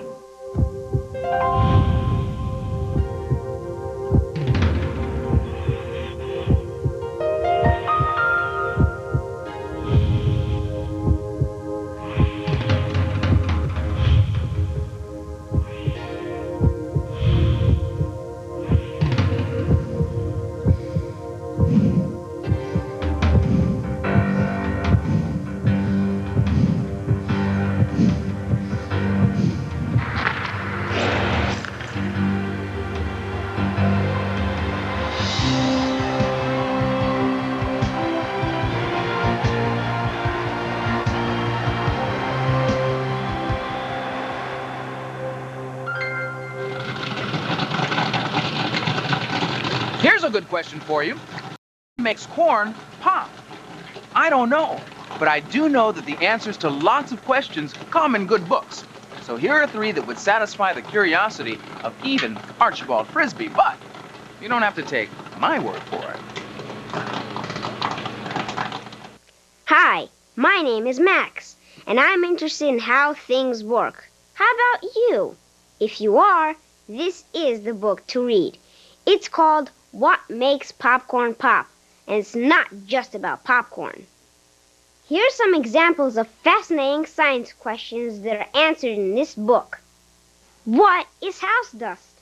Well, it's made up of particles from soil, sand, flowers, and many other things. Here's one. Why do we shiver? Well, basically, our muscles move to keep us warm, kind of like when we exercise. And what does make popcorn pop? A tiny bit of water inside each kernel turns to steam when it's exposed to heat. That makes the kernel explode, and voila, you've got popcorn. If you're curious like me, you have to read this book. I don't mean to be pushy, but What Makes Popcorn Pop is sure to be fascinating reading. Hey, how do bubbles get into fizzy drinks? Why is grass green? Questions, questions, questions. Here's a book with the answers. It's called I Wonder Why Soap Makes Bubbles. Do you know why rainbows happen? Or what sound is? The answers are all here. They even give you experiments you can do at home. There are funny pictures, diagrams, cartoons. There's art on every page. I'm Hazrick, and I have one last question for you. Will you please read this book? I guarantee you it's the best. Everyone loves a good magic trick. I do a great one with cards. Here's a bunch of books with excellent magic for you. The Science Magic Series. Each book is about a different part of the natural world. There's one about air, water, light, and sound. I'm Nabaway, and I think there are some neat tricks in these books. There's the amazing black box and the crazy color wheel. The pictures in the books are photographs, and they tell you exactly what to do. If you read all of these books, you could probably be a star magician and a pretty good scientist, too. They should definitely be a part of your future.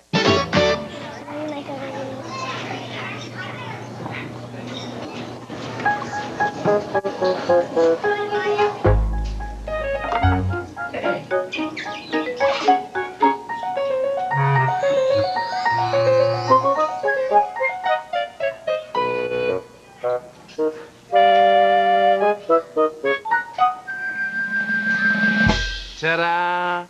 Isn't that amazing? The question is, why does the water stay in the glass? Well, believe it or not, the air pressing up against this plate is actually stronger than the water pressing down. The world is full of brain-teasing, head-tickling, mind-bending questions. So, the next time one pops into your head, use your powers of observation, experiment, with a little trial and error, or look in a book. Just remember, you have all the tools you need to find the answers. I'll see you next time.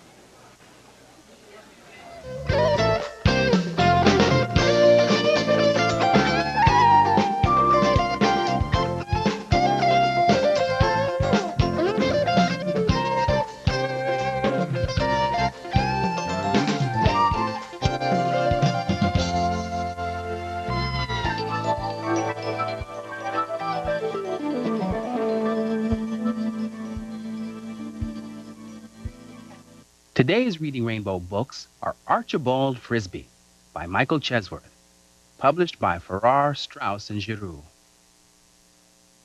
What Makes Popcorn Pop and Other Questions About the World Around Us by Dr. Jack Myers, published by Boyd's Mills Press. I Wonder Why Soap Makes Bubbles and Other Questions About Science by Barbara Taylor, published by Kingfisher.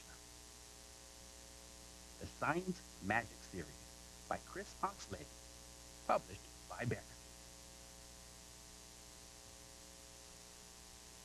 Reading Rainbow was sponsored by a grant from Kellogg's Rice Krispies, reminding you books are totally overflowing with cool stuff. Get in on it. Wake up to the amazing world of reading. The National Science Foundation, supporting programs that enable children to succeed in science, math, and technology. RCN, proud to support reading that stimulates the live wire of a child's imagination. Enable all children to succeed in science, mathematics, and technology. And Kellogg's Rice Krispies, who reminds you books are totally overflowing with cool stuff. Get in on it. Wake up to the amazing world of reading. Reading Rainbow. Butterfly in the sky. I can go twice as high. Take a look, it's in a book, a reading rainbow. I can go anywhere. Friends to know and ways to grow, a reading rainbow. I can be anything. Take a look, it's in a book, a reading rainbow.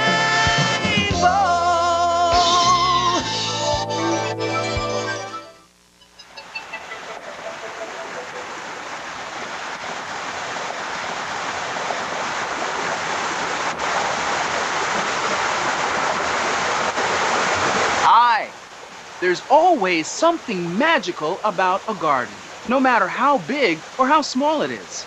There are so many fascinating and beautiful things to see and smell. And this garden has flowers and trees from all over the world.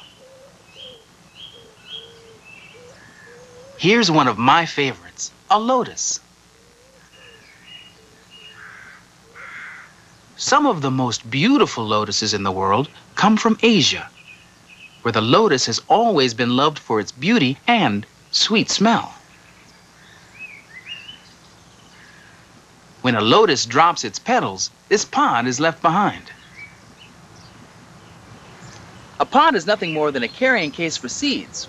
Listen. That's the sound of the seeds inside this pod.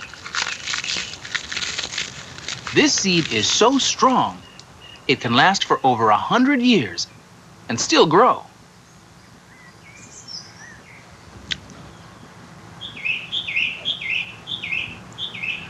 A lotus seed can travel almost anywhere in the world and still grow into a beautiful flower.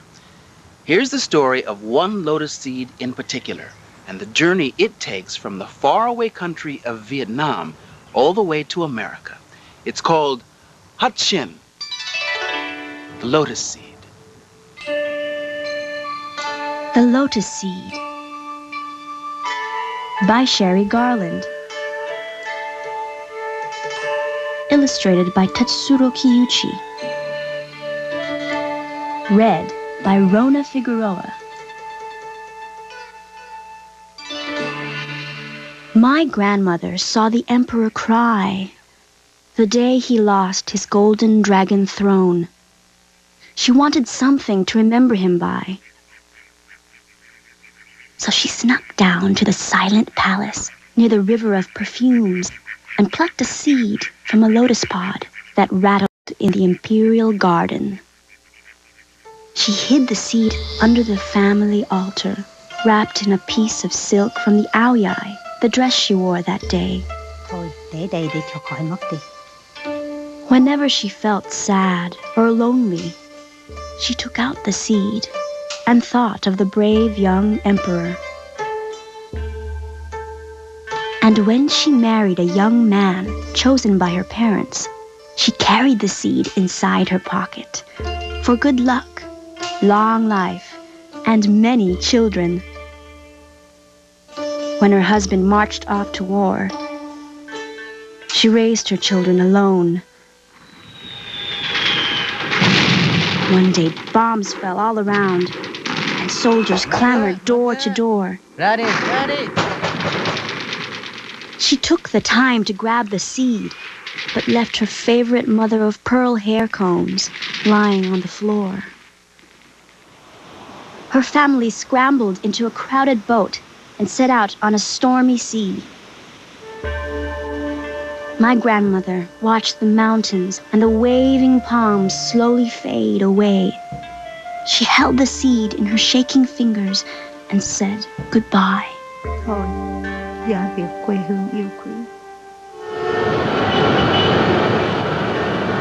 She arrived in a strange new land with blinking lights and speeding cars and towering buildings that scraped the sky, and the language she didn't understand. She worked many years, day and night, and so did her children, and her sisters, and her cousins too, living together in one big house. Last summer, my little brother found the special seed and asked questions again and again. He'd never seen a lotus bloom or an emperor on a golden dragon throne. So one night, he stole the seed from beneath the family altar and planted it in a pool of mud somewhere near our onion patch. My grandmother cried when she found out the seed was gone. She didn't eat. She didn't sleep. And my silly brother forgot what spot of earth held the seed. Then one day in spring, my grandmother shouted. We all ran to the garden and saw a beautiful pink lotus unfurling its petals, so creamy and soft. It is the flower of life and hope, my grandmother said. No matter how ugly the mud, or how long the seed lays dormant, the bloom will be beautiful. It is the flower of my country. When the lotus blossom faded and turned into a pod, my grandmother gave each of us a seed to remember her by. She kept one for herself, to remember the emperor by. I wrapped my seed in a piece of silk and hid it in a secret place. Someday, I will plant it and give the seeds to my own children and tell them about the day my grandmother saw the emperor cry.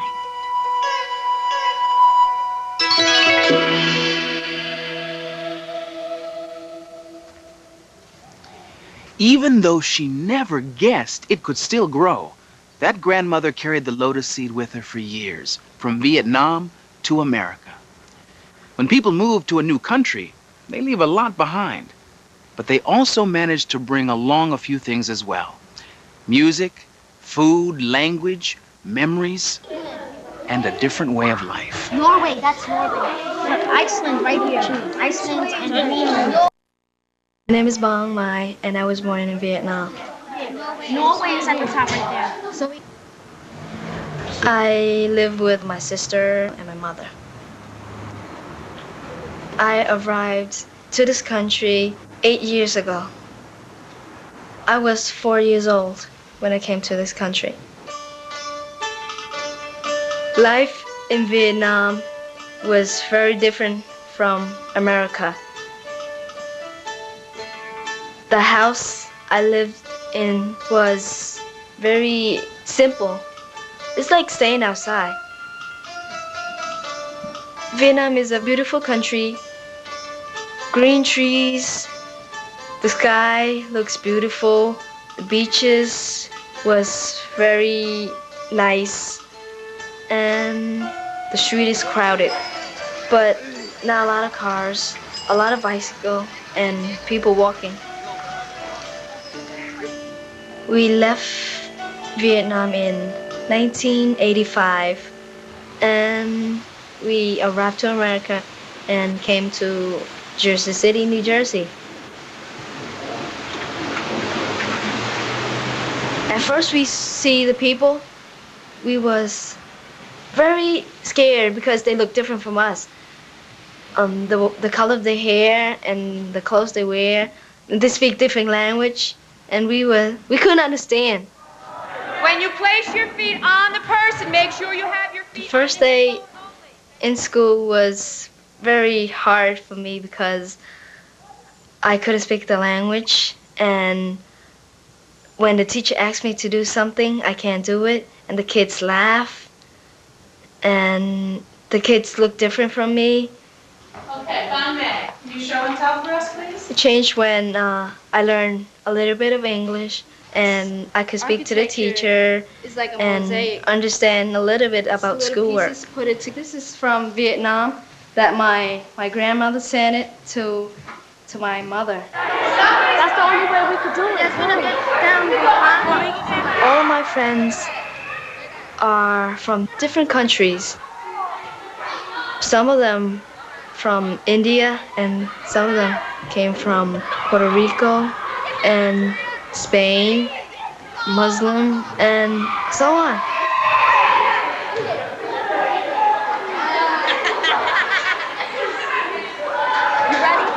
Ok, thì con đi tìm gọi điện thoại về. Họ một ngày gọi lần nha. Tại vì đó sai chắc không biết nào. I admired my mother because I wanted to be a doctor when I grow up, and my mother took me to America so I can be what I want to be. Con sao? Flowers. Flower. Flower. My sister was born here, and growing up is different from me. She learns Vietnamese and English at the same time. Diver. Haven't you ever seen a wetsuit? Thấy không kìa? Thấy nhỏ này không? Thấy nó ấy không? And she doesn't know anything about Vietnam, so she's different from me. Nó đang rờn rồi đó.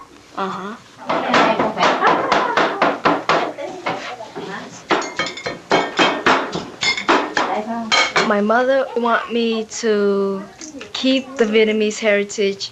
She want me to cook Vietnamese food, and when I grow up, I could teach my children to cook, and they could pass it on. So the foods will never die.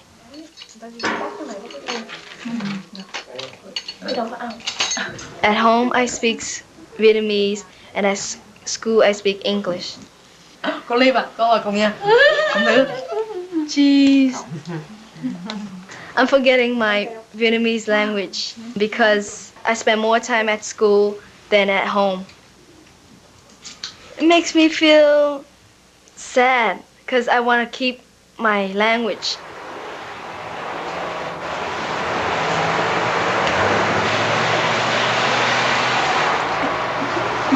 Okay, what? No, what's your favorite movie?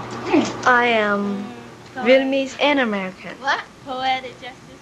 The part of me that I'm Vietnamese is that the way I look, my face, Milton could be a boo. and the part of me that is American is that I speak English, I like Robin Hood.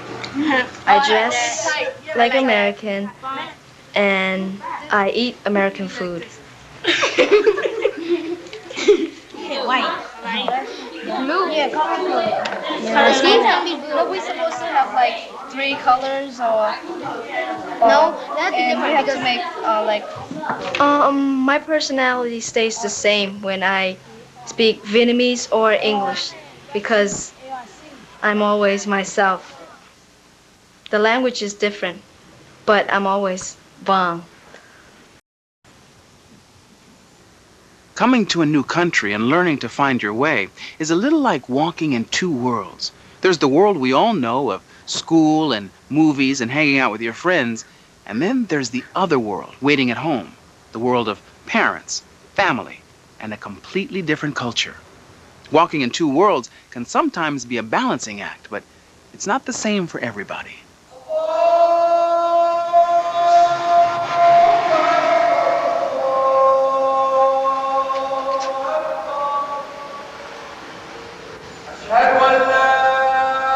I am a Muslim and I still keep my religion with me.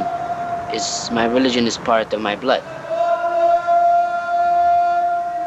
And I come to the mosque to pray for my God.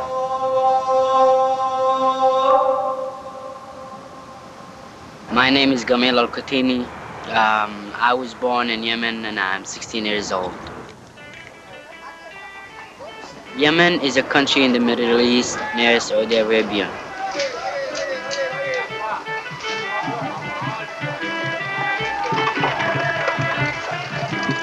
Yemen is a beautiful country. It has mountains, villages, big cities, and busy streets, also marketplaces.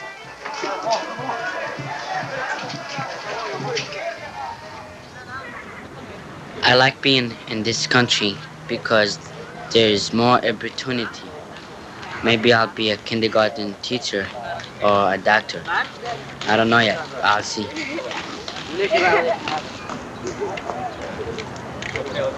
The first school I went to, I was the only kid who was speaking Arabic. The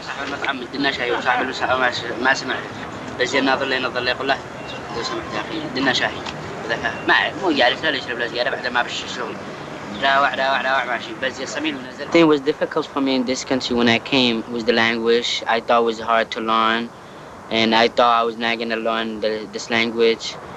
I was afraid walking on the street. I thought I was going to lose and I can't even ask for directions.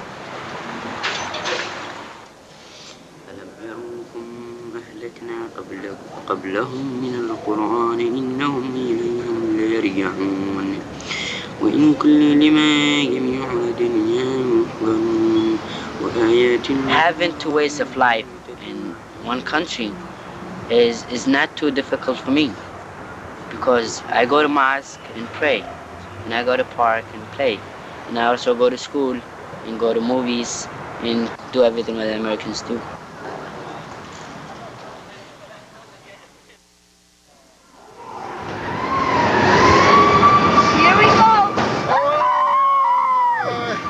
My name is Arseny Andreev, and I was born in Russia. I came here about 3 years ago.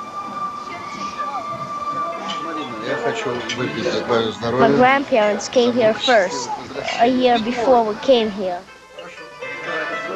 Марина, прости меня, я тебя люблю всего лишь 2 года. Ты плавать ты выучился, я не помню. Yes, не умею совсем. I really respect my grandfather because he taught me how to get used to his country. So my grandfather means a lot to me.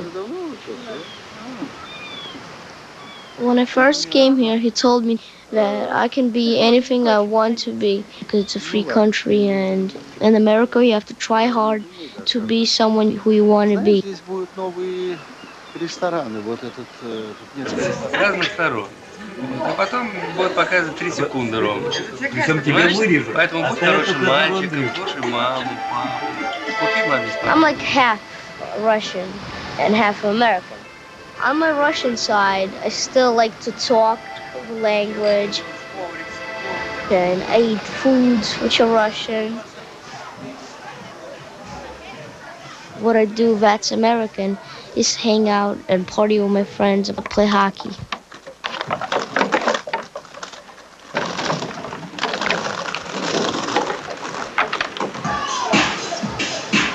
I don't know what I want to be yet, but I can be a vet, a businessman, a hockey player.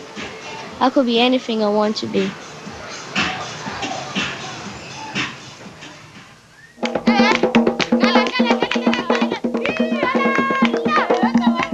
What I've brought with me from my culture is definitely music. That's what keeps us going. Music is life for us South Africans.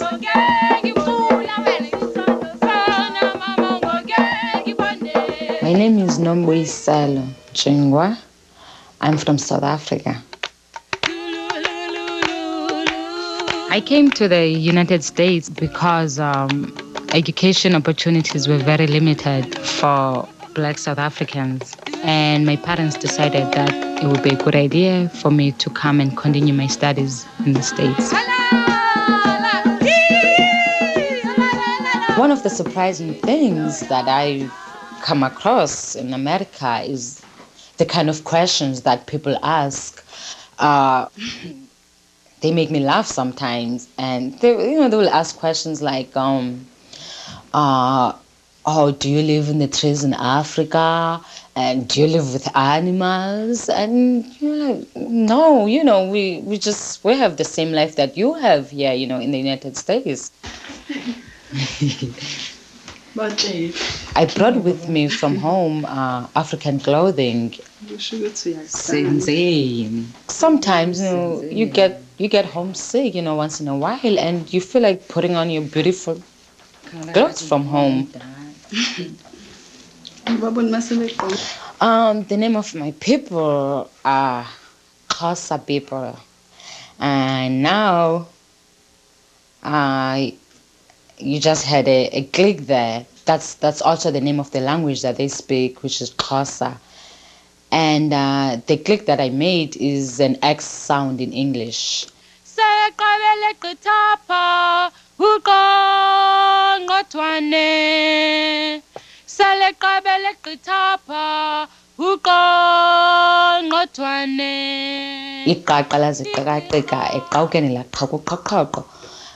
That basically means the skunk was running away in the desert.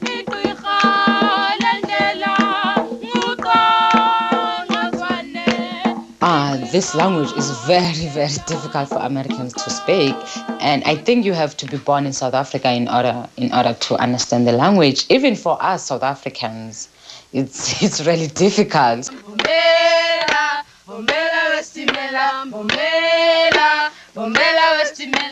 These are the kind of games that children play in South Africa, and I grew up playing them too. Go and buy the Omo. What? The Omo. Go and buy the Omo. What? What? The Omo.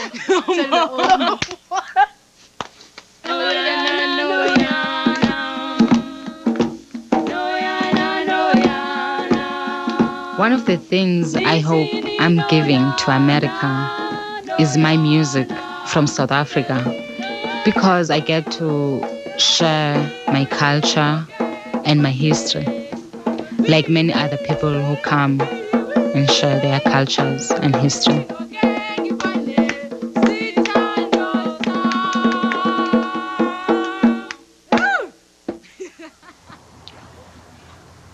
Lots of families embrace more than one culture.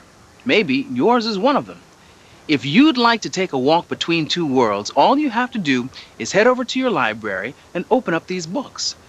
But you don't have to take my word for it.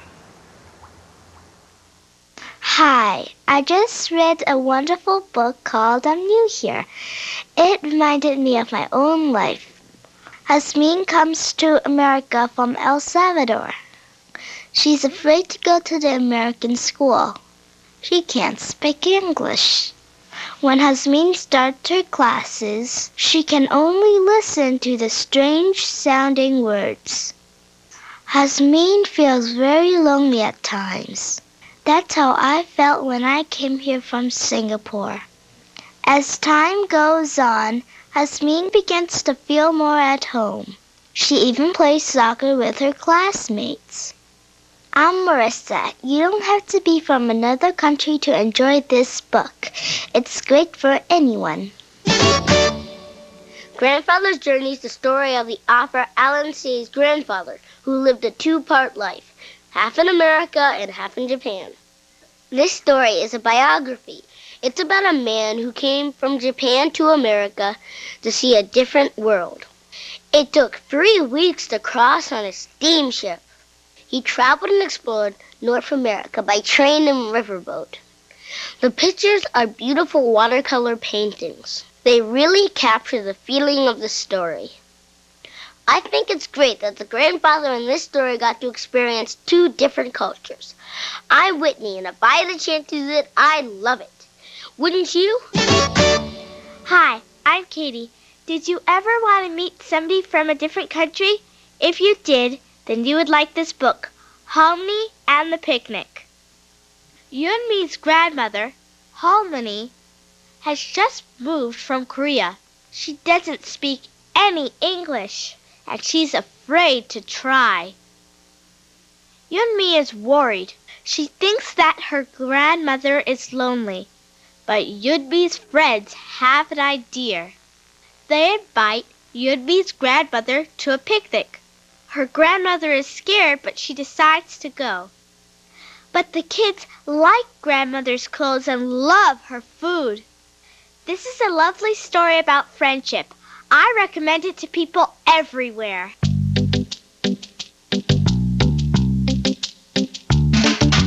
Many voices, one chorus, many rhythms, one drum, many notes,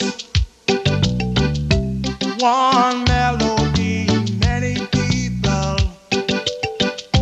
one world, many lives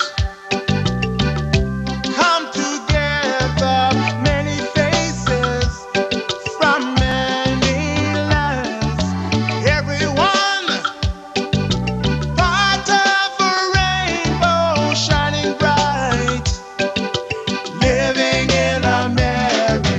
Many lives come together, many faces from many lands, everyone part of a rainbow shining bright, oh, living in America, shining so bright, living in America. What makes this garden so beautiful is the variety. Flowers and trees from all over the world here in one place for us to enjoy. When you think about it, it's kind of like the world we live in, full of different people from different places, each with his or her own story to tell. I'll see you next time.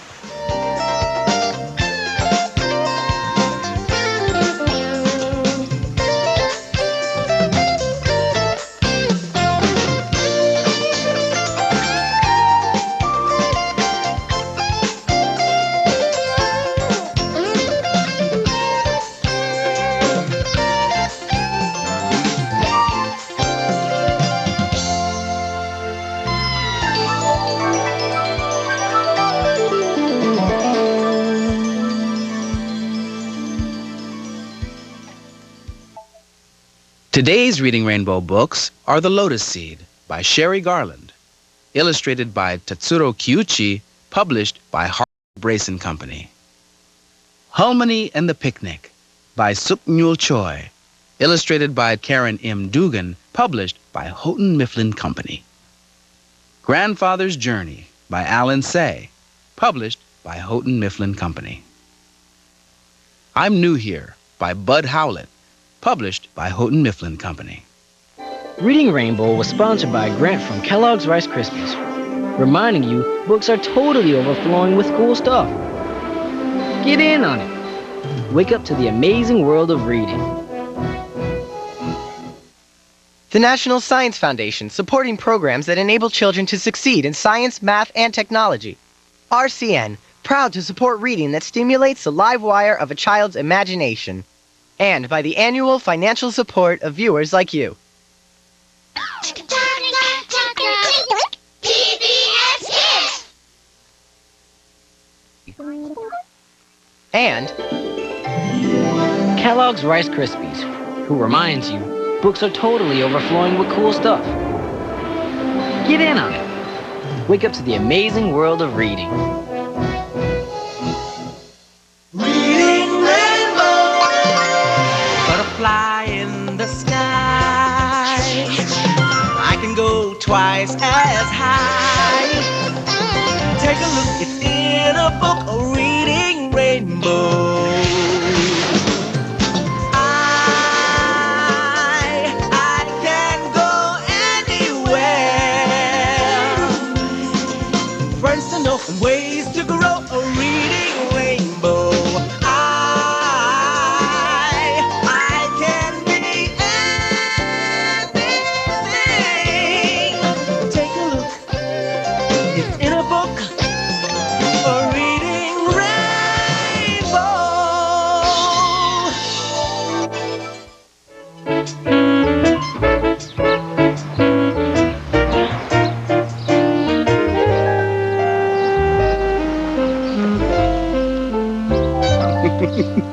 Hi.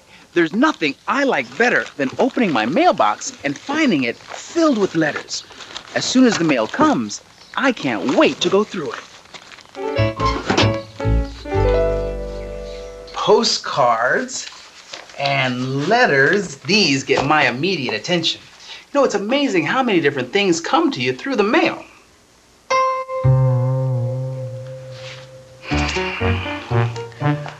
Attention, Liver Barton. You may have already won $10 million. Liver Barton. Well, junk mail goes in the recycling over there. 2 points. What's this? It's the bicycle horn that I ordered.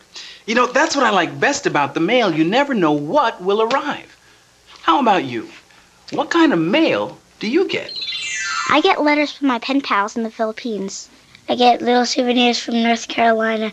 I just got a Valentine card in the mail from my mom, and it was special to me. One time I opened an envelope and there was a map inside. I open up my packages or letters, and I see pictures inside of my cousins. Once I got a letter from Egypt, a coconut in a box. I get computer games in the mail sometimes. A big package, a postcard, a baseball poster, a Christmas card, a very big radio. Wonder who that is. Oh, hey, Cheryl. Hi. I have a special delivery for you today. Cool. Just need a signature right there on the green card. Here? Mm-hmm. Perfect. There we go. Thank you. Thank you. You're welcome. Have a good day. Have a great day. It's from my friend Phil. I wonder what he sent. There's a note inside. Dear LeVar, just got back from vacation. 7 straight days of rain. Oy. Luckily, I found a little bookstore. I know you love reading and getting mail, so I thought you'd enjoy this book. Have fun, Phil. It's a book.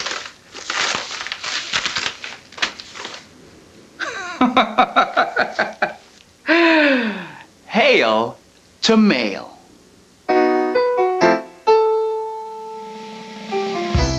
Hail to Mail. Written by Samuel Marshak. Translated from the Russian by Richard Pevere. Illustrated by Vladimir Radunsky. Read by Al Roker. Who's that knocking at my door? His badge is stamped with number 4. His shoulder bag is big and fat. His coat is blue. So is his hat. Is it him? It must be him. The New York mailman, Mr. Tim. His bag was full of mail today. From Boston, Austin, and L.A. From Reno, Roundup, Harper's Ferry. Pittsburgh, Plattsburgh, Pondicherry. He started on his rounds at 7. His bag was lighter by 11. He reached the bottom just at 3, long after he had come to me. A certified letter for John Peck, postmarked from Schenectady. A certified letter for John Peck, but he left yesterday. Yesterday? Where did he go? To Boise, Idaho. John Peck is flying over wheat fields lying like gold across the plain. The letter follows through hills and hollows in a car of a speeding train. There are parcels, sacks, and letters in stacks, row after row after row. 2 blue-coated clerks spend a whole night's work sorting it as they go. A postcard for Skokie, a box for Milwaukee, some magazines for Monroe, a sack for Wilmette, and a certified letter for Boise, Idaho. The Boise mailman strides along. His bag is heavy, but he is strong. His uniform might make you laugh because it's only there by half. He has a hat, but not the rest, except for the brass badge on his chest. His step is firm. He's filled with pride. He holds a letter marked certified. Around him, people hurry by. Cars honk, trucks roar, babies cry. The mailman comes to the hotel. Of course, the doorman knows him well. Certified letter for John Peck, room 36. Now let me check. Sorry, friend, I hate to say, Peck left for Zurich yesterday. A letter had better be put in the mail. By itself, it won't get anywhere. But once it is mailed, it will roll, fly, sail, over land, over sea, through the air. A letter can travel without any trouble. Take a stamp and lick it. No need for a ticket. Your passenger's sealed and ready to whirl on a few penny journey all over the world. And it won't eat or drink on the way. And there's only one thing it will say as it comes down to land. Certified for John Peck, 19 Greisenweg, Zurich, Switzerland.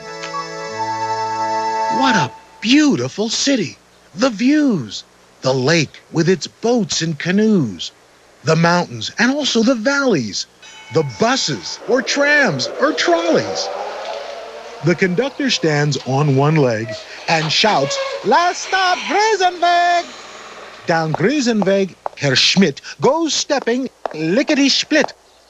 On his head, a blue mailman's hat, and himself as thin as a slat. At a glance, he takes in the scene and goes straight to number 19. He gives the brass knocker a knock. Yes. A letter for Herr John Peck. The landlady cranes her neck and studies the letter. Ah, Peck. Alas, sir, your timing is ill. He's just gone off to Brazil.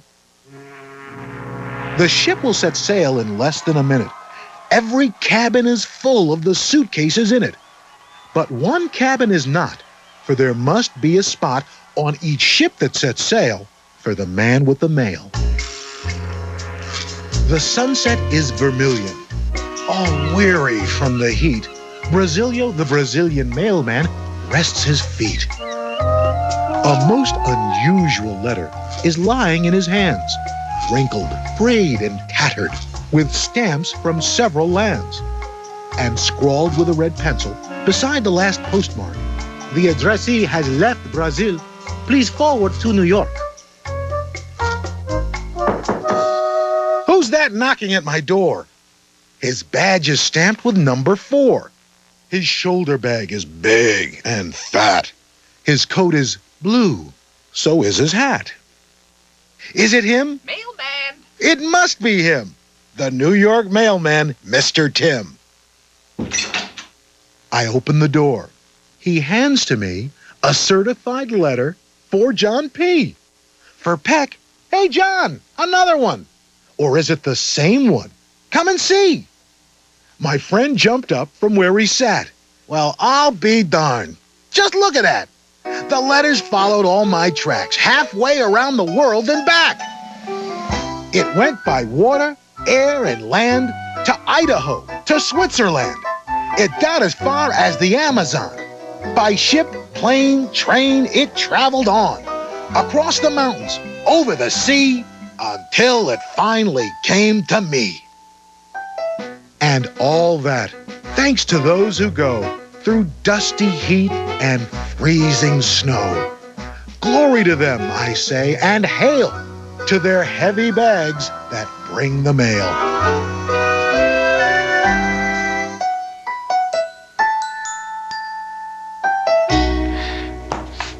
Yeah. When I write a letter, I choose my words very carefully. I have my own way of saying things. And so do you.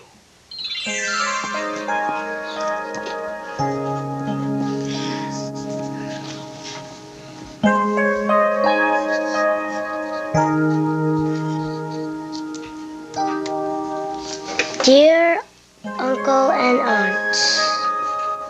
Dear Dad. Dear Mr. President. Dear Grandma. Dear Nikki, my dog. I am lucky to have you as a grandma. I hope you are having fun. Dear Mommy, how are you feeling? Does your operation still hurt? Happy birthday, Mom. Yours truly. Sincerely, Julie. Love, Leonette. When you write a letter, you put your thoughts on a piece of paper. But that's just the beginning. Every letter, whether it travels across town or around the world, goes on a journey.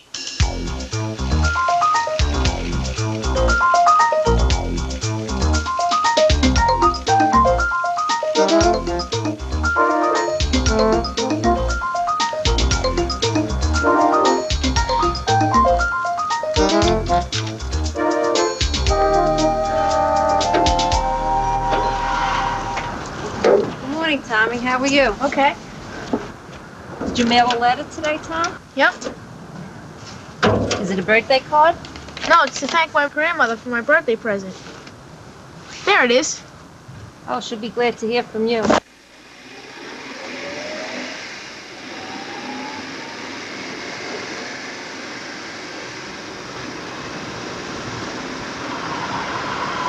Letters dropped in mailboxes all over town meet at the post office. Here, thousands of pieces of mail are sorted every day.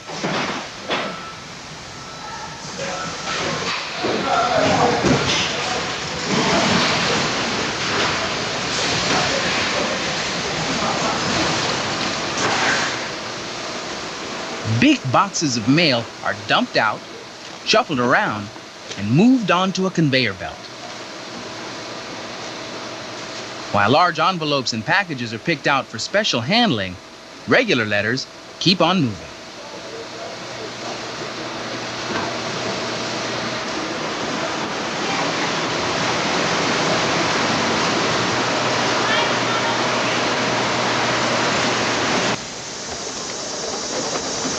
These machines can read an average of 10 addresses and zip codes every second.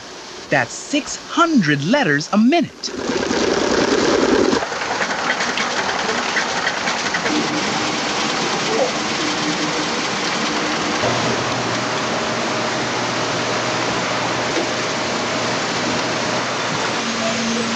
But even a super-fast machine can't read scrawls or scribbles, so postal workers lend a hand.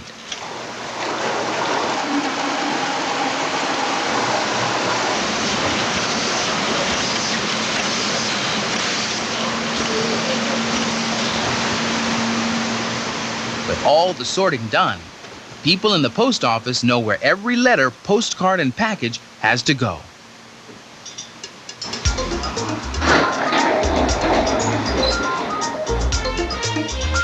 up and away to cities and towns across the country. Finally, each letter reaches its destination and makes someone very happy.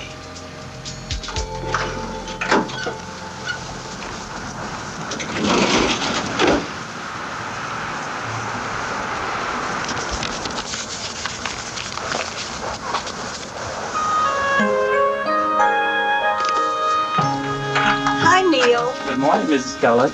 Anything special? Sure, I have one here from Garden City. For my grandson. I hope he's coming to visit soon. That sure would be nice. It would. Have a nice day. Thank you. See you tomorrow. Today, it takes your letter a few days to reach someone, but there was a time when it took a lot longer.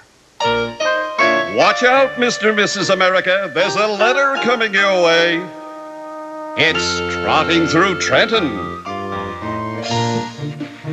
Chug, chug, chugging through Chattanooga.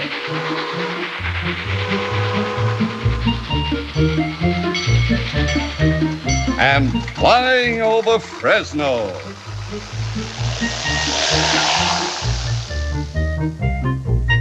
No road was too rough for our postal pioneers, and no job too tough. Well, except that one. Don't give up. Look who's counting on you. Day and night, millions of pieces of mail move through parcel-packed post offices.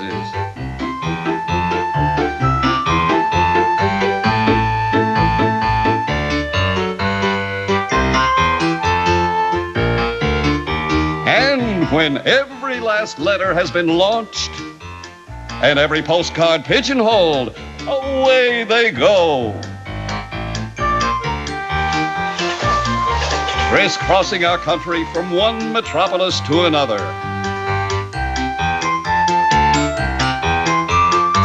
And where do they land? In hands all across America. Thank you, Post Office.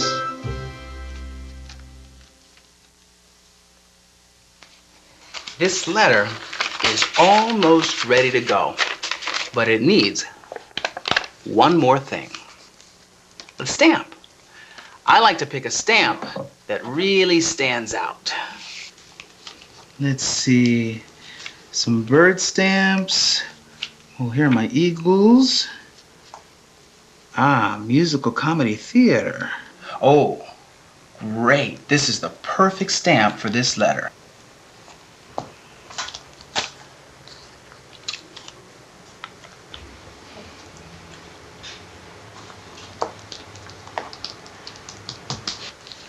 There. Sometimes the stamp can be just as interesting as the letter inside the envelope.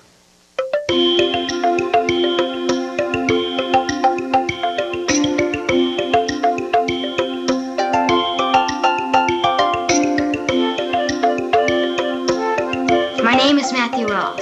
I'm 12 years old, and I'm a stamp collector. I started collecting stamps because I had other collections, like marbles, rocks, baseball cards. I collect stamps because I just realized how pretty they were and how interesting they were to look at. And there are so many different varieties that collecting stamps could never bore me.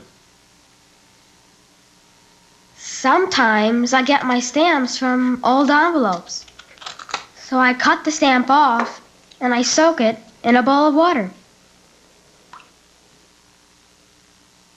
Then, when it's ready, I gently pick it up with tweezers. Looky here, this is a ladybug stamp. Right here, see? It looks like it has a few creases. Let's put it in the stamp press. Right here. We put it in here. And we start screwing down like this. Tight. Wait a little bit. Oh, it's all done.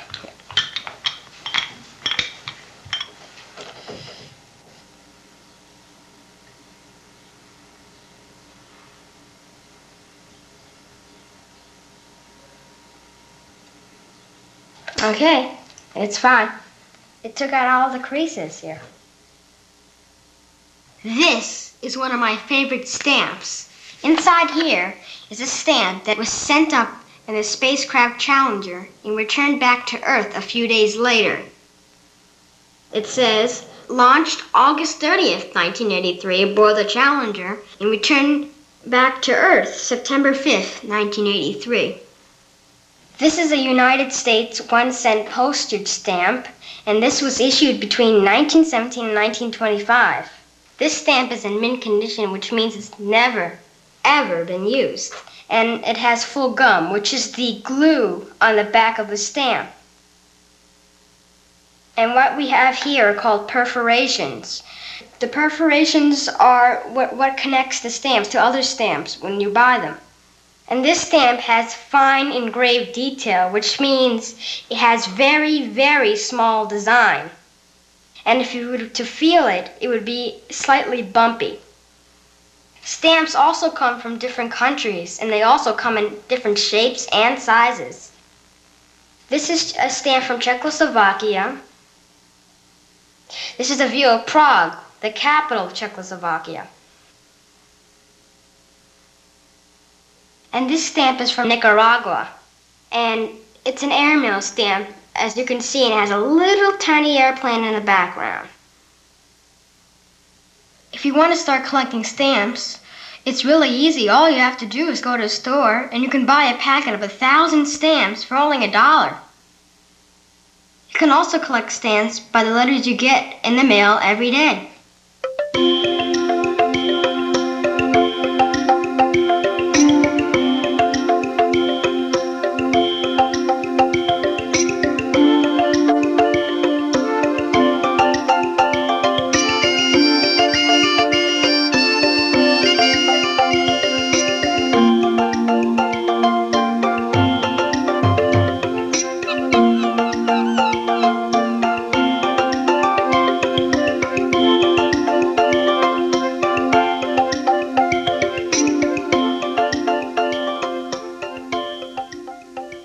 Every letter brings you a story, just like every book. If you want to find out more about the mail, here are 3 special deliveries waiting at your local library. But you don't have to take my word for it. Hi, there's no better way to get a letter than to send a letter. And this book will help you write one. It's called Messages in the Mailbox. There are many different kinds of letters to write. There are friendly letters you can write to your best friends, your cousins, or anyone you like. Need to know how to write an invitation to a party? It's here in the book. Have a sick friend? Learn how to write a get well letter. You can write to your newspaper. You can write to your senator. You could even write to the president. I'm Real Asheville. Before I read this book, I did not know how to write a letter. Now I think I'll give it a try. Why don't you give this book a try? Hi, let me introduce you to a really fun and really different kind of book. It's called String Bean's Trip to the Shining Sea. Postcards help to tell the story. String Bean takes a trip with his older brother Fred to the Pacific Ocean. All along the way, String Bean writes postcards. He sends them to his mother, his father, and his grandfather. Some of the postcards are really wacky, like this one. It's a postcard of a restaurant they stopped at. Can you believe it was shaped like a boot? The book shows pictures of all their adventures along the way. Look at this one where the bears came a little too close.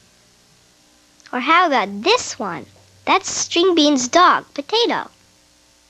I'm Sophie. I never could have imagined a story being told with postcards, but this one is fantastic. It gave me some great ideas for my next trip. You know, you're really not supposed to read other people's mail, but it's okay in this book called The Jolly Postman. The postman delivers mail to different characters. You might know some of them. Here is a letter from Goldilocks to the 3 bears. She says she's sorry for going into their house. Look at this crazy ad to the Wicked Witch. Even the envelope is funny. There's a postcard from Jack to the Giant. Remember, they're from Jack and the Beanstalk. Cinderella's in here too. I've never seen a book like this before. It's great. I'm Christina. Have yourself a great time reading other people's letters in The Jolly Postman. When you send a letter or a card, it connects you to someone you care about.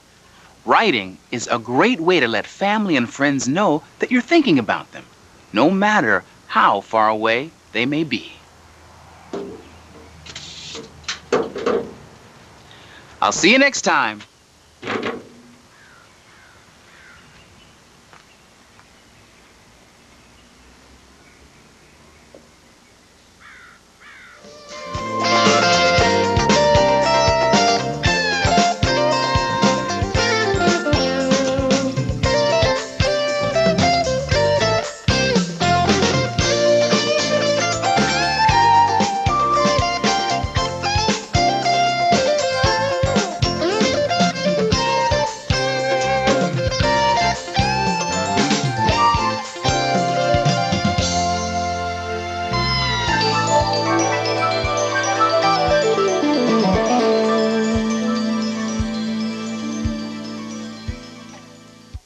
Today's Reading Rainbow books are Hail to Mail, written by Samuel Marshak, translated by Richard Pevere, illustrated by Vladimir Radunsky, published by Henry Holt & Company. Stringbean's Trip to the Shining Sea by Vera B. Williams and Jennifer Williams, published by Green Willow Books, a division of William Morrow & Company. Messages in the Mailbox, How to Write a Letter, written and illustrated by Lorene Leedy, published by Holiday House. The Jolly Postman or Other People's Letters by Janet and Alan Alberg, published in the United States by Little Brown & Company, first published in the United Kingdom by Reed Children's Books. Reading Rainbow was sponsored by a grant from Kellogg's Rice Krispies, reminding you books are totally overflowing with cool stuff. Get in on it. Wake up to the amazing world of reading. Grants are also provided by the National Science Foundation, which supports programs that enable all children to succeed in science, mathematics, and technology. RCN, proud to support reading that stimulates the live wire of a child's imagination. And by the annual financial support of viewers like you.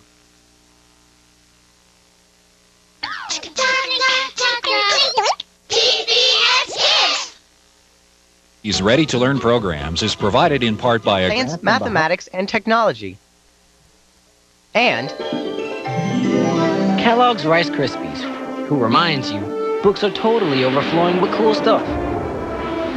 Get in on it. Wake up to the amazing world of reading.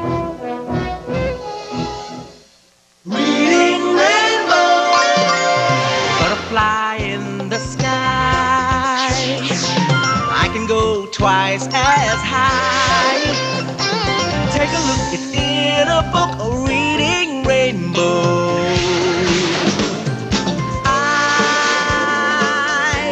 I can go anywhere. Friends to know and ways to grow, a Reading Rainbow. I can be anything. Take a look, it's in a book, a Reading Rainbow.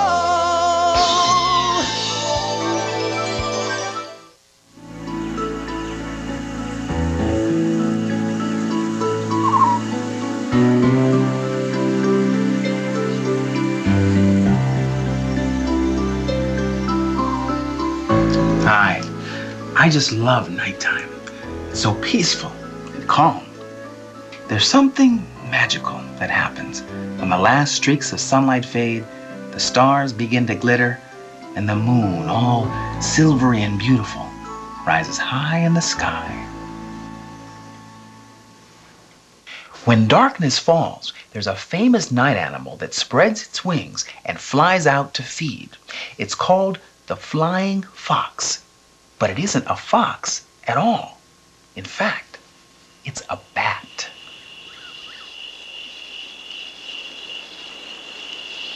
Like most bats, flying foxes hang upside down, sleep during the day, and wake at night hungry as can be. And while many bats look for insects to eat, flying foxes, sometimes called fruit bats, prefer fruit. They think there's nothing quite like a ripe fig to really sink their teeth into.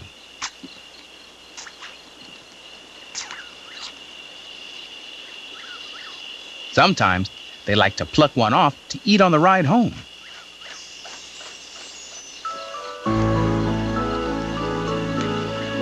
Besides eating fruit, flying foxes poke into flowers to lick nectar.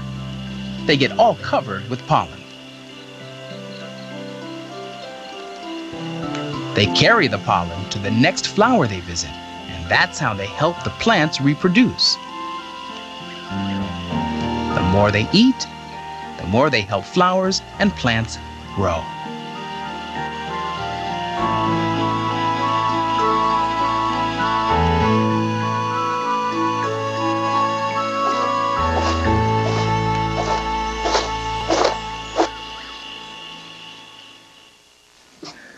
I've got this great book about a fruit bat. It should be here. Here it is. One night, this baby bat gets lost and her whole world is turned upside down. The book and the bat are called Stella Luna. Stella Luna. Written and illustrated by Janelle Cannon. Read by Ann Jackson. In a warm and sultry forest, there once lived a mother fruit bat and her new baby, Stella Luna. Each night, Mother Bat would carry Stella Luna clutched to her breast as she flew out to search for fruit to eat. One night, an owl swooped down upon the bats, knocking Stella Luna into the air. Her baby wings were useless, and down she went into the forest below. The dark tangle of the branches caught Stella Luna. She wrapped her wings about her, clutched a twig with her feet, and trembled with cold and fear. "Mother," Stella Luna squeaked, "where are you?" By daybreak, the baby bat could hold on no longer, and down she dropped again. Flump! Stella Luna landed in a nest, startling the 3 baby birds who lived there. Stella Luna quickly hung out of sight below the nest. "What was that?" "Shh! Here comes Mama with food." Stella Luna was hungry, but not for the crawly things Mama Bird brought. Ugh. Finally, though, the little bat could bear it no longer. She climbed into the nest and opened her mouth. Plop! In dropped a big green grasshopper. Ugh. Stella Luna learned to be like the birds. She stayed awake all day, slept at night, and ate bugs. But she still liked to sleep hanging by her feet. Once, the curious birds decided to try it. And when Mama came home, she saw 8 tiny feet gripping the edge of the nest. "Eek!" she cried. "Get back up here this instant." Mama Bird stopped Stella Luna. "You are teaching my children to do unbird-like things. You must promise to obey the rules of this house." Stella Luna promised. Soon, it was time to learn to fly. I'm just like them, thought Stella Luna. I can fly too. The birds landed gracefully on a branch. Stella Luna tried to do the same. How embarrassing. I will fly all day, Stella Luna told herself. Then no one will see how clumsy I am. The next day, Stella Luna flew far ahead and was nowhere to be seen at nightfall. The 3 anxious birds went home without her. Stella Luna flew until her wings ached. She hung by her thumbs and soon fell asleep. She didn't hear the soft sound of wings coming near. "Hey," a loud voice said. "Why are you hanging upside down? You're a bat. You're supposed to hang by your feet." Stella Luna was confused. Mama Bird told me I was wrong. Wrong? Wrong for a bird, maybe, but not for a bat. Many bats gathered to see the strange young bat who behaved like a bird. Stella Luna told them her story. "You ate bugs?" stuttered one. "You slept at night?" gasped another. "Wait, let me look at this child." Sniffing Stella Luna's fur, she whispered, "You are Stella Luna. You are my baby. Come with me and I'll show you where to find fruit. You'll never have to eat another bug as long as you live." "But we can't see at night." "Yes, we can," said Mother Bat. "We're bats." Stella Luna was afraid, but she let go of the tree and dropped into the deep blue sky. She could see. She felt as though rays of light shone from her eyes. The next day, Stella Luna brought the birds to meet her bat family. When night came, Stella Luna said, "Come fly with us." They all leapt from the tree. "I can't see a thing," yelped Pip. "Oh, we're going to crash," howled Flitter. Stella Luna grabbed her friends in the air and lifted them to a tree. She hung from a limb above them. "You're safe," she said, and then sighed. "I wish you could see in the dark." "We wish you could land on your feet," the birds replied. They perched in silence for a long time. "How can we be so different and feel so much alike?" mused Flitter. "And how can we feel so different and be so much alike?" wondered Pip. "I think this is quite a mystery," Flap chirped. "I agree," said Stella Luna. "But we're friends, and that's a fact."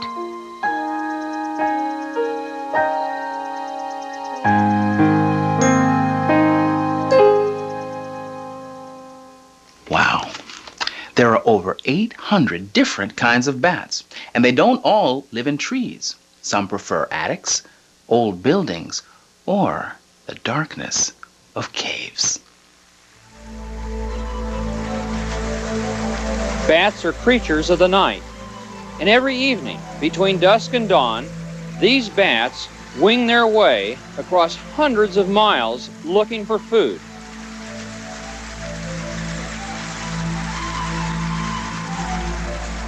Tonight, this cloud of bats will consume 250,000 pounds of insects. That's the equivalent weight of 93 elephants.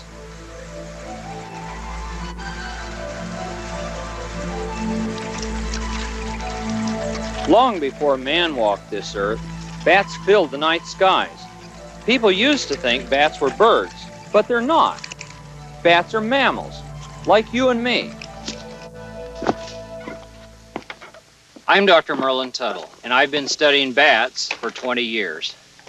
We're about to enter Bracken Cave in Texas, where more than 20 million bats live in a world of darkness.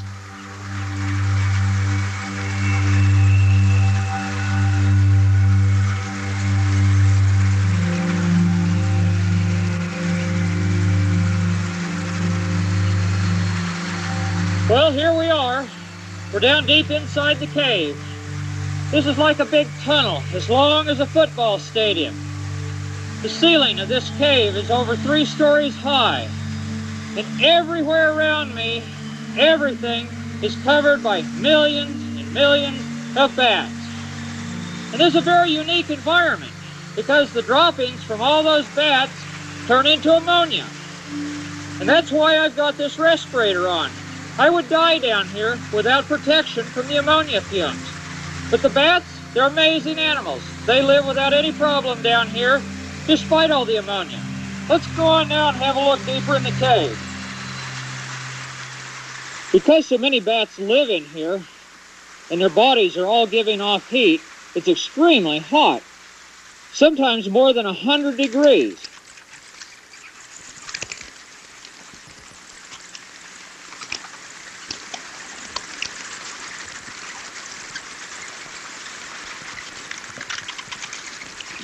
Most bats, like the free-tailed bats in this cave, eat insects.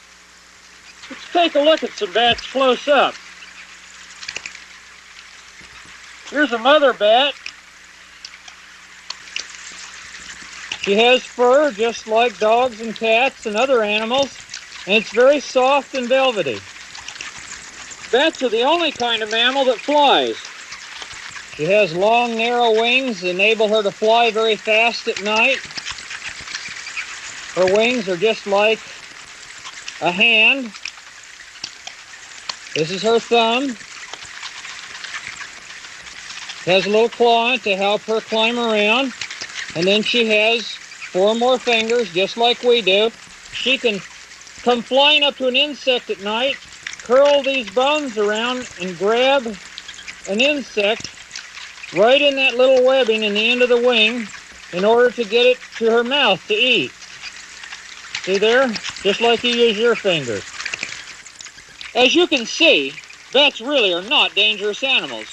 In fact, they're among the world's most gentle animals. But you should never pick one up like I am doing.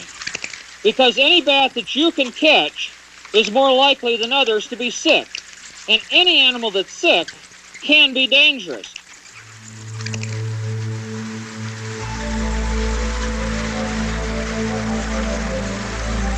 Bats like you've just seen could soon die out unless people everywhere learn to understand them and appreciate them. They're gentle and graceful. Bats are truly masters of night flight.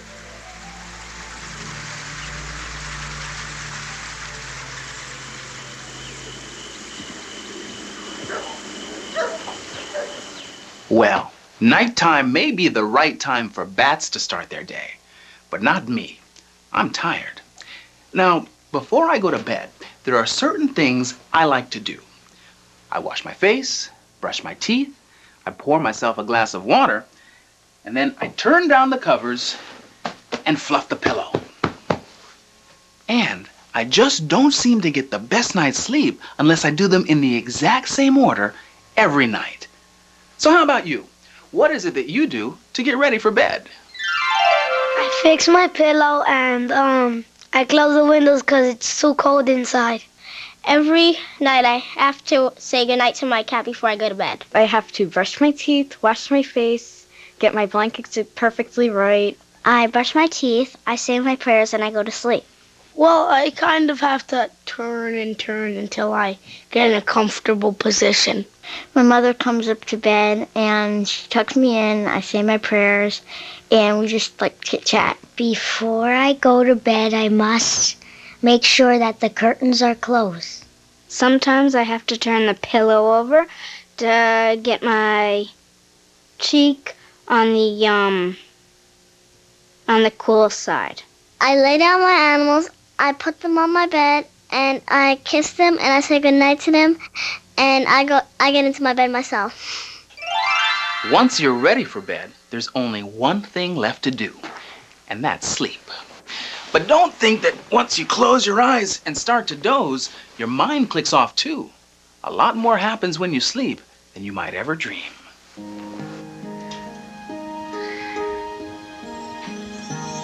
One thing everyone on Earth does is sleep. Our bodies need to rest, and we get rest by sleeping.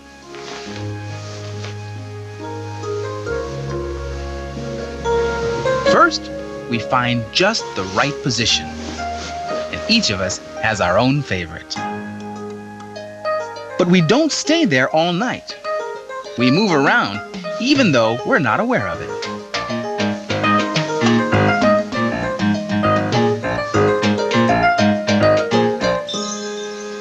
Some of us are quiet sleepers, and others are noisy. A couple of times a night, the TV in our head clicks on, and we start to dream. Sometimes we like what we dream, and sometimes we don't. We know when to wake up because our bodies are like clocks. And in the morning, when the light streams in and we've had enough sleep, we're ready to start the day.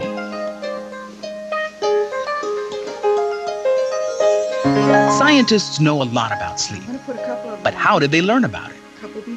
By studying sleep in labs like this at the New York University Bellevue Sleep Center, where Dr. Joyce Walsleben is working with a volunteer named Jessica.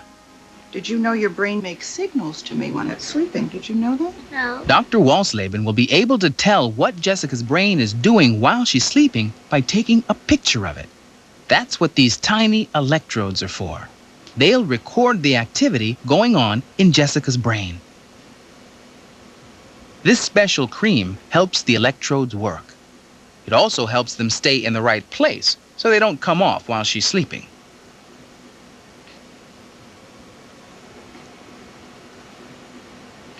Electrodes don't hurt a bit, and they go near Jessica's forehead, her eyes, chin, arms, and legs. Jessica, how does it feel to have all these electrodes on? It feels kind of weird, but interesting too. I like it. Good. All the electrodes get attached to a connector box. It's kind of like a big plug. Okay, Jessica, before we go to sleep, I'm going to plug you into the polygraph and see if all the connections are working correctly. The polygraph machine translates the signals coming from Jessica's brain and body through the electrodes and draws a picture. Now just blink your eyes for me, really fast. Your eyes are moving on this graph very nicely. You have good eye signals. Can you grit your teeth for me a little bit? Just see your teeth signals. And now do it once more. Very good.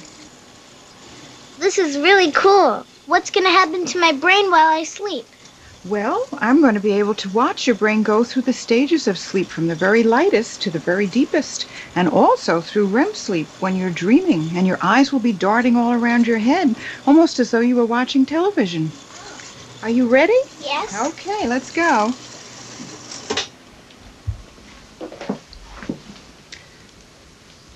Okay, you climb in, get comfortable.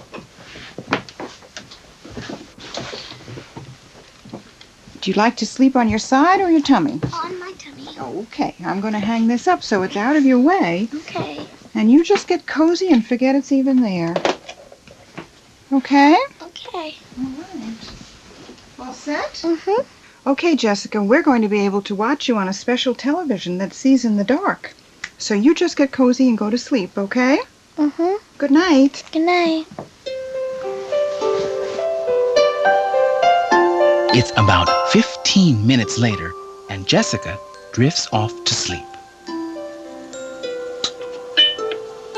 The graph shows her brain waves are slowing down. She's relaxing. I think we're seeing her fall asleep here. Dr. Walsleben watches as Jessica falls into a deeper sleep and can tell from the polygraph when she starts to dream. Jessica enters into the stage of sleep called REM, which stands for Rapid Eye Movement. That's what happens when you dream. Your eyes move about very quickly. Great. It looks like she's entering REM sleep here. Okay, we have rapid eye movements. And she's dreaming.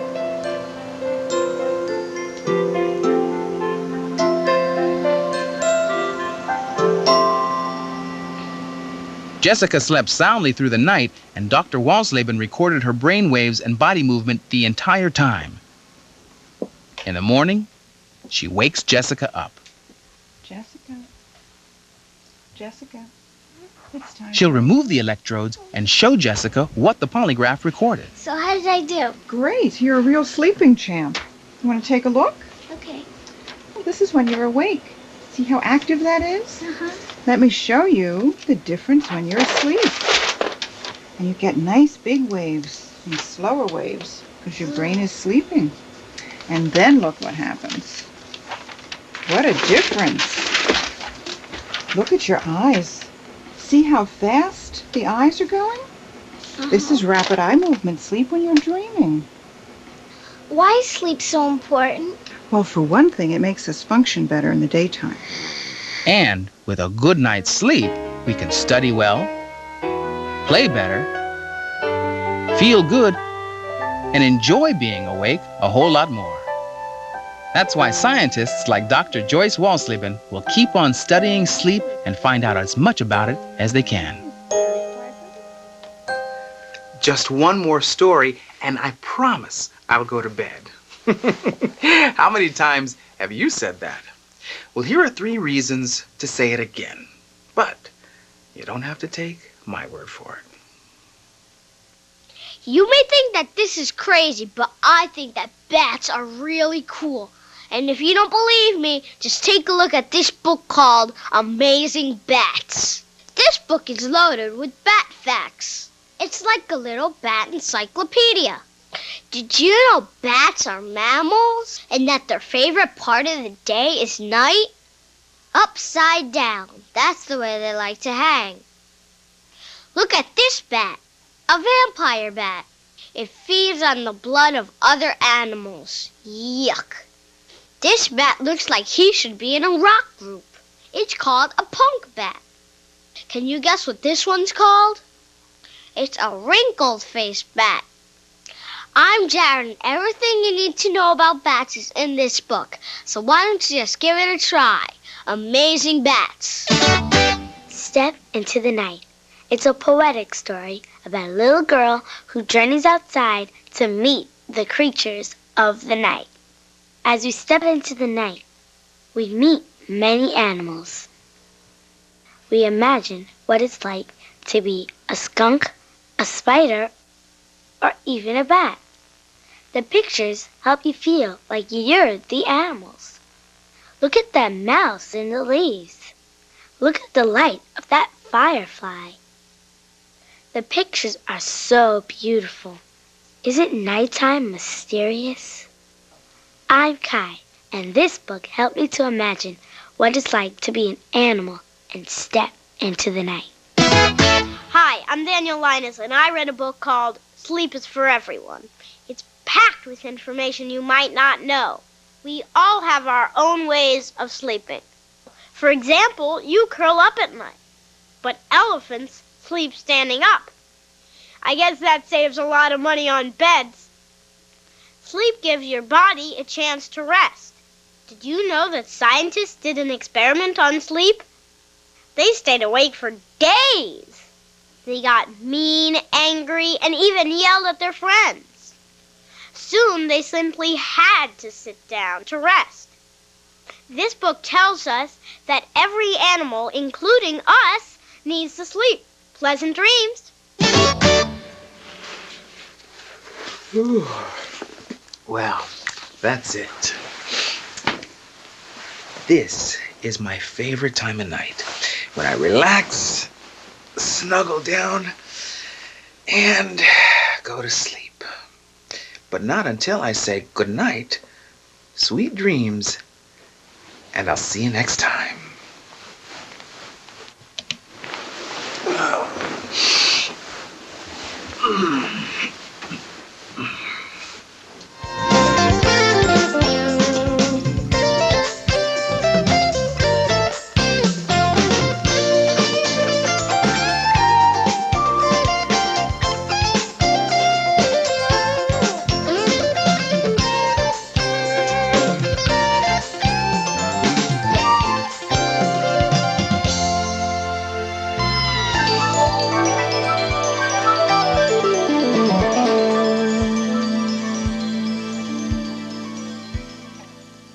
Today's Reading Rainbow books are Stella Luna by Janelle Cannon, published by Harcourt Brace and Company. Amazing Bats by Frank Greenaway, photographs by Jerry Young and Frank Greenaway, an Eyewitness Junior book published by Alfred A. Knopf. Sleep is for Everyone by Paul Showers, illustrated by Wendy Watson, published by HarperCollins.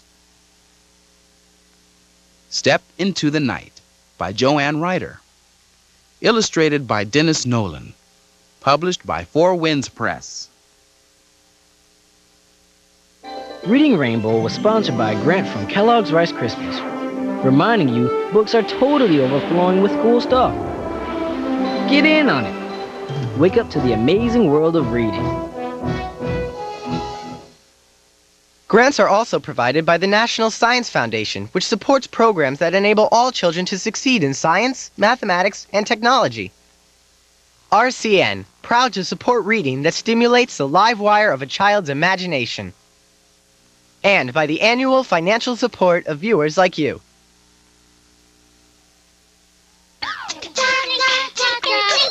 PBS Kids! Hope you have its time. She's Madeline, and inside she's Dumpty Dumpty Dum. Hey! The girls were due home at 2:45, but they stopped and they greeted their dear friend, Marie. Bonjour, Madame Marie. Bonjour, mes enfants. Madame Marie, we have brought these croissants for you. Ah, mes petites jeunes filles, you never forget your poor friend, even at Christmas. Of course not, Marie.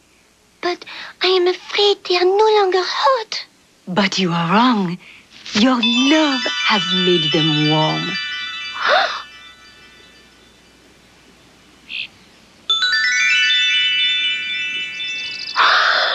And what will you little girls do for the holiday?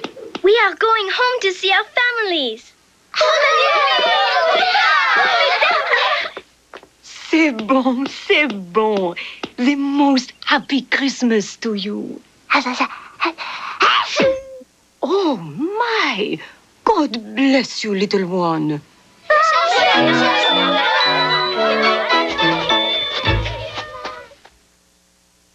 The girls' hearts were filled with love and good cheer because Christmas time was almost here.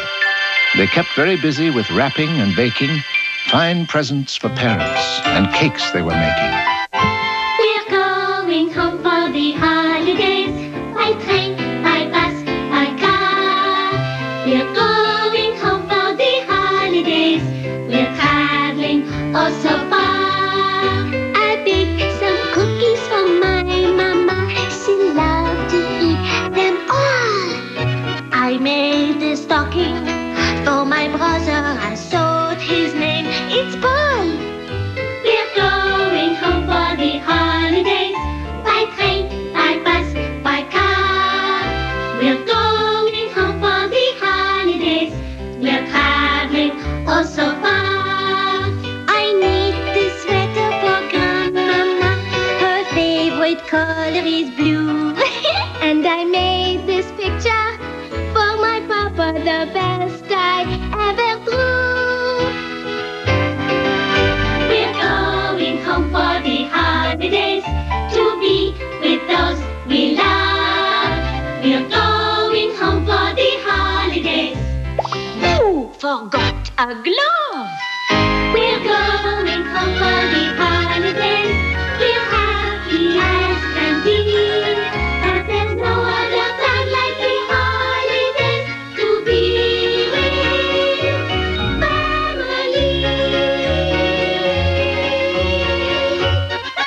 it came time to break their bread.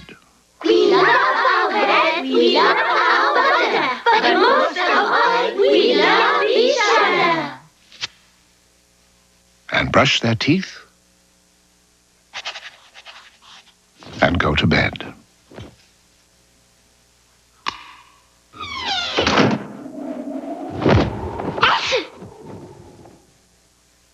The next morning came with a chilly, cold light.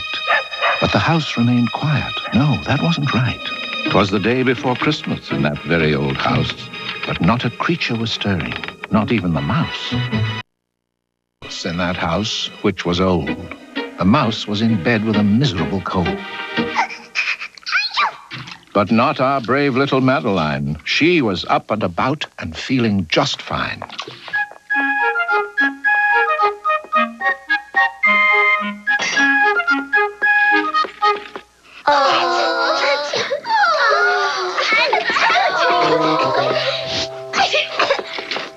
She brought hot water bottles to those that were ill, warm blankets, crisp crackers, some tea, and a pill.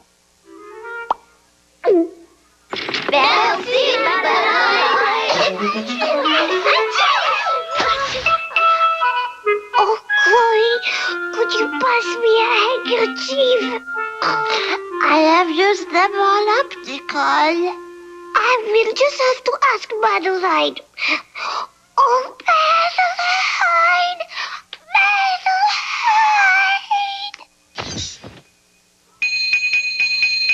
Oh, Madeline! More handkerchiefs, s'il vous plaît! Of course, Nicole. Oh, Madeline! Madeline! Could you bring me some warm milk, s'il vous plaît? Oui, oui, Daniel.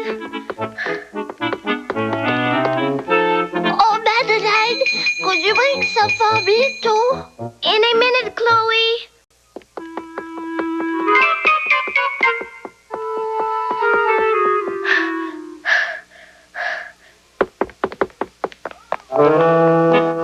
Oh, mon Dieu, not Miss Clavel too.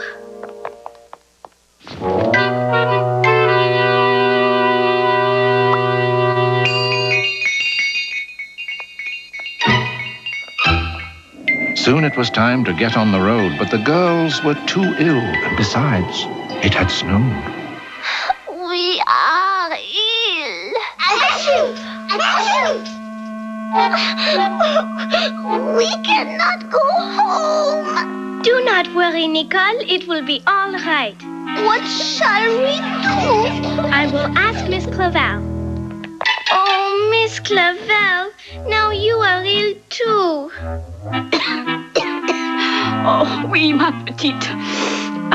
I think it is time to call Dr. Cohn. So Miss Clavel reached for the phone, and then she dialed Dr. Cohn.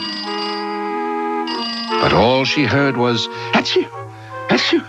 Yes, Dr. Cohn had a bad cold too. We will just have to celebrate Christmas in bed. And that is all we can do.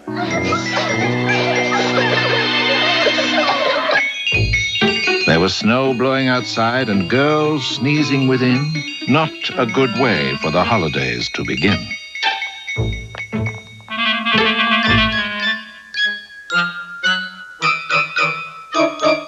Visions of sugar plums dance in our heads. Achoo! Achoo! Achoo! We would like to be somewhere beside in our beds. Achoo! Achoo! Achoo! Fever and the shivers, a headache and a cough. Our runny nose and frozen toes, our Christmas trip is off. Deck the horse with boughs of holly. Achoo! Achoo! Achoo! When you have a sore throat, it's hard to be jolly. Achoo! Achoo! Achoo! Fever and congestion, a headache and a cough. A runny nose and frozen toes, our Christmas trip is off. Jingle bells, jingle all the way. Achoo, achoo, achoo. A hanky and some chicken soup is all I want today.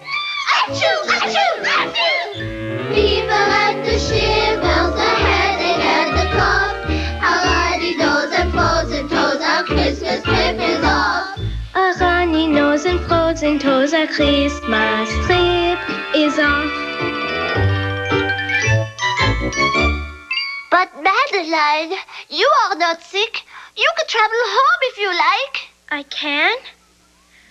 I can travel home? But I cannot leave all of you here like this, with even Miss Clavel in bed, who will take care of you. Oh, Madeline! Oui, Chloe? As long as you are staying, could you get me some hot tea? Certainement, Chloe.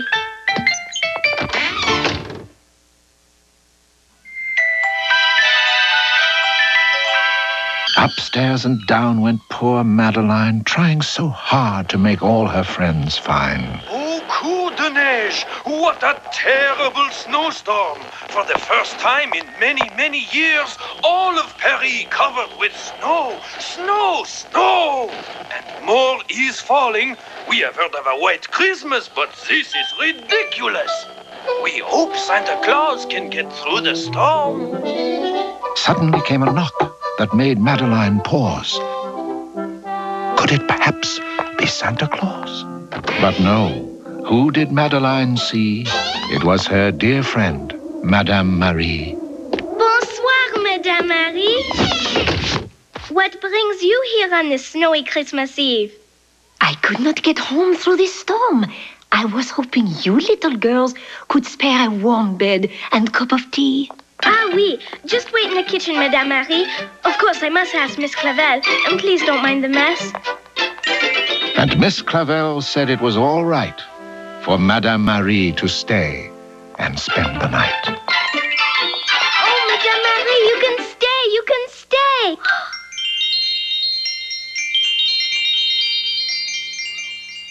But how? It was a mess in here. What happened?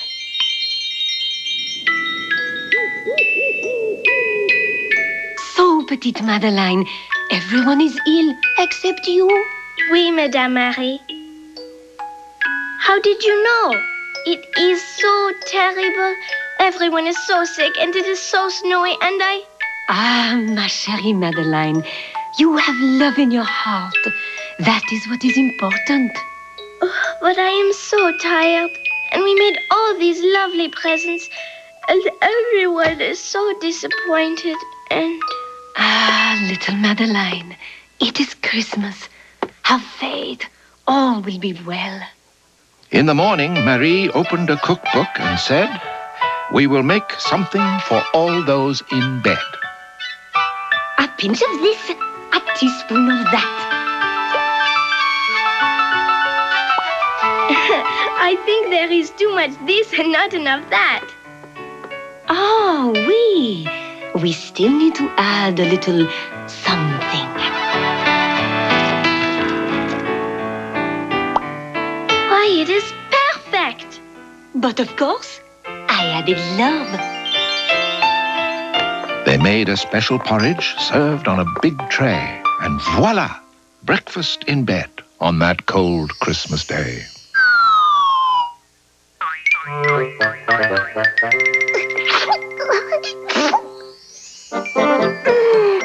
This is the best porridge I ever ate. It has made me feel much better. And me as well. And me as well. Miss Clavel, it is a special treat for a special day. Like a cake on my birthday? Oh, well, something like that, chérie. Does that mean we can make a wish on our porridge? All wishes are for babies. Oh, no, Chloe. Wishes are for everyone, especially at Christmas. What do you mean? Oh, Explain. Yes, Madame Marie. You must never give up on wishes. Never give up on wishes? Never, ever. When we are very little, we learn to read and write. We learn to tie our laces, and we learn not to fight. But there is something else to learn, something, oh,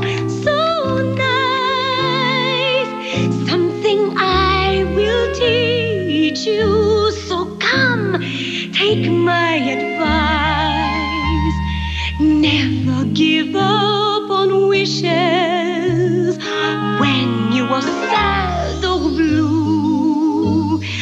Wish a wish right from your heart, and it just might come true. Never give up on wishes. Wish for the moon or sky. A wish is a dream that's wide awake. Now come, give it a try. But how do I wish a wish? Ah, ma chérie Chloe, it is so easy.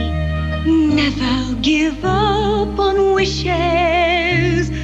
Wish only for the best. Just close your eyes, open your heart. Now you can do the rest. Oh, little girls, it works even with the eyes open. It is the heart that counts. See, I told you so.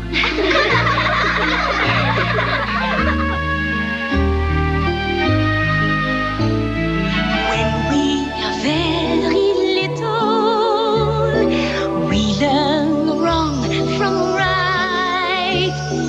We learn to eat our breakfast and to try with all our might.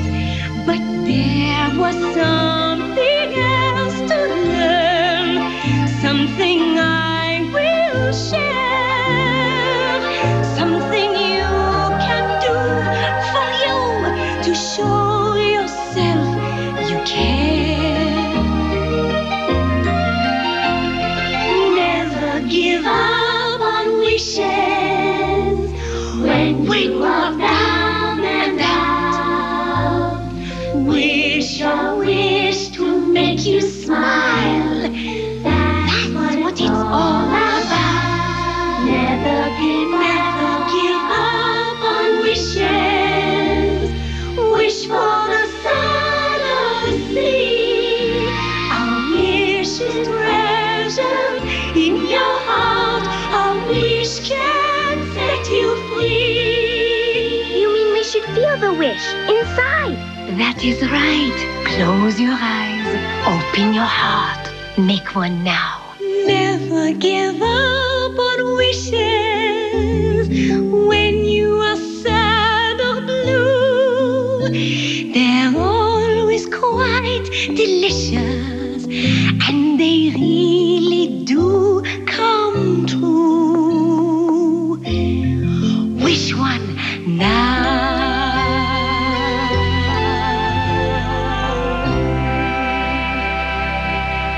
Suddenly, a knock on the door made the girls pause. Could this perhaps be Santa Claus?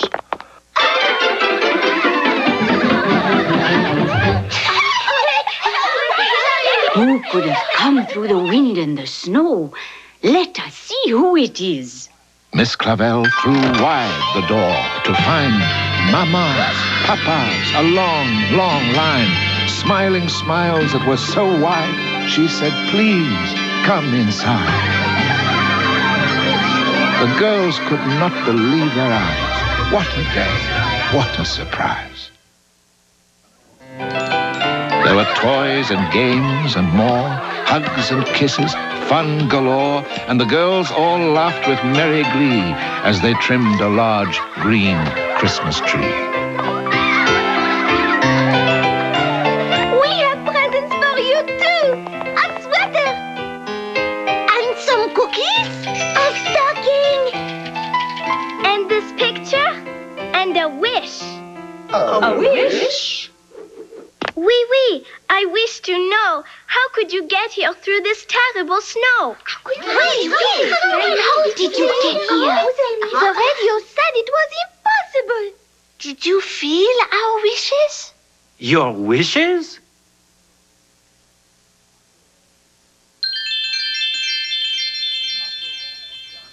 After all was done and said, it was time for them to break their bread. We love our bread, we love our butter, but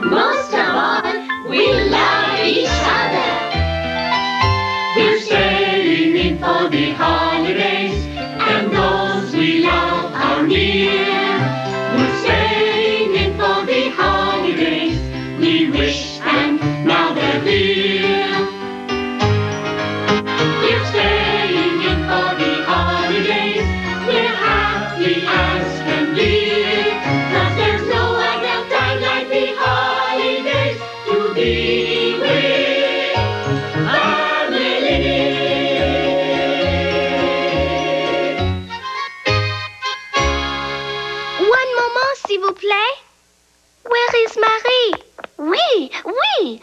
Où est Marie? Marie! Marie, where are you? The girls looked high. The girls looked low. The girls looked up and down, room to room and everywhere. But Marie could not be found. Now, children, Madame Marie has had a very long day. The storm has passed. I am sure she has gone home and to bed, which is what you should do now.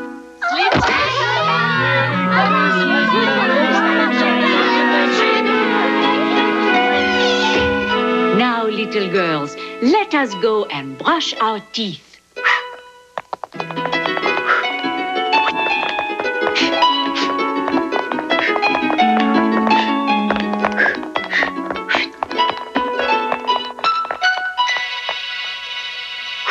Merry Christmas, Madame Marie.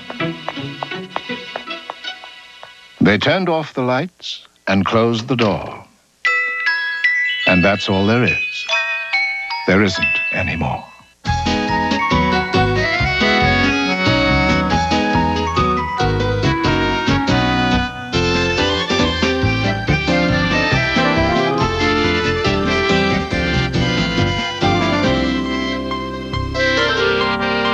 It's time to go. Au revoir. Will you make that encore?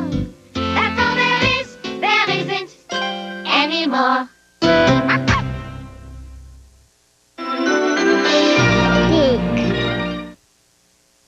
Coming up next, it's another amazing adventure with Spot. Then blast off with your pals Katie and Orby.